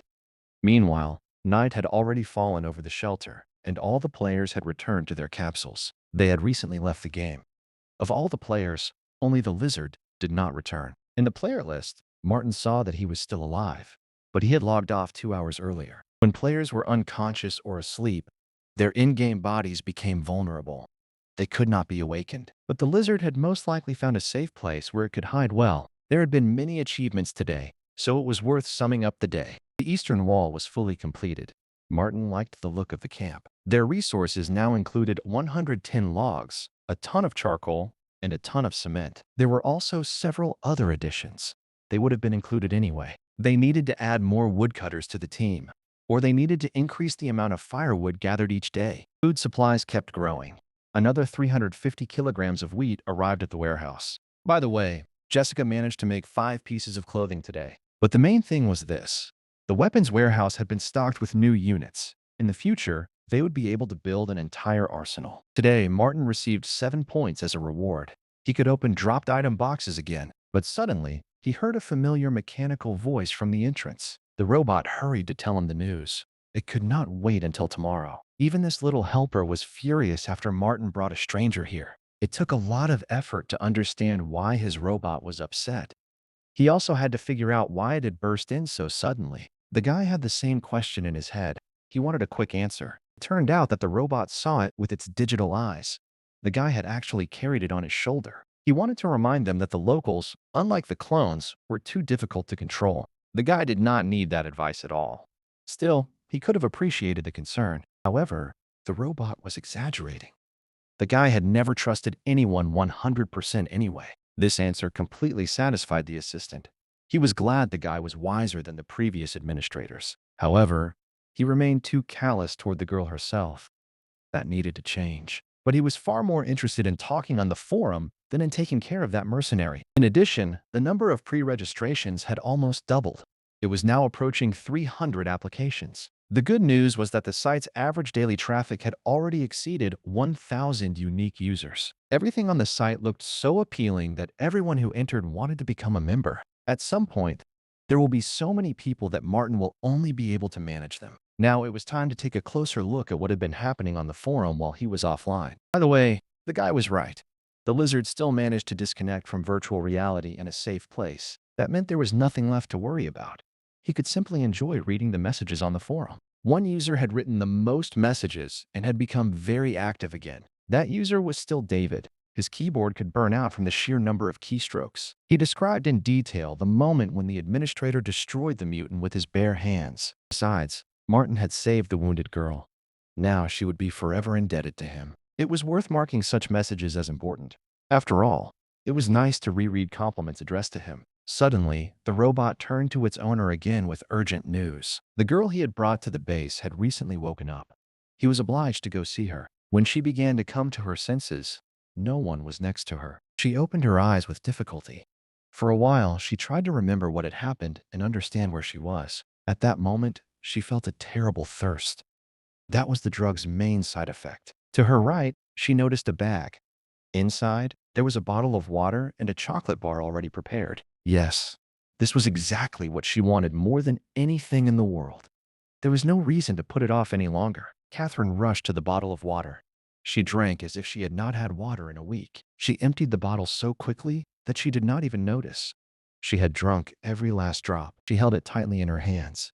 She was happy that this life-saving bottle was here. The chocolate bar was still lying in its place. It seemed to be waiting for her to pick it up. It was strange. Had this guy really decided to take care of her and even anticipated her hunger? Her stomach was growling, as if Catherine had not eaten in ages. The chocolate was more than welcome. She slowly unwrapped the food. She hoped it was not poisoned and that she was not making a mistake. After taking a small bite, Catherine realized that the chocolate was fine. Moreover, it turned out to be so delicious. It was as if the girl had never eaten anything better in her life. Catherine's face was filled with bliss as she slowly savored this heavenly food of the gods. At the moment of greatest pleasure, a man suddenly appeared before her and left food in the bag. He came at a slightly bad time. Still, could anyone blame the man who had saved her life? As he came closer, Martin examined her carefully. He realized that the girl was fine. It was clear that she liked the chocolate bar, and that made him happy. Yes, he had to admit it. The man had saved her not only after she was wounded, but also from dying of hunger. The good news was that Martin had more than one of those chocolates. He could give her another one. It was a little embarrassing to admit, but this was exactly what she wanted right now. Martin immediately warned her about the price of such food. She would have to work for him alongside the other players. In return, he guarantees Catherine's safety. He also promises a delicious meal as a reward. If the proposal suited her, then the deal could be considered complete. All parties would be satisfied. Nothing like this had ever happened to her before. But the answer was already on her lips. Of course, she agreed to the proposal. She was ready to work for her new master. Now it only remained to understand where her work would begin and what she would have to do here. Without half of her right leg, she could not take care of herself. If not for Martin, she would still be living in the slums. It was unlikely that anyone would choose death when there was a chance to live. Catherine had made her choice. She decided that she understood what this guy wanted from her. She only asked him to be more polite when he began. Catherine's thoughts were far more vulgar than Martin's. He had no intention of offering her anything like that. They were discussing serious work matters, and Catherine's help would be very useful. She expected anything but this. The guy actually wanted to hire her for a regular job. It turned out that he had brought her to his office for a different reason. It was not what the sweet girl had in mind. A person could die of shame. Right now, Catherine was feeling something close to that. It would be better if he just finished her off. At least then she would not have to feel what she was feeling right now. In short, Martin was going to establish a new camp for survivors. He also planned to get rid of the mutants in the area. It was strange that this guy believed he could restore order by building just one wall. Once the mutants find a place where countless people live, they will sweep the wall aside. In fact, the guy had had a plan for a long time. Catherine would have known about it if she had listened to the end. Martin did not expect to achieve all his goals in just a couple of months. A long battle lay ahead. Imagine Catherine's surprise when the guy admitted he would have to sacrifice several generations of people. But now, it would be better to return to the previous topic. They should talk about what Catherine did best. She probably knows how to assemble firearms. She can also maintain them completely. From that moment on, she was destined to look after the gun shop. She would become something like its owner. This meant that instead of wasting away somewhere in the wilderness, she had to become a real entrepreneur. Her work would be closely tied to the skills Catherine already had. Still, she did not understand who she could sell weapons to. Only Martin's subordinates were around. This was not a problem. The inhabitants of the shelter would be the best buyers for the weapons. But shouldn't an administrator provide his subordinates with everything they need for hunting? That was true. However, they had a slightly different form of government, and everyone could do whatever they wanted. Without going into details, they had come from far away, so the guys had big ambitions. Catherine mentioned the settlement herself. She is probably familiar with its lord. That was true too. But why had the guys suddenly started asking about it? She had already spent so much time talking to Martin, yet she still could not understand anything. Any educated survivor in the wasteland could understand that. Only the poor and uneducated were willing to give their lives for money without realizing what they were losing. But it did not matter, because Martin only needed a tool to carry out his orders. Such a tool was useful for all the newcomers.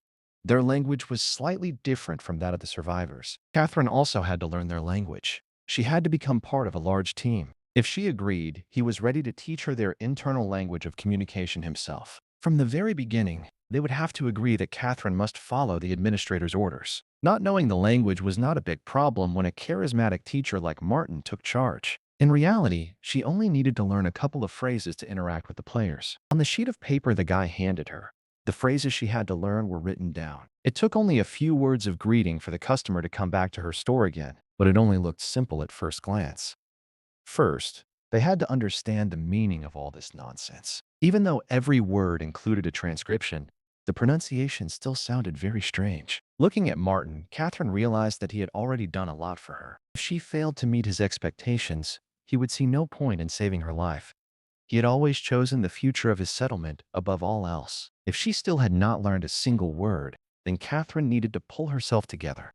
It was time for her to finally get to work. Do not look at him as if he gave her a task that was too difficult to complete. Suddenly, it seemed to her that giving birth was easier than learning this difficult language. Unlike all the other suitors, this guy had no interest in Catherine. He only made the offer. The life of a mercenary was too hard. She often had to face threats to her life. But all this time, her main dream was a simple life. She wanted to become someone's beloved wife and a good mother. She finally had a chance to fulfill her dream, if not for the mutants nearby. Without one leg, he could bury his last hopes. No one would want to marry a cripple. Looking at her, Martin understood one thing. He needed to bring her back to reality quickly, and work was perfect for that. As expected, she was still daydreaming. But at her age, it was time to think about something serious. She did not want to waste time on unnecessary conversations. The guy gave her 2 hours to think about it. If she failed, the farm would become her new home in the future, and she would have to leave this place. By selling it, he could even earn money that would help them build a shelter. In fact, it was hard to sell slaves now. There was no work in the winter. If Catherine was too stupid to learn a few phrases, there was no point in keeping her around. Next morning, the players talked about nothing but Catherine. They were trying to figure out where she was now. In this company, David was the one who could learn everything directly from the administrator. Martin explained that Catherine's wound was pretty bad. It would take her a couple of days to recover. Last night, she agreed to join their team. Soon, she would be selling weapons. She managed to learn the language by 3 o'clock in the morning. Right after that, the girl fell asleep. This was great news for all the guys.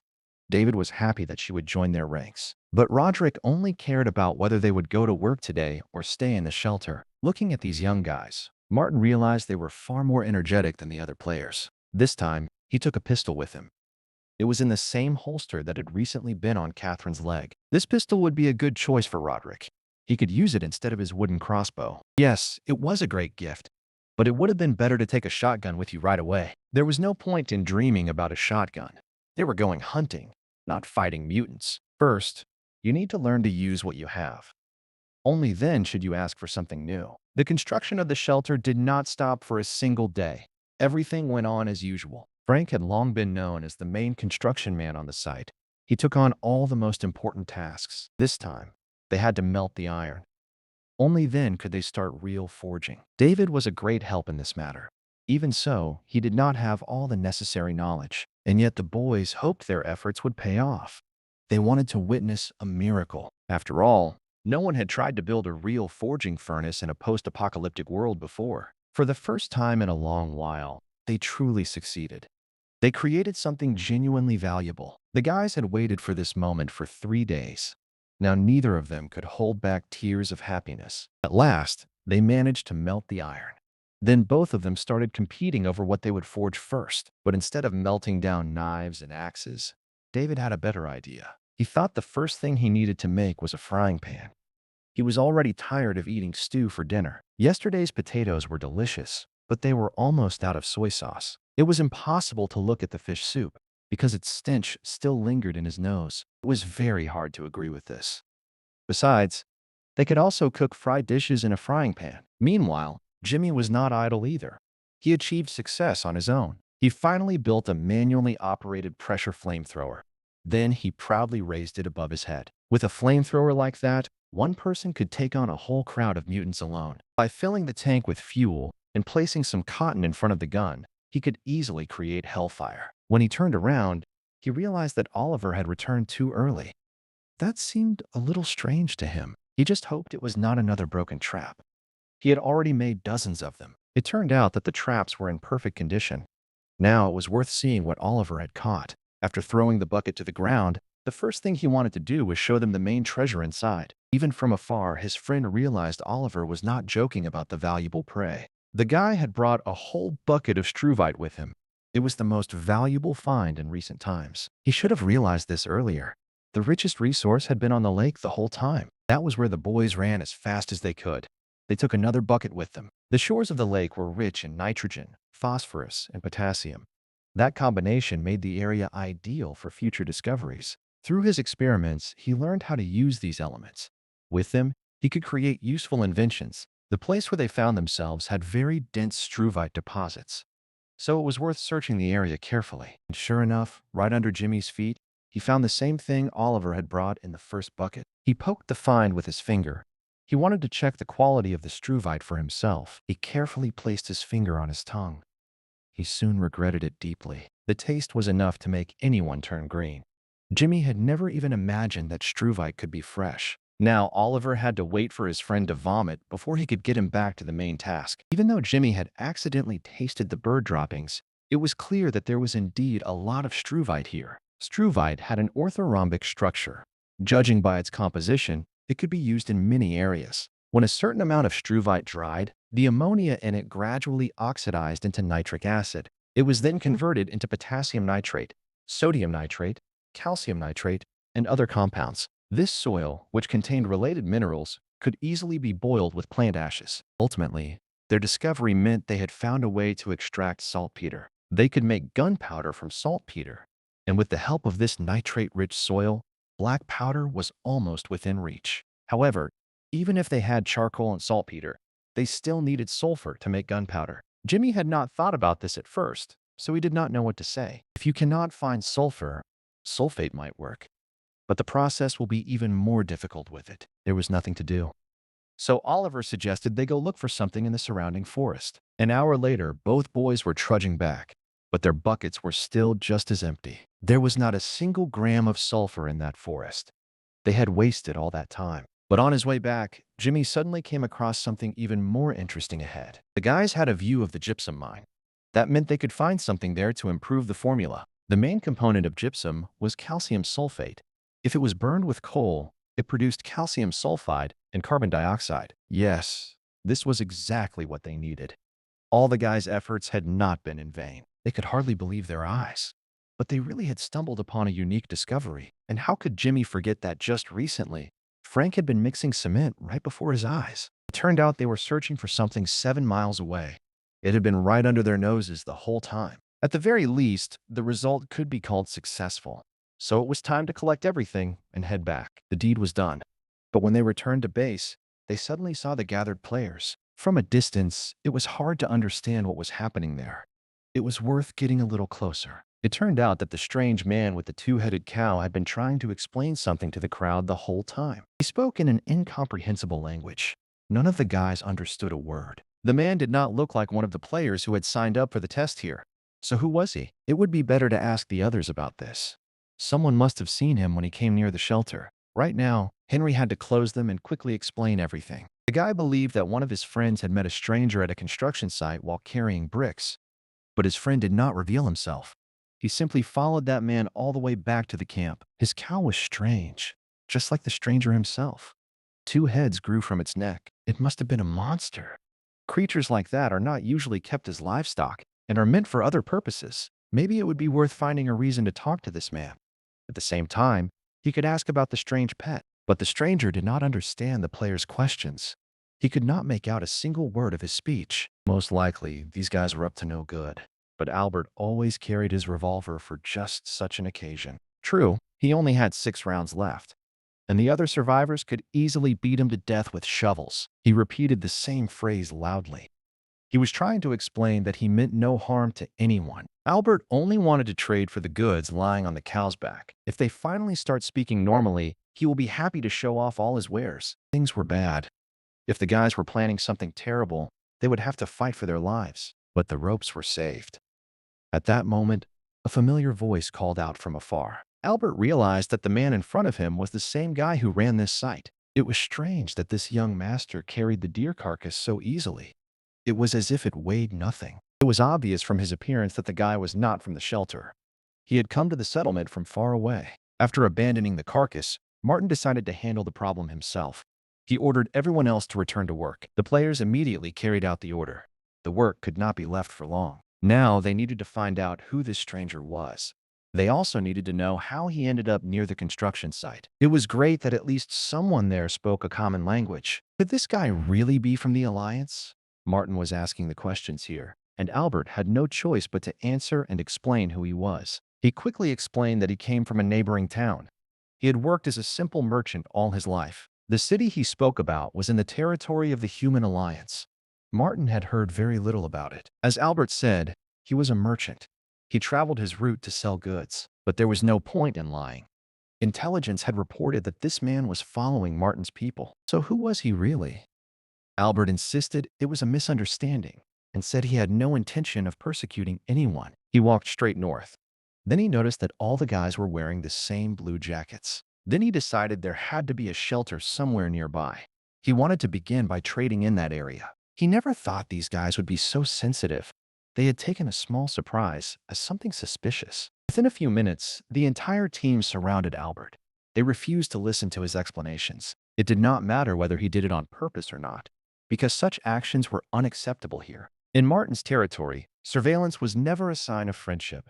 Albert was lucky to be alive. If he realized his mistake, then there was nothing to worry about.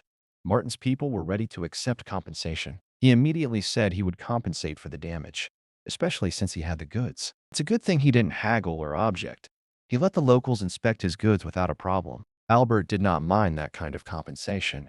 But could he trust the man standing in front of him? He asked again whether they only wanted to look at the goods, or did they want to choose something for themselves? The question was unnecessary. Martin answered with a smile that the compensation had not been paid yet. They did not intend to steal all his goods. They only wanted to take something valuable. Of course, he was in no position to refuse, so he assured her that he had no objections. If that was the case, they could take advantage of the offer right away. There was no reason to put it off. After quickly sorting through all the goods, Martin realized something. He had found something very valuable. He did not expect to find so many interesting things there. Some of them were worth their weight in gold. For example, there was a rifle that was meant to be a semi-automatic weapon, but if you pulled the trigger quickly, the rifle could fire all 6 rounds at once. Moreover, he immediately recognized a rare item. It was something difficult to find even in old Charlie's shop. When he opened the bag, the sound told him he was right. That rare specimen really was inside. They were talking about the pre-war coins Alfred had managed to collect in one place. After looking more closely, he realized that he had mistaken these coins for another currency. There was no doubt now that the guy was holding arcade tokens in his hands. It was clear that they were real, not fake. He wondered where a simple merchant could get such rare tokens. He quickly replied that he had found them in the basement of the Galactic Arcade. He wanted to melt them down for copper. If his words were true, there were still coins left in that place. You could even collect a couple of those bags for yourself. In that case, Martin was willing to take these coins as compensation. They were quite suitable for his work. Both bags would only cover the costs. Because of Albert, the work had stopped for a long time. In exchange, Martin offered him 4 kilograms of dried meat. In return, he wanted 100 kilograms of tokens immediately. One bag weighed about 100 kilograms. That was equal to 40,000 tokens. In business, you cannot be short-sighted. To succeed, you sometimes have to be cunning. Albert wasn't going to argue with him. If the guy wanted the tokens, he could take them right now. At first, he planned to take them to the city to be melted down. He never thought he would be able to trade them for valuable goods. Besides the tokens, the guy also wanted to take whatever was in the far drawer. He was ready to reward Albert with 10 kilograms of smoked fish right away. He would also give him another 50 kilograms of smoked meat. This was also a good offer. The 200 rounds in his hands were the payment for the goods. Soon, the two decided to take a short rest. The merchant then began to briefly tell the story of his settlement. Next to them stood a huge chemical complex. It was beside the largest landfill in the area. No one had used them since the war. Since then, many leaks had poisoned the soil. This made their soil unsuitable for plants because it contained too many heavy metals. The ecosystem in their area was very fragile. Arthropod monsters were rare visitors. It was hard to imagine how difficult it was for the locals to survive and find land. It was a little funny that the landfill had become the only place where you could find anything valuable. Garbage had been dumped at that landfill for almost 5 years. Most of the needed materials had not even decomposed. In the wasteland's current age, the garbage buried there had become a kind of artificial mineral deposit. But if they wanted to stay there for a long time, they had to find food for themselves. So what were they eating? It turned out that the mutated rats were quite edible. The locals had gotten used to them long ago. In addition, they had learned to make a nutritious paste from processed dangerous insects. He was holding a jar of it in his hands. It looked like simple jelly, but it was unlikely that anything like that could have come from such places. Smiling widely, Albert prepared to tell him the truth about what was inside. It was hard to believe, but he was holding a real nutritional mixture made from mutated cockroaches. At first glance, This may seem strange, but this is exactly the mixture the locals eat. Just thinking about the crushed cockroaches in the jar made Martin feel sick. It was better not to imagine how anyone could eat that jelly at all. It turned out that cockroaches produced useful oil and protein. After processing, they could be eaten for a long time. If Martin was interested, he could try it himself and tell him how the jelly tasted. But Martin only smiled and said he was not hungry. He had just eaten a hearty lunch. This guy knew a lot about insects because he dealt with them every day. Then Albert was probably familiar with mutated leeches. He might be able to tell them more about them. If they were talking about giant mutant leeches, no one would dare catch them for food. Moreover, you rarely encounter such monsters in their region. Most likely, the reason was the huge number of ants. It was strange. Why did the ants choose their settlement as their home? To make matters worse, there was a mutant the locals called the ironback ant. The largest ones could grow to the size of a fist. It had a very strong shell. It was highly resistant to corrosion and quite tough. Next time, Martin wanted to see such a specimen in person. He promised to bring it with him. Soon, the boy was already heading back to the office. He hoped Albert had not lied about returning. He had a great idea. He wanted to start on it as soon as possible. Regular plastic coins were used as the main currency. The same was true for metal ones. The 2 bags Albert would bring contained between 60,000 and 70,000 coins. For 500 people, these coins would be a good solution. The brown coins would be used like copper ones. Gray coins could be used just like silver ones. The reward distribution was supposed to match each player's contribution. This would not only strengthen governance, but also limit the rights of overly troublesome players. It was in Martin's nature to make decisions like that. Creating problems was his favorite hobby. Yes, that is human nature, and Martin knew its weak points very well. When he returned, he had to get down to business. But first, he decided to visit the forum. He understood that the players had been alone for a long time. They could have been discussing taboo topics among themselves. Some complained that Martin had failed to announce the new notice, as if he had done it on purpose. Looking at the monitor, Patricia realized the most important news was still to come. She had very few achievements. In the end, that left her with a negative experience point balance. The new currency helped solve this problem quickly. It also helped her understand how much money she had in her account. But Martin was too calculating. He even put up for sale the food that had only recently been free. Now, to buy mushrooms with blue caps, he would have to pay in local currency. In the end, in this artificial society, players who owned small businesses would start getting rich. With the money earned, he could buy himself a new title and replenish his reserves even faster. Then it became possible to expand its capabilities. It also allowed them to privatize land for future construction. Patricia was delighted by these thoughts. The more experience points she had, the more land she would own. She was ready to do all of it without fail. She couldn't wait to get back into the game. This motivation only appeared because Martin was a good judge of character. Players behaved in the game exactly as they did in real life. That made them easy to manipulate. When the boys log out of the game and see the announcement for the upcoming update, they will be shocked. A few minutes later, he was already going down to see the results for himself. But when Martin looked at the brick wall under construction, he could not understand who had ordered it. It turned out that the new player would be a weapons dealer, so they decided to build a weapons shop for him. The players grew more active every day. They started making bold decisions on their own. After thinking it over, Martin decided it was a good idea. He had no intention of stopping them, and yet he could not understand the reason for such activity. It was as if they were planning something together. Even though he had told them Patricia would soon go into business, it still felt strange that they had taken this step. As a result, the facade was supposed to appear here very soon. The foundation for it was already complete. At the same time, they urgently needed to build a bathhouse.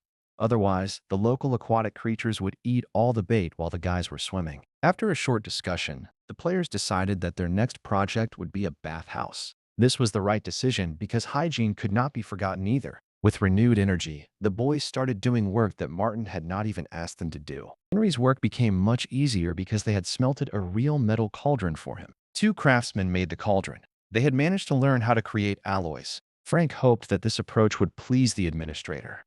Then he might grant them new powers. There was no problem with that. What was surprising was that the guys were still able to achieve their goal. Even without tools, they managed to make steel of pretty good quality. In other words, Frank and David had done something no other player had ever done before. Martin never thought the players would be able to smelt steel, even if the quality was poor. They had worked well during that time, and Martin had promised to handle the distribution of points. David and Frank should be rewarded. Each of them will receive 1,000 points immediately. Now all that remained was to wish them bon appetit.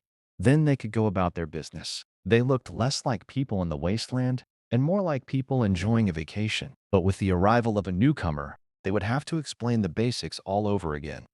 The new person knew nothing about the game. Turning around sharply, both boys noticed another player approaching them. It was Jessica, cheerfully carrying a bowl of soup to Martin. She handed the plate to the administrator.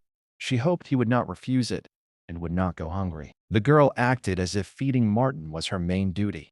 Even so, they should not forget about the unfortunate mercenary who was still completely alone. She was the one who should have received this bowl of soup. The girl had not eaten anything since morning. It was clear that food would be the most desired gift. Catherine's expression said it all. She grabbed the offered food so greedily that she drank the entire broth in one gulp. Looking at her, Martin realized the girl had grown bolder over time. She was acting more and more confidently in front of the administrator. Although her limb will not grow back, the wound on Catherine's leg has almost healed. The nanotherapeutic needle saved her life. It was just a shame that it was the only one. He could only hope she had not wasted her time. He hoped she had managed to learn her lessons. Luckily, she succeeded and did everything as the administrator ordered. This was great news, and soon they could move on to the main thing. After one day of rest, Catherine would be able to start her first work shift at the base. They had agreed on that from the very beginning. She wondered what the gunsmith did when no one was around, but that was a topic for later. Right now, the focus was on her communication skills. The local language was a little harder to communicate in. At first, you had to know at least the basic phrases. If it was difficult, Martin's assistant was ready to teach her. The robot could communicate in any language in the world. The main thing was to follow Martin's instructions and directions. There would be a lot of them at first. All the players had long since gotten used to this. So the guy asked them to repeat after him. Yes, he should be called Mr. Administrator, just like all the other settlers called him. It was good to be understood at a glance, so the guy hoped they could work together. As a sign of friendship, the guy handed Catherine a lollipop. She had not seen anything like it in a long time. By that time, all the players had already left the location, and it was time to check the forum. It was very stormy there now, especially after the news was published. Without wasting any time, Martin quickly found the page on the site where most of the interesting things were posted. It hasn't even been 3 days since the last update, and this guy has already released a second one. The renovation site was a new building area. It had to be surrounded by 4 walls. If players wanted to expand the area for development, they could unite. Then they could build a shared territory. This gave them complete freedom to build. Still, some thought it was a bad idea. After all, the areas outside the camp walls were full of danger. Building in those places was even more frightening. It must not be forgotten that the camp will expand over time. All houses in its path will be confiscated. After 30 days, the owner of the house would receive a relocation notice. For many, this was good news. That was true unless the house already had an owner among the players. The update had already been downloaded. That meant it was too late to complain. Finally, everything was done. We could breathe a sigh of relief and relax. Spying on others was an interesting pastime for Martin, and he could do it right now. However, it soon became clear that there was nothing interesting to find. There was only the usual nonsense in the chat. There were actually many people on the forum who thought that this game still did not exist. To choose the best newcomers, it was now enough to check each player's profile. That made it easy to filter out the unnecessary ones. Everything else on the forums was pure garbage. It wasn't worth getting upset over. He could hardly wait for the next group of newcomers to arrive at the location. Many players had long developed their physical strength, but they should not forget about intelligence. Still, it was hardly fair to expect that from very young people. Endurance was the only thing they had. Jimmy was glad. He would now become a foreman, and the newcomers would be under his command. There were so many of them that a whole team of workers could have been formed if Martin had allowed it. But what can a player afford with only 5 copper coins in his pocket? For example, he could rent an axe for 5 hours or get some other tools. In addition to rent, this money could be used to buy half a kilogram of wheat or 100 grams of dried meat. In less than an hour, these inexperienced newcomers had already learned the rules of the new version. That could only please the administrator. The longtime players were the first to master the updates. The main innovation in the third version was the game's new economic system. Besides making a major contribution to the camp's development, players could also work for hire, just as the robot had recently explained. Oliver also wanted to add that working for hire was not required, and that taking daily tasks was easier. For example, if he cut down 20 trees and took them to the carpenter's shed, he could get 80 points. If you worked hard enough, you could earn 260 points a day from daily quests. That added up to an excellent result. Roderick's 3,000 points were considered one of the best results among the players at that moment. The guy was surprised when he found out that Frank had had 5,000 points for a long time. This big guy had outdone him again, and that was why Roderick was so angry. They had a lot to discuss. Martin had been releasing new updates too often without warning the others. When they first entered the game, the points for chopping wood depended only on the thickness of the log. It was possible that the player responsible for balance was to blame. A character with strong stats was gaining points far too easily. That is why Martin suggested he receive only 2 copper coins, since there was an abundance of logs. To keep working, he had to rent an axe and beg Jimmy for a discount. Woodcutting had been Frank's main source of income for a long time.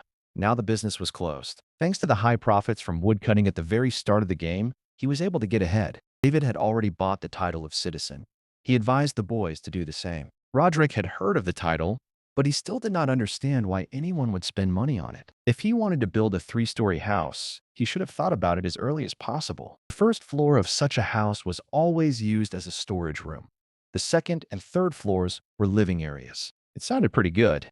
In such a huge house, it would even be possible to open a grocery store. This was exactly what David was thinking. New versions would definitely expand their creative possibilities. Martin had been talking about this from the very beginning. Everyone listened to him. In the end, he pushed things to the point where players began exchanging equipment and supplies, creating a real flow of goods inside the settlement. At first, it was a regular barter system. After the latest update, the points were replaced with currency. Soon, their virtual reality would be almost indistinguishable from the real world. This was exactly what the players had dreamed of. They had agreed to take part in a realistic project. They became the rich players who had managed to build their fortune early on. But Frank suddenly wondered what would happen if one of the newcomers found out about this. They should have invited the smartest ones to join their team. That way, they would not have time to build communities of their own. The second question was where to get money. Since opportunities were becoming fewer and fewer, making cement was the highest paying profession at the time, so it was worth doing. If they look closely at the number of buildings, they will understand that it is already too late for that. Even if there were openings for other positions, they were too boring. The fixed pay made them even less appealing. David suggested another way. A silent question appeared in his friend's eyes. The guy still believed that hunting mutants was the only quick way to get rich. He had already seen the prices for prey from such monsters. They offered 5 silver coins for 1 hyena. For just 1 mutated hyena, you could earn as much as a regular player made in a week. That was why David was looking in that direction. Besides, they could hunt deer with the hyenas. With a whole mountain of loot, they could live very differently if they joined forces. Their income will greatly exceed that of all other players once the boys learn to hunt together. Frank thought there were about 1,000 mutated animals in the park. That would earn them more money than the others. Roderick had experience working with Martin. He was able to learn the best techniques. In addition, he remembered the hunting grounds where game was plentiful, as well as the areas he should avoid. Yesterday, he and the administrator discovered the migration route of an entire herd of deer. The guy remembered the direction. It was Roderick who had the best perception, and in this matter, he could be fully trusted. If problems with firearms begin, they can be replaced with simple spears, crossbows, or slingshots. Oliver had never used a bow, he found, and it was difficult to aim. He had only once gotten the chance to hold a professional sports bow. Shooting it turned out to be much harder than it sounded. Out of a whole series of shots, the guy never hit the center of the target. At the same time, they did not have a single professional bow. With a homemade one, things would be much worse. David reassured him that experience comes with time. He said they would soon learn to shoot. Oliver was a master at setting traps. That could make up for his lack of experience. Frank would lead their squad from the front. He could become the battering ram of the new team. Roderick could handle reconnaissance and search for prey. That was especially true since the administrator had shown him many excellent places. With a team like this, even a hungry mutant was nothing to fear. The guys would be waiting for it in ambush. David believed that their efforts were not in vain and that they would soon achieve great success. While they discussed their plans, the game administrator watched them closely from above. Suddenly, he asked the robot if his iron friend knew what the soul of this game was. Martin believed that mathematics was the soul of everything. He believed that it alone determined the success of players. It was a careful balance of numbers. His digital assistant should have understood it better than anyone else. It was a kind of art. With nothing but the balance of numbers, it could replace the entire gameplay. For example, under normal conditions, a player needed only 2 or 3 weeks to become a citizen. But when players received the title of citizen and became full users, they gained new opportunities. However, the robot believed the price of such a title was small. Anyone could afford it. That is why players who were already citizens had no trouble buying land. After purchasing new land, they had to build something on it. It needed to accommodate new users. They also needed cement and bricks to build houses. Steel was also needed for more permanent buildings. And they would have to maintain the houses so they did not turn into ugly huts. That was why Martin gave the players only 5 square meters instead of 10. Another administrator would have done that. Now the robot understood why Martin had set such strict restrictions from the very beginning. Once the player builds a house, he will have to furnish it with beds, tables, and other furniture. Wood, fur, and handicrafts would drive increased consumption in the camp. Once the participants have played enough, he will start adding new titles. He will also update their motivation. Weapons, ammunition, food, and fuel would start getting more expensive. That would create work for the new players who came after the old ones. We can talk about what happens next later. Martin already had too many plans. The exact number of training capsules in the shelter remained unknown. In the future, they would have to make them themselves. He was sure the first great administrator had created some kind of technology.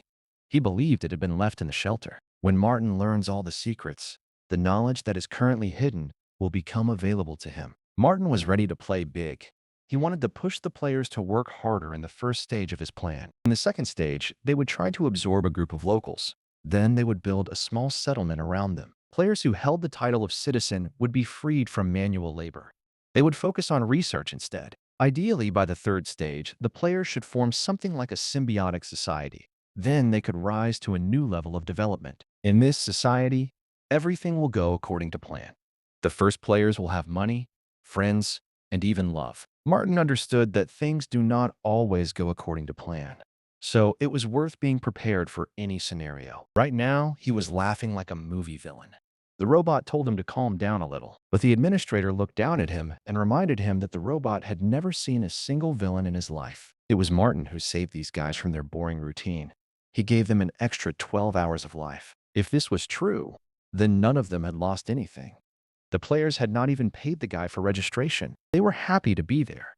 They had found a new meaning in life. Finally, they reached a balance where this aid benefited everyone involved. Right now, it was worth checking the shelter. The guy told the robot to stay there for a while. The last time they hunted, he and Roderick found a deer trail. So the 4 hunters headed that way. Roderick walked ahead of everyone else because only he knew where to look for the game. At the same time, in one of the capsules, Patricia was already preparing to enter the game. After a long break, the girl wanted to return to the game as soon as possible. This time, she planned to be more careful. She hoped that everything would go much better now. She also hoped to quickly recover the experience points she had lost. She rushed out of her capsule as if she had been gone for 10 years. She had only left the game for a short time. They had to be careful. In this world, one wrong step could send them falling. 3 days passed. During all that time, Patricia remained only an observer on the forum. She had fallen out of the habit of doing even the simplest tasks. A huge bump on his head would serve as a reminder of how not to behave here. The girl herself did not understand how she had survived 3 sleepless nights. She had spent all that time waiting to return to the game. She turned around sharply. Then she saw the administrator walking toward her with quick steps. It was as if Martin had known in advance that she would appear here. He had come to meet her. Because of her stupid mistakes, she had to ask Martin for forgiveness. She only hoped he would understand everything. But there was no point in approaching him with stupid requests. It was better to get straight to the point. Besides, Patricia had nothing to apologize for. She only needed to think about her future in the game. The only real way to ask forgiveness from the person responsible for the whole team's results was to take on a new task. If she was not mistaken, 2 blue suits were assigned to each capsule. And if the girl dies again in the game, she will have to run naked for some time. Although Jessica had already made a small batch of fur garments, wearing them without underwear would be too risky. Not to mention that Patricia's most prominent body parts might not fit into the new suit. According to the rules, the girl should have lost 500 points. But now she did not even have that much. It was a shame that everything had turned out this way. She was ready for any punishment. But Patricia's punishment was meant to teach her the ultimate lesson in surviving the wasteland. Courage alone is not enough here. You also need to use your brain to avoid getting into trouble. Her personal mission was to gather 100 kilograms of supplies, including wild berries, vegetables, and mushrooms. Until the task is completed, the girl's title will be demoted to that of a delinquent. Her points are too low to pay the fine, and if she dies, she will remain in the capsule forever. Looking at him, she realized that the guy was not joking.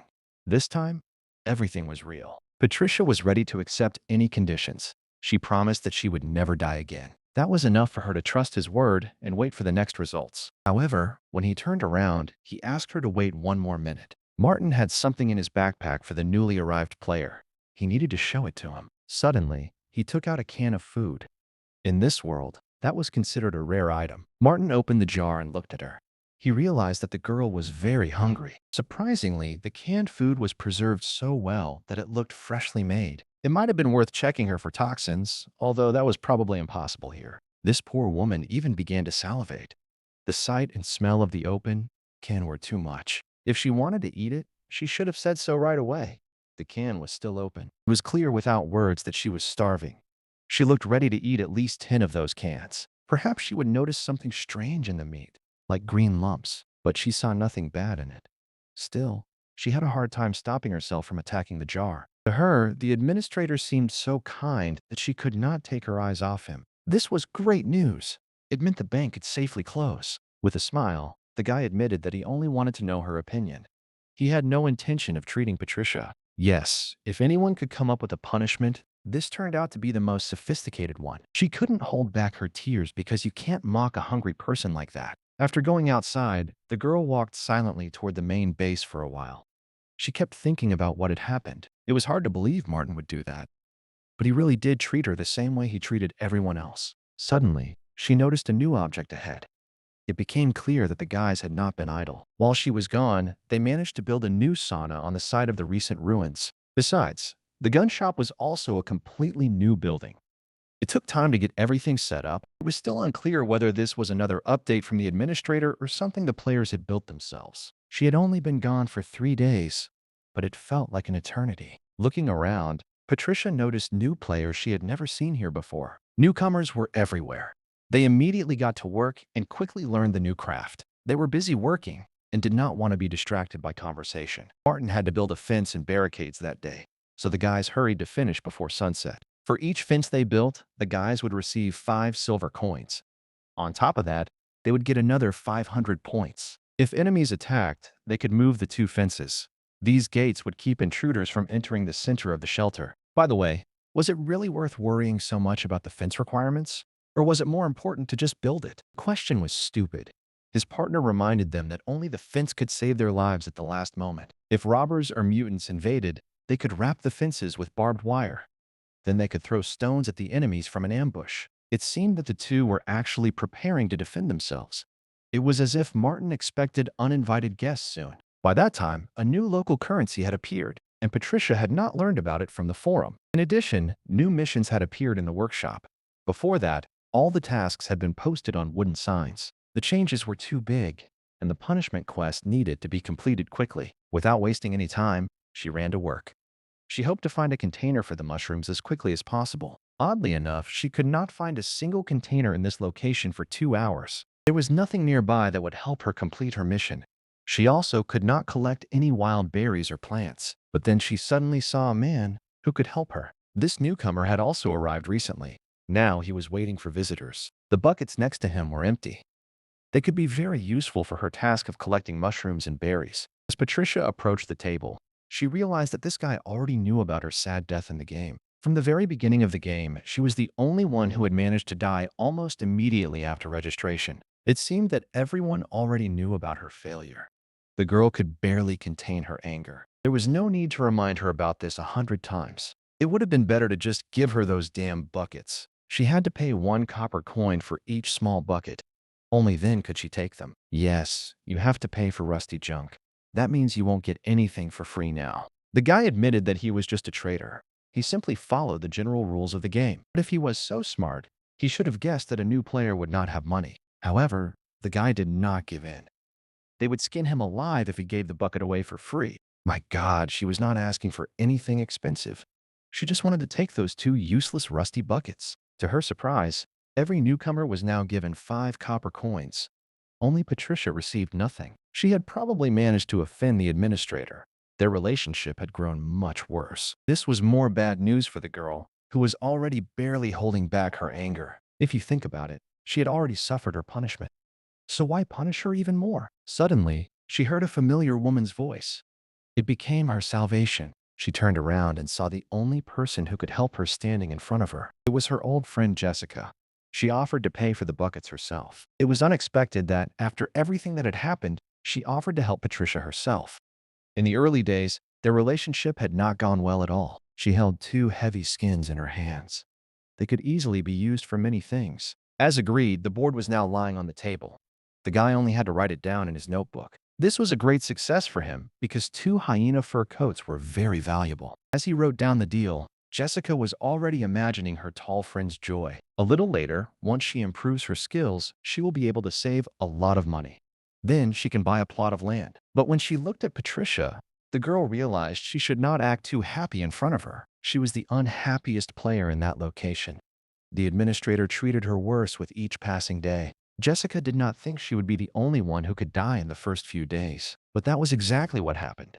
Now Patricia had to apologize for the way she had treated Jessica. They had argued before, but now Patricia realized that she had found a truly good friend. But you should not look at it that way. 1 copper coin was worth almost nothing here. She would have time to repay the debt later. For now, it was better for her to go on her mission. Strangely, the girl paid for those buckets with ease. It was as if she already had a good amount of money saved. In any case, it was time to forget the old quarrels. Their new life demanded too much effort from all of them. The costumes would not sew themselves. Without Jessica's help, many players would be left without uniforms. Patricia could not just leave. She wanted to help the only girl she had met here. Grabbing the heavy bucket, the girl decided she could carry it to the workshop by herself. She could carry 2 heavy buckets at once. But for Jessica, that would have been too difficult. He should not snatch the bucket out of her hands. He should not refuse the help she keeps offering so persistently. She could not let her friend carry heavy buckets, bend her back, and ruin her health. All she had to do was tell him where her workshop was. Patricia would have delivered the buckets easily, but she was not happy with such intrusive help. She believed she could handle it on her own. Meanwhile, Jimmy continued to work in his carpentry shed. He had recently built it himself. He became better every day. The bows he created were of excellent quality. Another task was completed, and 2 silver coins were almost in his pocket. After carefully hanging the bow on the wall, he realized that planning alone would not be enough. Now they needed to make 20 wooden bows. Each one had to be strong enough to pierce the skull of a mutated hyena. At first, the guy was going to work with gunpowder, but the reward for this task seemed more appealing. If he manages to make at least 5 bows a day, he will earn a basic profit. Now it was time to focus on work.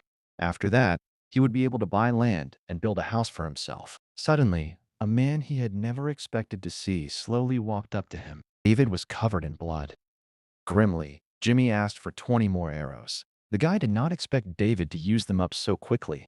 The arrows could be reused, but such fragments were hardly suitable for reuse. The arrows urgently needed to be replaced. After that, he threw the broken arrows onto the floor. They could no longer be used to hunt monsters. The quality of these arrows turned out to be terrible, so the hunters had to return to base. Holding the arrow fragment, Jimmy tried to understand why his crafting method had failed. It was necessary to figure out how to improve production. The tips were attached to the wood with resin alone. For the next batch of arrows, the boy asked for 4 silver coins. Henry quickly paid him. Finally, his friend wished Jimmy a good hunt. But Jimmy should first think about how reliable his product was. David could try out his new weapon because it was guaranteed to be easy to use. He decided to do without any innovations, so the guy quickly got rid of the intrusive offers. Jimmy knew from experience that testing this inventor's new creations could easily cost him his life. But Jimmy meant nothing like that. There was no reason to run away as if he had seen a mutant. Were his inventions really so frightening to other players that they were ready to run away just to avoid standing next to him? It was the first day of testing the new version of the game. The players were already showing excellent results. The 3-meter-high concrete structure not only kept everyone safe, it also opened up new opportunities. Before this, Martin would usually take his comrades to the shelter. He did it to protect them from monsters. Now, thanks to the new structure, the boys could stay outside until their characters ran out of energy. As a precaution, he forbade them from using fire or blast furnaces so they would not attract attention. The mutant tribe from the street was a real problem. For a while, it stayed cautious. In addition to the walls, the guys successfully built a gun shop and a sauna near the shelter. In the past, they had to go to the lake to wash, but now they could take care of their hygiene right on the base. They were still severely limited by resources because the water reservoir was too small. So, someone would still have to go to the lake and bring back water to refill the vessel on the roof. That is why Martin came up with the idea of making the sauna entrance a paid service. He decided to charge everyone 5 copper coins. This must have helped. Soon, a new position of water carrier appeared, and it was also paid in local currency. The other players also surprised him. Their achievements exceeded all expectations. The first 4 settlers lived up to their title as game veterans. They handled reconnaissance and hunting with skill. Thanks to their strong alliance, they achieved impressive results. They were also able to get supplies faster. The resources they gathered brought in 55 silver coins. Of that amount, 43 coins came from the mutated hyenas. The meat of these mutants was hard to get. Even so, they asked Henry to turn it into a decent meal. They also managed to open a barn at the base. It sold food to all the other players. Most players earned 1 silver coin for a couple of hours of work. Only by working every single day could they keep themselves fed. After the walls were built, the need for fortifications and brick hauling dropped sharply. Now all they had to do was bring in more supplies. Martin decided to lower the prices of weapons in the carpenter's workshop. He also offered players the option to order delivery. This way, players will be able to earn money. They will receive rewards and gain combat experience. Martin not only received extra food himself, but also gathered a squad of motivated fighters. This allowed us to create a huge advantage for ourselves. It also helped us solve our problems for the next couple of years. It was a great plan. Its virtual reality was becoming more and more like the real world. Everything here was real.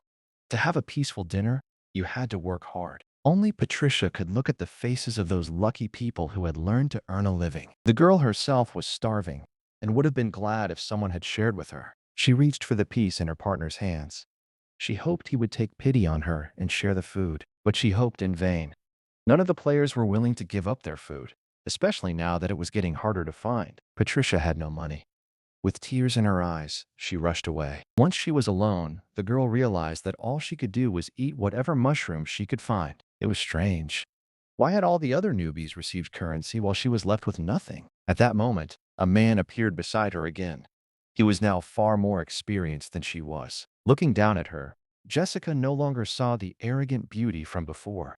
She realized that Patricia had changed a lot. It turned out that you could have shared your bowl of soup with her before the girl died for the second time in the game. She had plenty of food, so she could easily give away her portion. Patricia was so hungry that she did not even have time to thank her friend.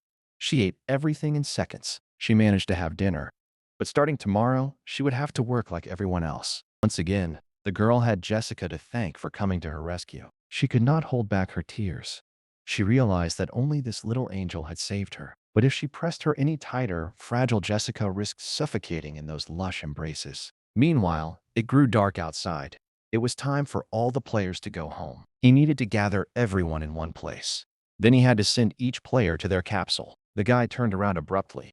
Then he realized he was supposed to meet with a player today. Martin understood that the one who had arrived was most likely that same lizard. Just to be safe, he looked at the system window again to confirm his guess. And indeed, next to the gate was the lizard who had long been considered missing. Martin ordered the boys to open the gates at once. They were to let in their old friend. They opened the heavy wooden fortifications. In front of them stood a lizard covered in blood. It was strange. Why had he come here in the middle of the night, covered in blood? It seemed that this giant had just emerged from a long battle. Otherwise, his appearance could not be explained. The guys wanted to understand what had happened to him as soon as possible. They also wanted to know where he had been all that time. There were wounds all over his body from the marauders who had attacked him. That was most likely why he had disappeared, and that made him think. The lizard had indeed said there was a marauder camp nearby. It was located about 1.5 kilometers north of the abandoned construction site they had discovered. If it were not for this ridiculous accident, this fight could have been avoided. The lizard insisted that he had no intention of provoking anyone. He wanted to remain unnoticed until the very end. But even while disguised, he was still spotted by the Marauder Patrol. That was how this unplanned meeting happened. Unfortunately, there were three of them at once. He had no choice but to fight. The lizard fought back as best he could. It was the only way to survive and make it back. From what he heard, Martin realized that if the lizard had lost that fight, those three guys would have proven stronger. Now he just needed to rest in the training capsule. They could talk about everything else in the morning. The training capsules accelerated regeneration. Wounds healed quickly inside them. The lizard did not argue. He hoped he would soon come to his senses. There was not a single living spot left on him.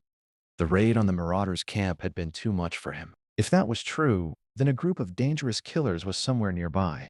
They were better avoided. It was worth saving up and buying a firearm. Otherwise, the same thing could happen to them. But instead of talking, they should help finish today's work.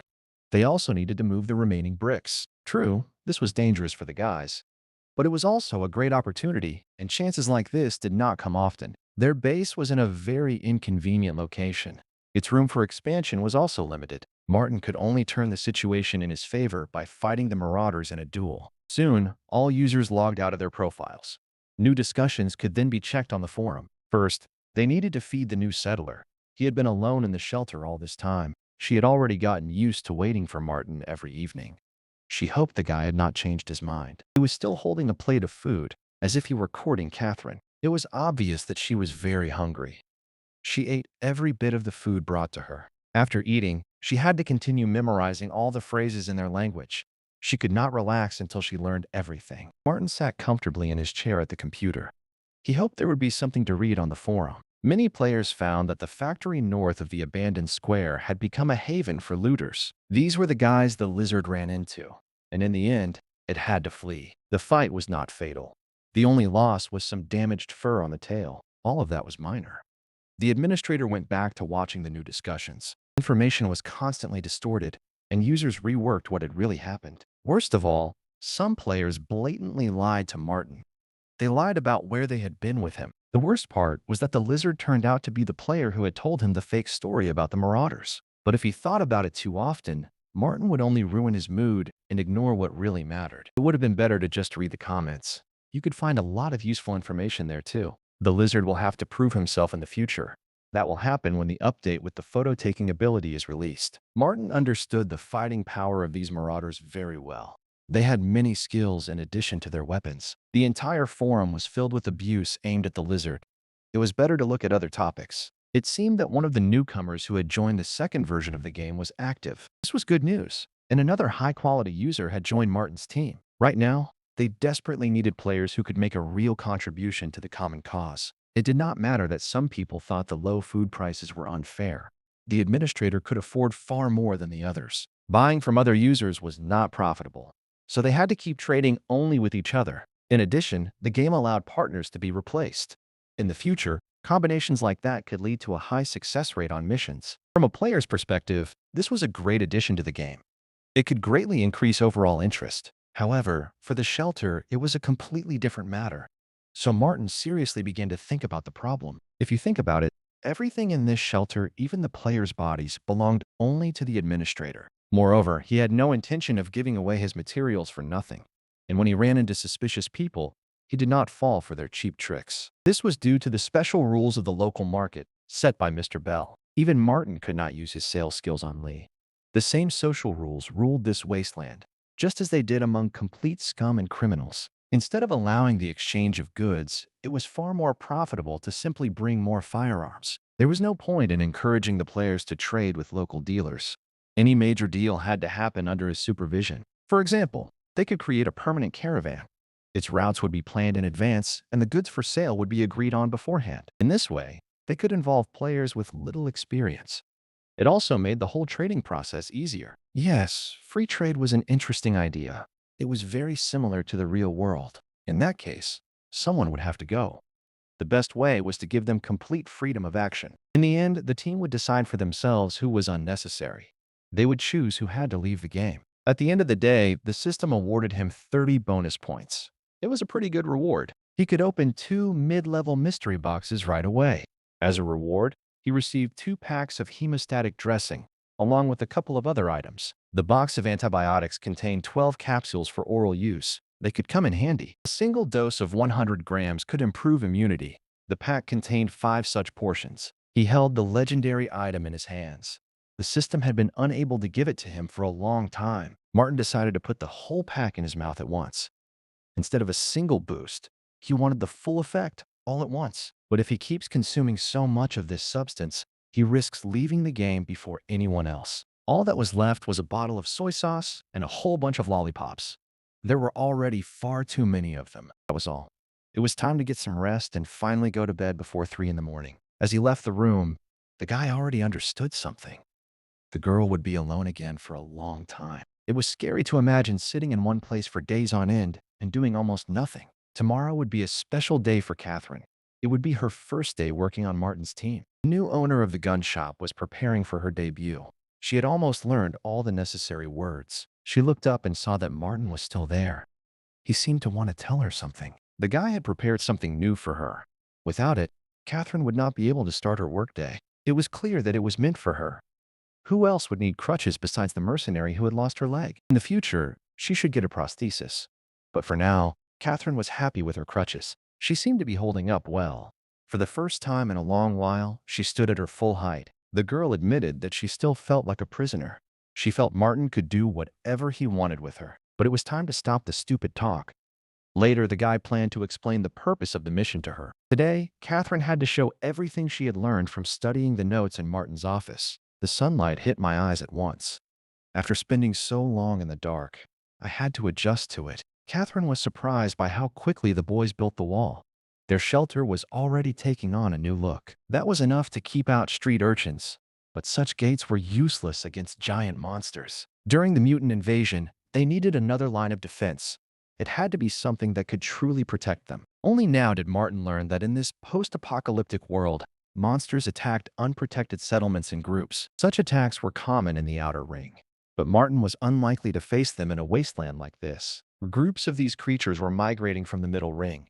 They were moving closer and closer to the Outer Ring. Yes, these individuals were incredibly strong. But their true danger could not be understood from stories alone. It was worth seeing such an invasion in person. Some of those creatures were striking in size. If the mutants migrated north from the inner city, they would surely pass by the survivors' fortress. War with them would be inevitable, and the squad of players would have to fight to the end. The mercenary squad Catherine belonged to had faced monster invasions several times. They had lost many people in those battles. As long as they stayed with their own group, the danger was not that great. To restore trade and production as quickly as possible, the chieftain spared no expense on mercenaries and ammunition. Many poor people from the slums became fighters during such invasions. It was an easy way to earn a lot of money. The thought of that invasion made Catherine fall silent for a moment. She hoped it would never happen again. Martin had seen such mutants several times before. He remembered that they were very afraid of light. Mutated hyenas, jackals, and other monsters do not like creatures from other species. Most of the time, they see them as prey. That is why these monsters usually gather in caves or dungeons. There, they wait for the next newcomer. Such an inexperienced settler became easy prey for these monsters. That was especially true in narrow places. This was very useful information. Later, Martin decided to update the official game database. But that was not the most important thing right now. It was time to return to where they had started. The gun shop opened today, and Catherine would be its first customer. Now it was her workplace. In the future, Martin would be able to build something more familiar for her. Although the building was quite comfortable, the gun shop was already ready for work. If any questions came up, Catherine could turn to his mechanical assistant, so there should be no difficulties. Every player was friendly, so there was no need to be shy about asking for help. But Catherine was unlikely to ask strangers for anything. It was a bit strange to hear Martin call his settlers players. What did he mean by that? She should not have tried to understand the local dialect so quickly. Once she got used to the shelter and learned the language, she would understand everything. Each sale had to be recorded in a notebook. He would check that journal every day. Even the cheapest rifle cost 100 silver coins. The players still could not afford one. At first, there would be little work. In her free time, she could do some repairs. It was also her responsibility to help Martin make weapons and ammunition. She did everything she could. This place looked much better than the cold room where she had spent her last days. A new feeling came over her because this workplace reminded her of her old life. Just like at the mercenary base, rifles hung everywhere here too. Each one had a description sign. If Martin really thought she would perform a miracle, He should not have hoped for it. It was foolish to think that she could assemble a real weapon from the improvised material she found in the store. If Martin really wants her to collect weapons, he should think about the right tools. However, if she was ready to take on the task, the guy could get everything he needed. At last, Catherine could not hold back anymore. She said loudly that she could not do even the simplest task without an electric lathe. Since mercenaries use homemade weapons, they often struggle to replenish their ammunition. At times like these, Catherine had to do everything necessary to support her group on her own. The girl made weapons and bullets, even though she could not afford high-end machines. But among everything she saw before her, there was nothing that could help her. Not to mention the electricity that was essential for producing weapons. If she needed anything else, she had to say it now, before Martin left. Even better, Catherine could make a list of what was needed and add a few sketches. If everything works out, players will be able to get her materials. They may also be able to buy them in the settlement. A lathe, pliers, and a hammer were the most basic tools for this job. Yes, it was easier to just draw them. The guys had probably never heard of such a craft in their lives. With pictures, it would be much easier for them to find everything at the market. The local weapons dealers would understand right away what they meant. Soon, everything was ready. The treasured list was in Martin's hands. When he looked into it, he realized the drawings needed labels. That would make it easier for the guys to pick the right items from the junk. A little later, he arrived at a post. The same player was on duty there every day. After handing him a piece of paper, the guy ordered him to get the items from the drawings as quickly as possible. If other players come here to sell something, you need to tell them the administrator's words about the new task. When the time comes, this guy should make several copies of the plans himself. He should attach one to the door and give the others to the guys. Looking at the list, the guard spent a long time trying to make out the drawings. They were hard to read. Then he realized that making such items was too expensive. A simple turning tool could earn 10 silver coins. That was as much as the workshop workers made in an entire day. Moreover, he had several expensive orders in his hands, not just one quest. The mission was considered complete, even if they only found a seller for those items. Martin knew players were unlikely to find something like that in the wasteland. Even so, he hoped their resourcefulness would produce good results, despite the lack of supplies. When the number of users reached 50, there would be several players in the crowd who could solve the problem. 2 days later, the players did not disappoint Martin, just as he had hoped. Those who had some knowledge of metallurgy in real life managed to make the tools in just 2 days. Among the finished castings were a precision tool, a turning tool, and an excellent milling cutter. There were also other useful items that Catherine had not even asked for. These products were not as good as real factory tools. Still, they could be used as weapons. In the warehouse, 2 guys earned 80 silver coins between them. That meant 40 coins each. Martin returned to the conversation so quickly that he caught the girl off guard. But all the items listed in her assignment had actually fallen out of his bag. Standing in front of her, the guy only hoped that all these parts would fit. Then she could start working. Taking the first tool she came across, Catherine realized something. It could work for making bullets if they managed to get seamless steel tubing. Catherine might even be able to help him make simple rifles. Imagine her surprise when Martin suddenly said that his settlers had made all of this. She did not expect such high-level masters among them. Yet some of them could create something like this. This would have impressed anyone. It was clear that Martin was recruiting only the best for his team. However, Martin's team lacked strong players. That gap had to be filled somehow. Not everyone was as poor as they were. Many could afford armies armed to the teeth. Such clans had drones with neural interfaces. They even had the latest armored vehicles. The clans were so powerful that they could wipe out an entire city. But for some reason, they still had not raided Martin's hideout. Perhaps they simply didn't see the point, since there was nothing valuable there. There was simply nothing to mine in these ruins. That meant spending military resources on them was pointless. Meanwhile, Patricia found a new occupation. She never missed a chance to sell mushrooms. She called out loudly to customers.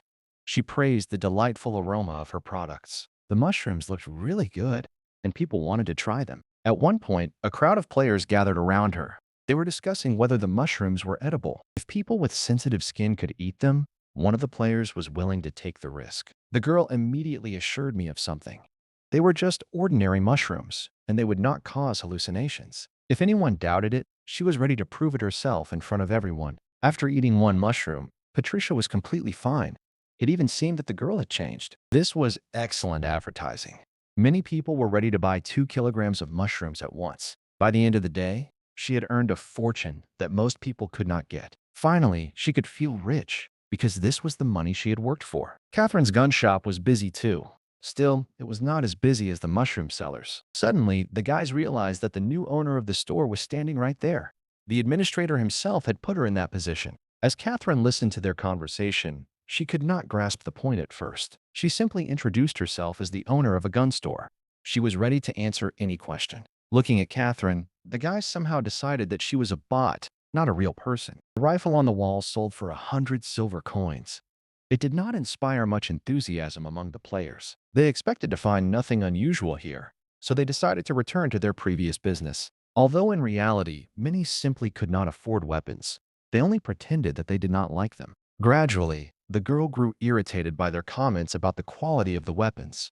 She just wanted to leave. It was no coincidence that Martin chose her for the role of gunsmith. She understood this craft better than anyone else. However, users on the forums laughed at Catherine more often than they praised her talent for making weapons. They attached pictures of a girl holding their rifle to the messages. They hoped it would entertain the local users. A stylish studded belt and a pair of glasses were also sold in the shop as accessories, but they were too expensive. All this time, while the players discussed the new weapon shop, Martin carefully read their comments. It was about the girl standing next to him, but something about her felt wrong. Instead of talking to her that day, she immersed herself in learning the local language again. This was even better. Soon she would learn all the difficult words and speak differently with visitors. Suddenly, Catherine realized that Martin was looking at her in a special way. It was as if he had been hesitating for a long time to say something. Finally, she could not stand it any longer. She asked loudly why the guy was looking at her like that. In fact, Catherine had never changed her clothes since arriving. That needed to be fixed. You could expect anything, but you would not expect an administrator who cared about such things. She could relax because the guy only needed her measurements to pick out clothes. Realizing that he had said it wrong, Martin suddenly turned back to the monitor. Asking about her measurements felt a bit rude, so he decided to ask Jessica to take them herself. The next morning, the girl already had a new task in her hands. It paid more generously than the previous ones. Today, a new group of players was expected. They were already rushing to leave the starting locations. When they saw the local scenery, it became clear that this game was truly realistic. Players immediately felt sunlight on their faces. It felt just like real life. The technology of their time was amazing. Discoveries like that could even make someone cry. Martin had long since grown used to such reactions. He was not surprised that this world had impressed them so deeply. Turning to them, he invited the newcomers to change this rotting world. It was something they could not do in reality. With his help, this team could become truly strong. Then they could use their skills in the real world. With their own hands, each of them could change their destiny. They could at least achieve everything they wanted in the game. It was a great motivator. Players with special talents could raise their hands and ask for a more challenging task. Among the experienced players, some immediately started looking for newcomers with high strength stats. They wanted them to chop down trees faster. The guy immediately ran into one of these newcomers. He wanted to talk to him first. Judging by the look of it, he would not even need to learn a new craft. The saw axe seemed made for him. However, the axe could be used not only to chop down trees, it could also kill huge mutants if they jumped out of the bushes. This news immediately made him happy, because the danger of fighting mutants felt completely real. He was already imagining how he would fight the creatures. Among the locals were armed marauders. As usual, Martin watched from above as the newcomers entered the game. Just as he had thought, the experienced players could be trusted. They quickly got to work. The only disappointing thing was this. Among the obedient newcomers, no one had the lizard's unique trait. However, he was intrigued by two talented players. He needed to study their traits. At first glance, one of them seemed useless, but anyone with experience understood what made it special. Another interesting talent belonged to a clever player. He could calculate the trajectory of objects in advance. Besides those two, the guy noticed a few more unusual players. They were worth thinking about. For example, one of them was a guy who knew a lot about shelter development and territory exploration. Some were very familiar with different types of plants. They could easily tell which ones were poisonous. Surely these guys will understand the strengths of their talents intuitively, even without Martin's help. Meanwhile, the first four participants headed to a residential complex north of the park. David decided to check the area first. He wanted to look for movement and monsters. Roderick had already honed his main skill, so he could handle this easily. He opened his eyes abruptly and realized where to look. Right in front of them was an important object. The object turned out to be a deer. It was badly wounded by 2 arrows and lying right in the middle of the road. As they came closer, it became clear that the animal had been dead for a long time. But who had hunted there before them? The second arrow was sticking out of its neck. It did not look like the arrows used by the settlers from their shelter. David clearly remembered shooting at the deer from behind. He had not been able to hit it directly in the neck. He was not mistaken. The very next second, that same hunter appeared right in front of him. The guy who fired the shot didn't expect to meet anyone in these wastelands. He thought he would only find game, monsters, or marauders. But right now, one of those 4 strange guys in identical suits was looking at him. David tried to figure out who the young man was and why he was hunting alone. His men realized he might escape, so they immediately blocked his path from both sides with spears. He should have dropped his weapon immediately. David and his guys quickly surrounded him. It turned out that Donald was right.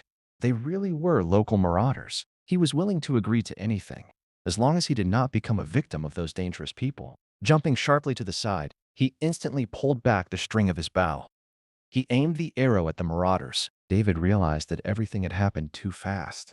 The arrowhead was already near his face. Only at the last second did he manage to dodge. Even then, the arrow still scratched his face. The answer was to grab the bastard and explain the rules of the game to him. 3 guys would have been enough for this, especially since Donald had only a few arrows left. In addition, the boys could arm themselves with simple stones. Martin had already taught them how to throw different objects. The rock hit Donald square in the forehead. That was the start of a group attack that he could not fight off. The slingshot in Roderick's hands turned out to be very useful. It let him keep the guy alive while taking away his ability to fight. Almost immediately after the fight began, David skillfully knocked the knife out of his opponent's hands. He intended to grab it at once. However, Frank could have done this easily. He was the closest to the target. Donald did not understand what this gang of marauders wanted from him. He had nothing of value. Yes, this guy was very strong, but Frank was also known for his physical strength. All that remained was to decide what to do with this violator. They also had to figure out how to bring him to the settlement. His bow should have been kept away from Donald. Otherwise, he might have done something stupid. On closer inspection, Oliver realized he had nothing valuable except his bow and arrows. There was also a hunting knife, but it could hardly be considered very valuable. It was a shame they never managed to get any truly rare items. Still, the settler from the neighboring shelter might have had something more interesting. He did not calm down. He kept insisting that they had caught the wrong person and should release him immediately. It was a pity, but the guys did not understand a word. It was as if he were speaking a foreign language. This living captive could be sold for 5 silver coins, since the dead ones were worth much less. And yet, the guys decided to take him to the shelter. Only Martin could decide what to do in such cases. When they arrived, Donald could not understand at first which clan the shelter belonged to. The blue uniform made these people stand out from other clans. They looked like Secret Service agents. He started shouting so loudly that Ronald became seriously worried. He feared Martin would get very angry because of it. It was completely useless because the guys still didn't understand a word he said. The deer they had killed arrived at just the right time. Henry realized there would be even more work today. He was willing to pay 12 silver pieces for the deer. David could easily sell him the carcass for that price. Henry already held the prepared coins in his hands. He used them to pay his friend. Then a huge carving knife appeared in his hands. His eyes sparkled with excitement before he started cutting up the game. He handled the carcass so skillfully that Donald could not take his eyes off it for a long time. All they could do was hope these guys did not eat human flesh. And they could only hope Henry would not start cutting up his body with the same enthusiasm. Meanwhile, a familiar voice sounded in the distance. Oliver realized that the administrator had arrived right on time. They were going to show him the man the boys had managed to capture. Martin could not understand where they had captured this prisoner. They had been hunting near the shelter the whole time. It turned out that they had come across him while hunting. This weirdo had even shot David with a bow. In that case, it was worth untying him and giving David the reward he was due. Donald kept looking at the strange guy who apparently ran the place. He quickly introduced himself. Then he hoped Martin would not kill him too quickly. This guy was not aggressive at all. He acted as if he was glad to meet them. Unexpectedly, the stranger helped him up. He apologized for his guys, who had treated him roughly. This was truly surprising. Not only their clothes, but also their leader's friendliness set the clan apart from all the others in the wasteland. The people behind him did not seem as friendly as Martin. It was as if the guy had been hiding something all this time. With a smile, he claimed they were simply his companions doing their job. They had surrounded him from all sides. Anyone in his place would have doubted Martin's words. For the sake of the story's progress, they were willing to accept another person into the team, but only if Donald agreed to it. At first, he wanted to know what Donald was doing in those places with his father and older brother. His eyes had not deceived him. Martin really was a man he had known for a very long time. Donald explained that a marauder had recently shot his father in the arm. The wound was very serious. His brother was bitten several times by a hyena while trying to help his father escape from that terrible place. They eventually managed to escape. But now the father was holding up poorly, even though the wound on his arm had almost healed. The boy was not sure his brother would survive the winter, but he hoped Belle would be able to take care of him. Vultures hunted in very similar ways and were not too picky about their prey. When they could not find a victim, they fed on carrion. In the worst case, they ate the same mutants. That meant hyenas' fangs were always full of bacteria. Donald's brother was very unlucky. If he could bring him to Martin's settlement, maybe Martin could help him. This was great news. It was worth bringing him here just to save his life. Martin was very kind to his family. It was a shame Donald had never noticed that before. He should have apologized for the past. The guy had probably already forgotten about it. One day, Donald dug up and ate a horned yam near his door. He thought it had never sprouted. That was already far in the past. Besides, Martin had made a mistake when he planted it. It was hard to argue with that. Donald knew from experience that it was impossible to grow anything that way. Each piece should have at least 2 sprouts. Before planting, it should be smeared with wood ash. With this method, they fully grew in just a couple of months. Martin only found that out today. It could then be cut into smaller pieces. Some of them would become seeds for future crops. After listening to him to the end, Martin was very surprised.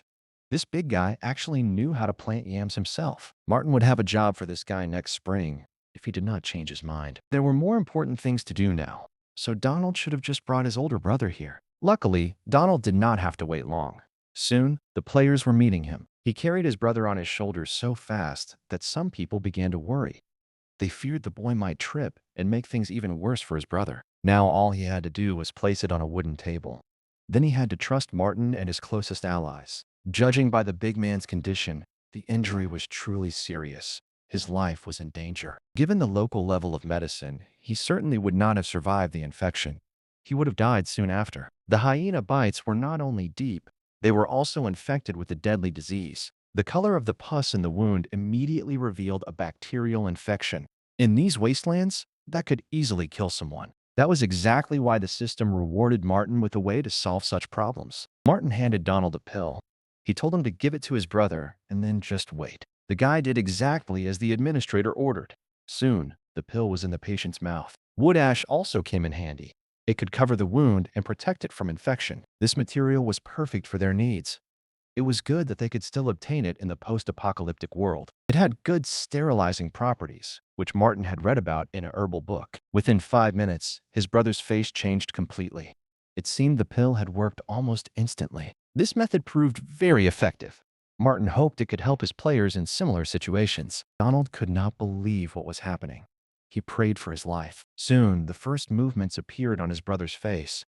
Then everyone heard the guy's quiet voice. A second later, he opened his eyes.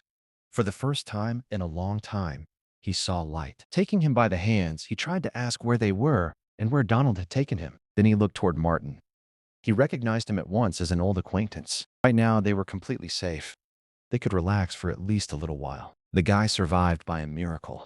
But going back now would be far too dangerous. Martin hoped that not only Donald, but also his brother, would soon agree to take part in his work. Now he owed Martin his life. The healing capsule was too expensive, and no poor settler could afford that treatment. Martin said there was no point in worrying about such trifles. He promised to give him another capsule later. He had already done too much for them, but Martin decided not to stop there. By carefully cutting off one capsule with scissors, he could guarantee a full cure for the man's wound. The tablet was given to Donald. Martin warned him to take the medicine again on the way back. Looking at his brother, he realized something important. There were not only medicines here, but also people who knew how to give first aid. The leg was bandaged so well. It was as if this was not their first time treating wounds. Besides, these medicines were truly very rare. And now, one of those capsules had come to him. Someday he would definitely repay Martin in kind. He would do it as soon as he brought his brother home. Right now, Donald was the only breadwinner in the family, so there was no need to return before summer. If he was truly grateful, then he should have done everything he could to save his family. There were no better words to say, so Donald silently bowed to his brother's savior. All this time, Frank could not understand a word of their conversation. He only hoped that David knew the language, but he did not understand anything either. That meant none of the three would ever know what had been said. David could only make out a few words. He spoke with Martin more often than the others, so he understood him much better. The administrator recognized the guy. He told him to bring his sick relative there and gave him some medicine. In the end, the local settler was so grateful that he swore eternal friendship to the man who had saved his relative. David told the story with great excitement. Even so, the meaning was clear without any explanation. If this was true, then Martin could have established diplomatic relations even with settlers from neighboring areas. To seal such alliances, it was customary to marry off daughters. Martin would almost certainly receive a similar offer. Surely they would soon be celebrating at his wedding. The administrator might even put them in management positions in his place. But would that not be too great a sacrifice for the administrator to make just to improve their lives? Oliver had heard this kind of nonsense dozens of times, so he stepped into the conversation. But none of that ever happened. So all he could do was watch the events unfold. All that was left was to hope the wedding would proceed as usual. He also hoped no one would suggest carrying Martin to the altar. That thought was more terrible than any other. The boys hoped it would never come true. It was strange what the players were talking about while the hero of the story stayed on the sidelines. He understood only a few words of what was said, but that was enough to catch the guys off guard. The main problem was still the journey home that the two brothers had to make. One look at the injured man's leg made it clear that the antibiotic had worked perfectly. A single tablet had solved the problem. Even if Donald were not here, his brother could have gotten there on his own. It just would have been much harder. He didn't know how to thank Martin, but he swore he would repay him someday. It was already late, so the guys decided not to stay any longer. Donald knew their meeting today would not be the last. Yes, that was what Martin hoped for too. In the end, he wished the guys an easy journey. But there was something David did not know. Donald had completely forgotten to do one thing before leaving. He suddenly handed him a small folding knife. He hoped the guy would understand what that gesture meant. It was surprising that he wanted to give the knife to David. Those two had clashed from the very first seconds. David was strong enough to dodge Donald's arrow, but in a one-on-one fight, he would definitely lose. He wanted to fight him fairly next year. Until then, he had to guard that knife like the apple of his eye. It would have been better if David had understood his speech. Then he would not have had to pretend that he agreed with everything. It was strange that this stranger had decided to reward him with a surprise. Their duel could have ended in death. The knife was quite useful, so the guy was not going to refuse the gift. But when Donald turned around, he realized something. Since this guy had accepted the knife, it meant he had understood the meaning of the gift. But did that even matter at that moment? The only thing that mattered was his brother's life. Incredibly, the game was made with such detail that not a single element felt random. The boys had known about this before, but Oliver still did not understand what Donald wanted from him. He wondered what would happen if David agreed to marry one of his plump sisters without understanding the real meaning of the proposal. However, there was no need to worry about that. The younger sister of his brother would never agree to marry this guy. On the way home, both of them decided that their benefactor could change his life very quickly. He might even build a clan of his own. Surely they should make sure Belle married Martin. They had avoided these topics before, so it was surprising to hear them talk about them so directly now. It would be funny if they managed to convince Belle of this, but Martin was refusing for the moment. There were several young girls in his group as well. They had not wasted their time either. Any of them could have charmed Martin and married the administrator herself. If you remember, Belle was so thin as a child that for a long time, she looked much younger than her age. No one was in a hurry to marry her off. To everyone, she was still a familiar child. But it was not their place to decide who she would choose as her husband. Next year, their younger sister would already come of age. She would have to decide her own fate. That remained true even if a huge sum of money from an influential leader was at stake. She was the one getting married, not those two guys. So it would be better for her to find a worthy man. The family's third son had just reached marriageable age. With his father's influence, he could have been a good match for her. But Donald did not like this scoundrel, and he hoped that his sister would find someone better. If Belle got married next year, the boys would have to learn to cook again. Still, that would not be a big problem. Donald himself was planning to get a wife. He hoped to do it before his brother did. As they talked, the two of them kept moving down the road. They hoped to reach their home settlement soon. Life in the shelter gradually became completely different from everything around those gloomy wastelands. Trading was in full swing, and Martin did everything he could to help the free market grow. Patricia kept selling her mushrooms. She charged 4 copper coins per kilogram. Demand increased every day, and the girl had to stock up on a large quantity of goods. Today, there was a new product in her shop that she had not warned anyone about. Then she held up a jar of the new product.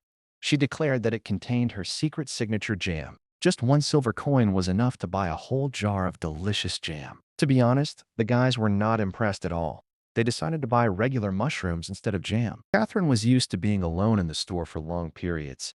She had already spent plenty of time by herself while waiting for Martin in his office. Customers began visiting her store only after a long time.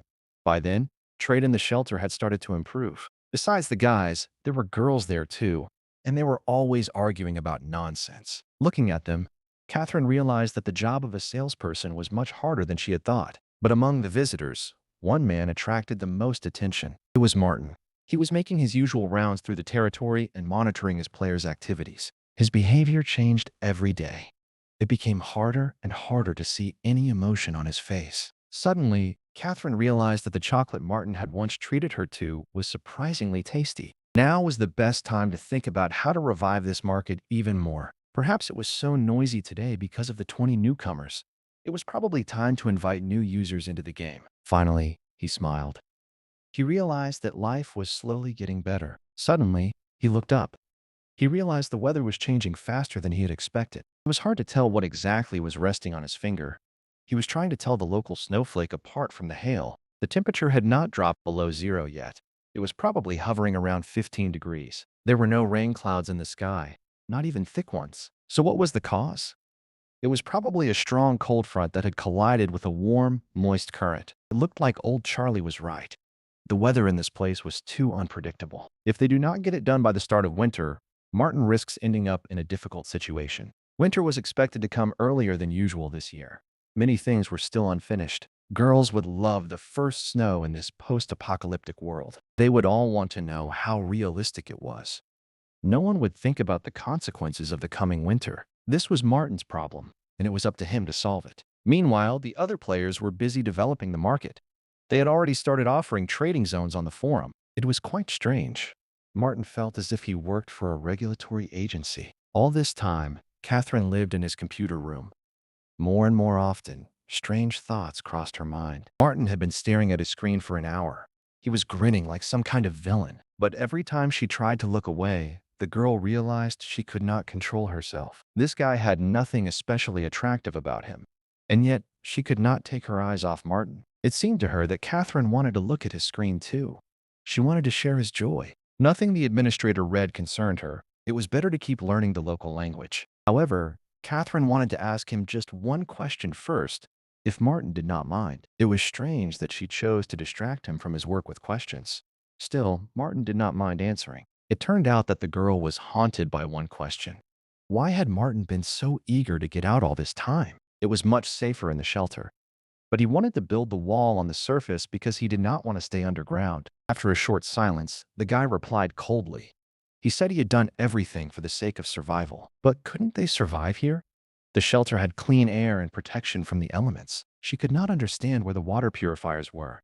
The girl had never seen installations like that before. It seemed she had let herself say too much. She had started asking unnecessary questions. Even Martin did not know how to explain it to her. After all, he could not tell her the truth about who he really was. Suddenly, he announced that it was safer to be underground in the event of a nuclear war. The whole team agreed with that decision. In that case, she had several other questions. The girl hurried to ask them. The guy quickly cut her off and asked her not to discuss those topics with the other settlers. They might misunderstand her. This phrase confused Catherine.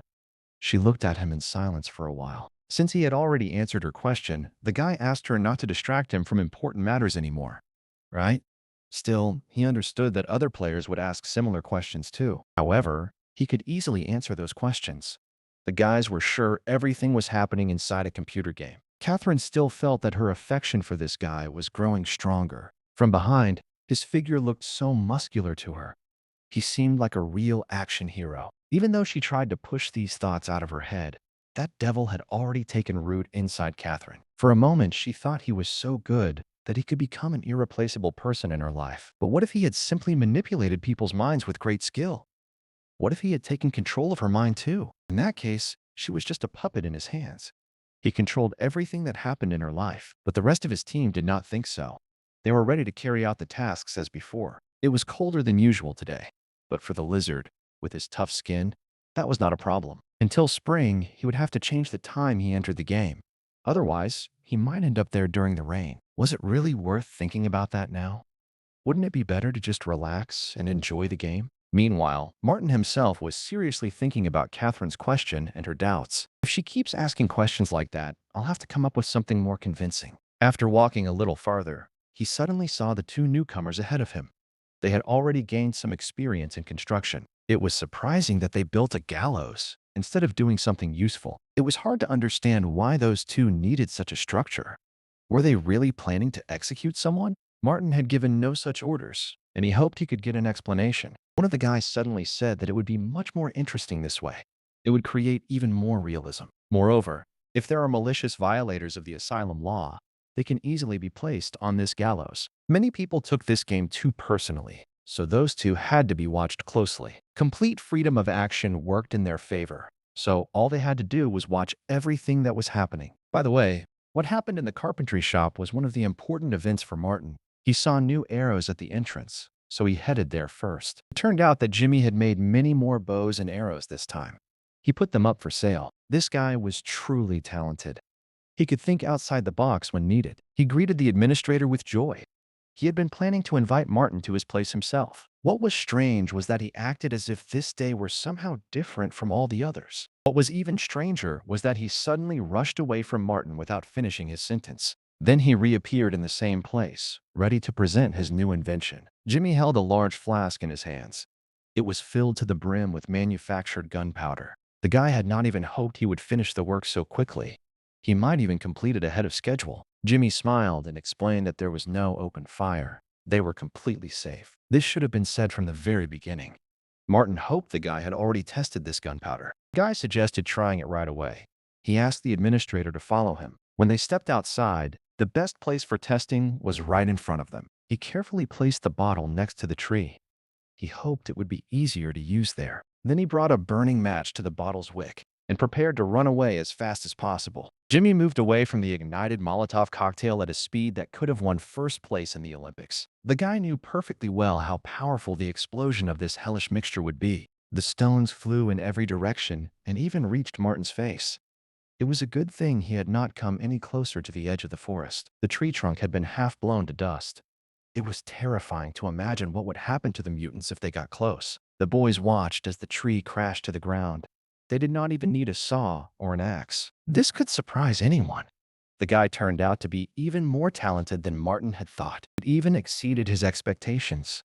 The explosion's power was supposed to increase in the future, but that was enough to reward Jimmy with 500 experience points at once. Martin informed him of it immediately. He could also try making smokeless powder, like pyroxylin, or something similar. Soon, Martin will find a new job for this guy. His responsibilities will grow a lot. The last phrase made Jimmy stop.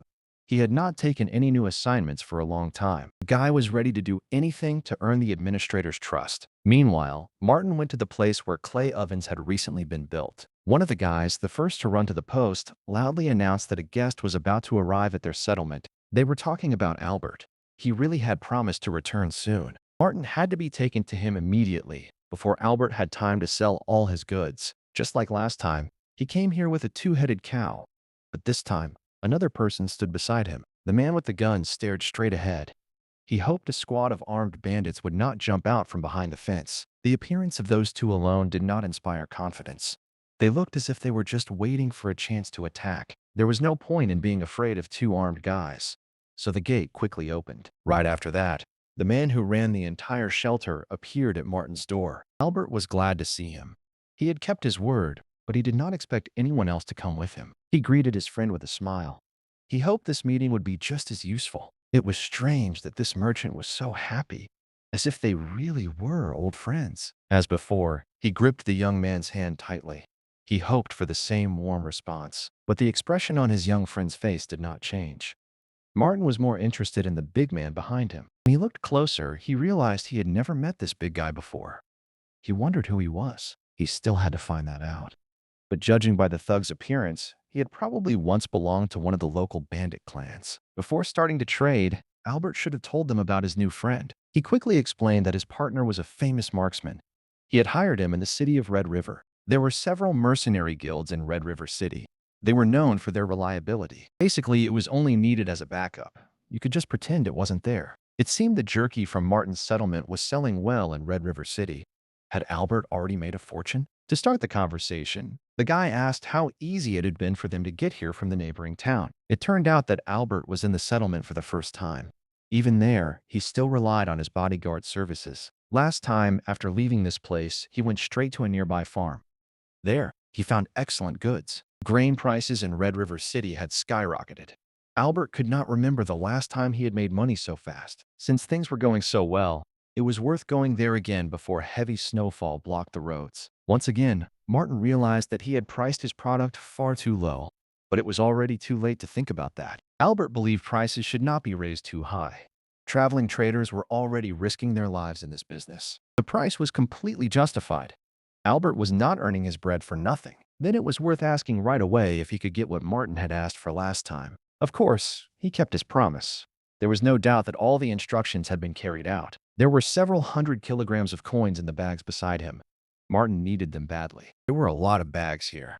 It was easy to believe they were quite heavy. In addition to the coins, Albert managed to get 10 7-gauge revolver rifles. He also got another bag of unrefined salt. All these goods were quite valuable, but they were worth examining more closely. Martin walked up to one of the bags. He realized the goods were indeed of excellent quality. The cartridges were made from copper, and it seemed there was no shortage of it in the city of Red River. However, many of the shells had dents and bulges. It was clear why he had been able to get so many of them. Albert hoped the young man would be happy with the product. He also hoped he would not change his mind at the last moment. In response, Martin decided to take the weapons, the rock salt, and all the coins they had brought. However, he was curious to see what was in the bag standing behind them. Albert seemed to be hiding the contents of the bag on purpose. He was waiting for Martin to ask about it himself. It turned out to be powder made from dried, ground mutant spiders. It was some kind of fertilizer, and Martin would hardly have any use for such a thing on the farm. Jimmy said there was a lot of similar fertilizer near the lake. Maybe they could make something like it. But at the last moment, Albert Robert remembered that he had forgotten to tell him something important. It was a good thing Martin had not left yet. If he had, it would have taken too long to come back. He suddenly remembered the rare item.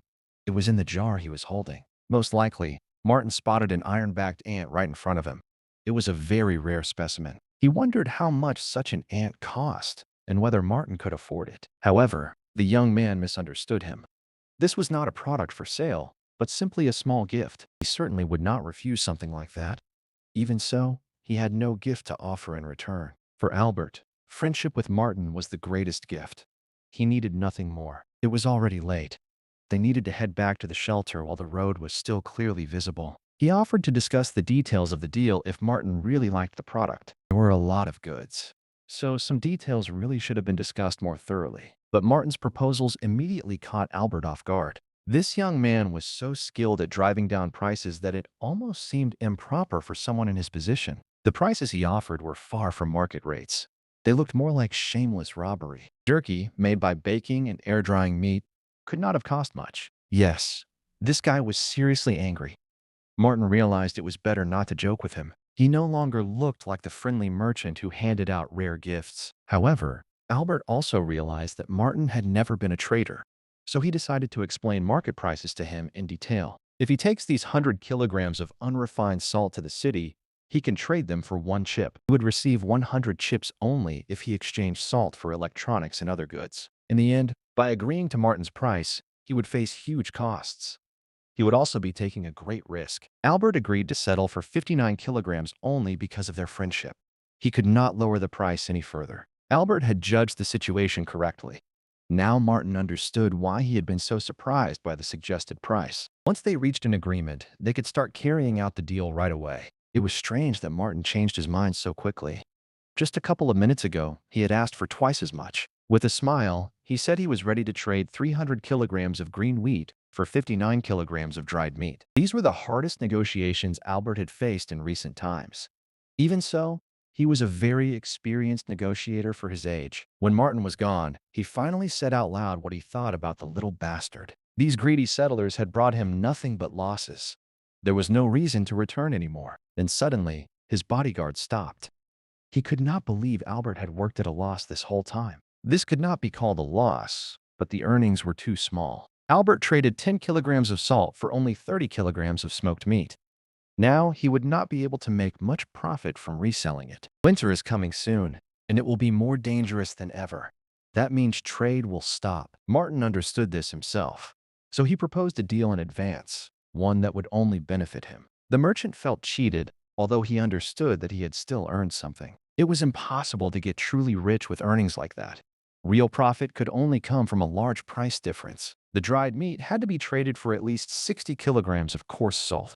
Otherwise, the trip would be pointless. Albert should have been grateful to the man who agreed to the deal. He was able to recover the expedition's costs. He even secured the support of a bodyguard, which was also expensive. The guy managed to trade 130 kilograms of smoked meat for 10 revolver rifles. It was a good deal. Martin was quite pleased with the deal, although luck had played a big part in it. He threw the heavy bag onto the floor.